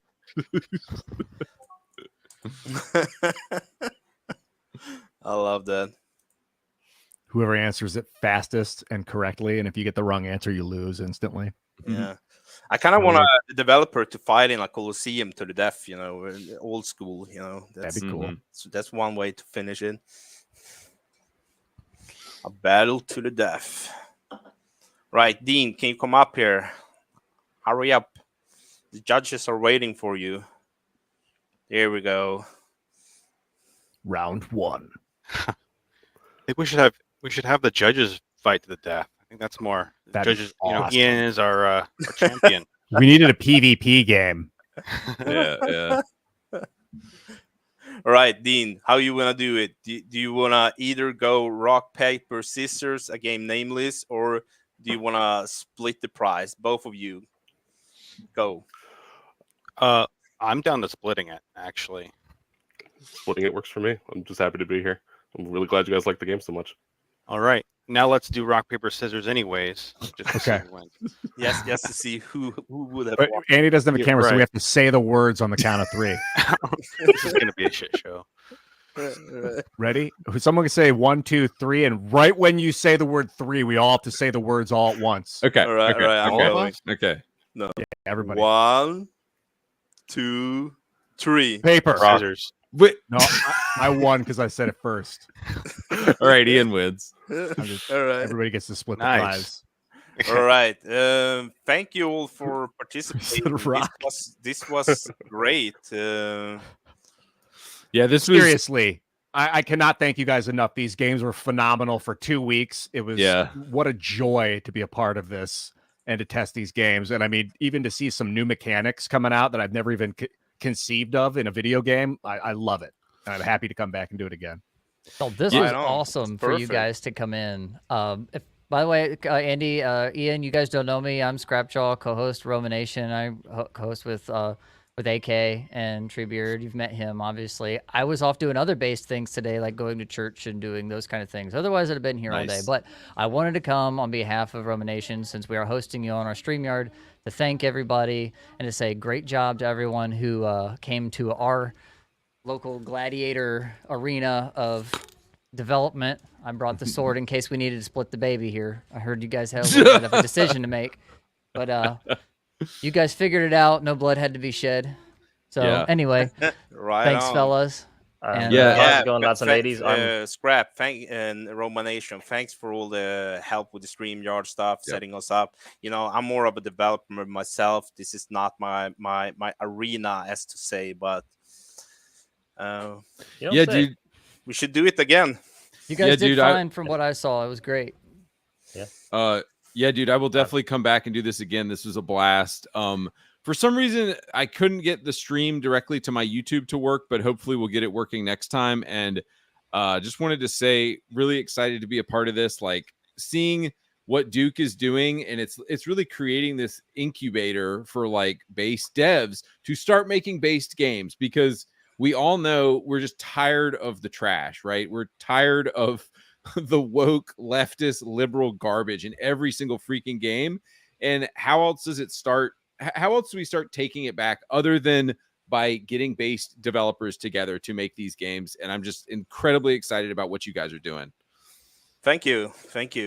Base devs doing normal games. That's our motto. Yeah, dude. That's it. Quality games, man. Pieces. No pandering. No everybody. No political at all. Yes, base normal games. Yep. Well, there's some politics, but it's base politics. Yeah, I mean, Roman shit. Yeah, I mean, I think as long as you're like, dude, I was thinking of making a propaganda game at some point, but I'm gonna call it a propaganda game. I'm gonna be like, hey guys, this is a propaganda game. So it's like as long as you label it as such. If you can make a game and there's not one single black lesbian in sight, it's a propaganda game. Andy, just contact me. There's plenty of devs here that would love to make a game for you. In the community. That goes for Ian Crosslink too. You have game projects going on, maybe with Teamcast earlier. If you want to shoot us a message, we help you make it happen. Sick. Also, Ian, Andy had an absolute blast working about you today. If you're ever free or whatever, we're more than happy to have you on Romanation. Sometimes tell us the time of day. And through the week we do a show called Sunset Rants, and Fridays is called FAFO Friday with Fluffy, and we tried to play some games last week or the week before on a Friday, and it was a total S show. So if you all want to help us figure out how to do that and join in on some shenanigans on a Friday, we would be more than happy to host you guys there and just have some free for all fun on a Friday evening. It'd be great. Dude, I couldn't find y'all. Y'all are called Roman Nation on YouTube? Roma, ROMA. Oh, Roma Nation. Okay. It stands for Rise of Middle America. Here's the website. I will present and show you the website here. Share screen and Brave tab. Boom. Right here. riseofmiddleamerica.com, where you can find us. You got our latest episode. We've got Rumble, YouTube, X, and a Discord. And here's our latest stuff that came out. Treebeard does a nice job of putting up for us. And for anyone wondering, I'm the man behind the scenes right now. I'm the editor, producer, function alcoholic, token European Irish guy here, really.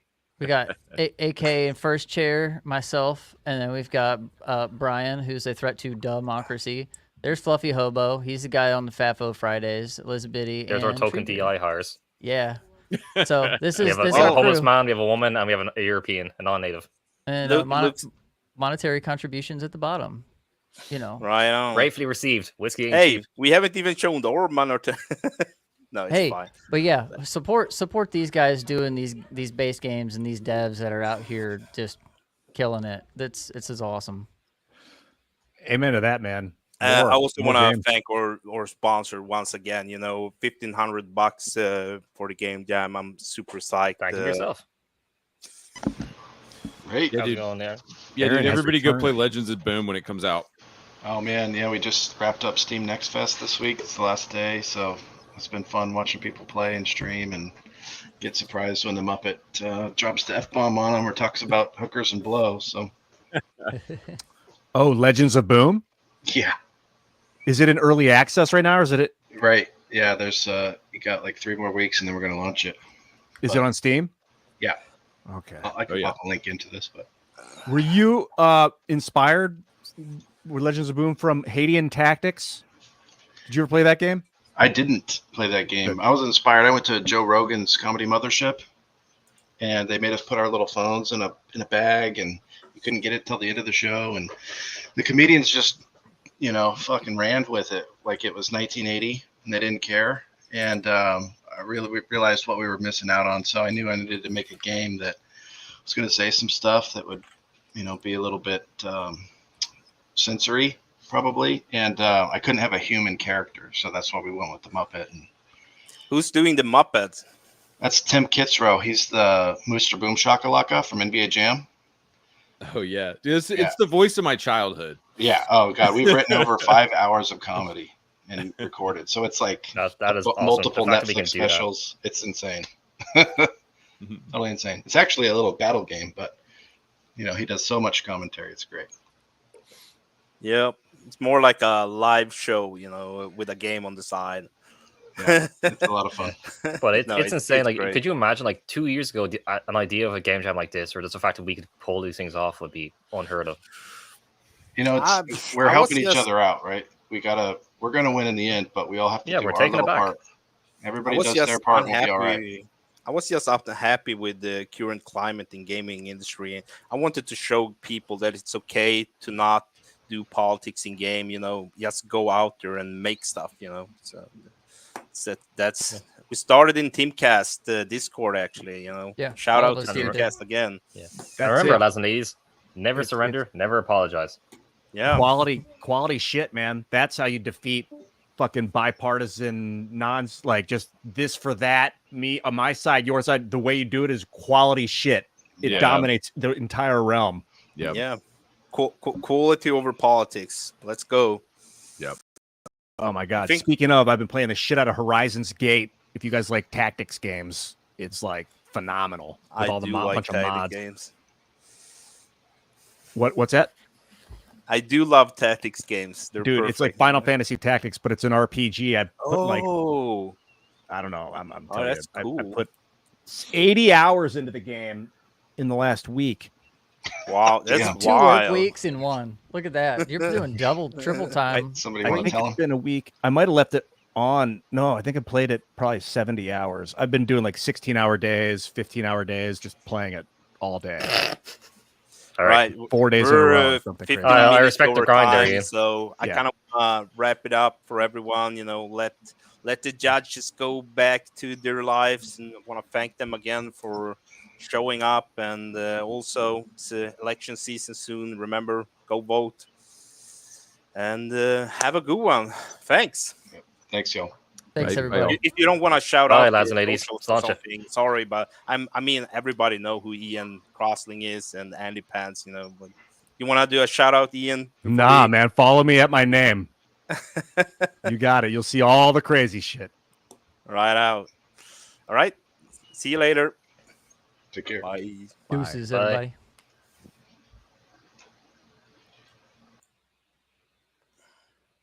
Oh. This is the wonderful awkward ending.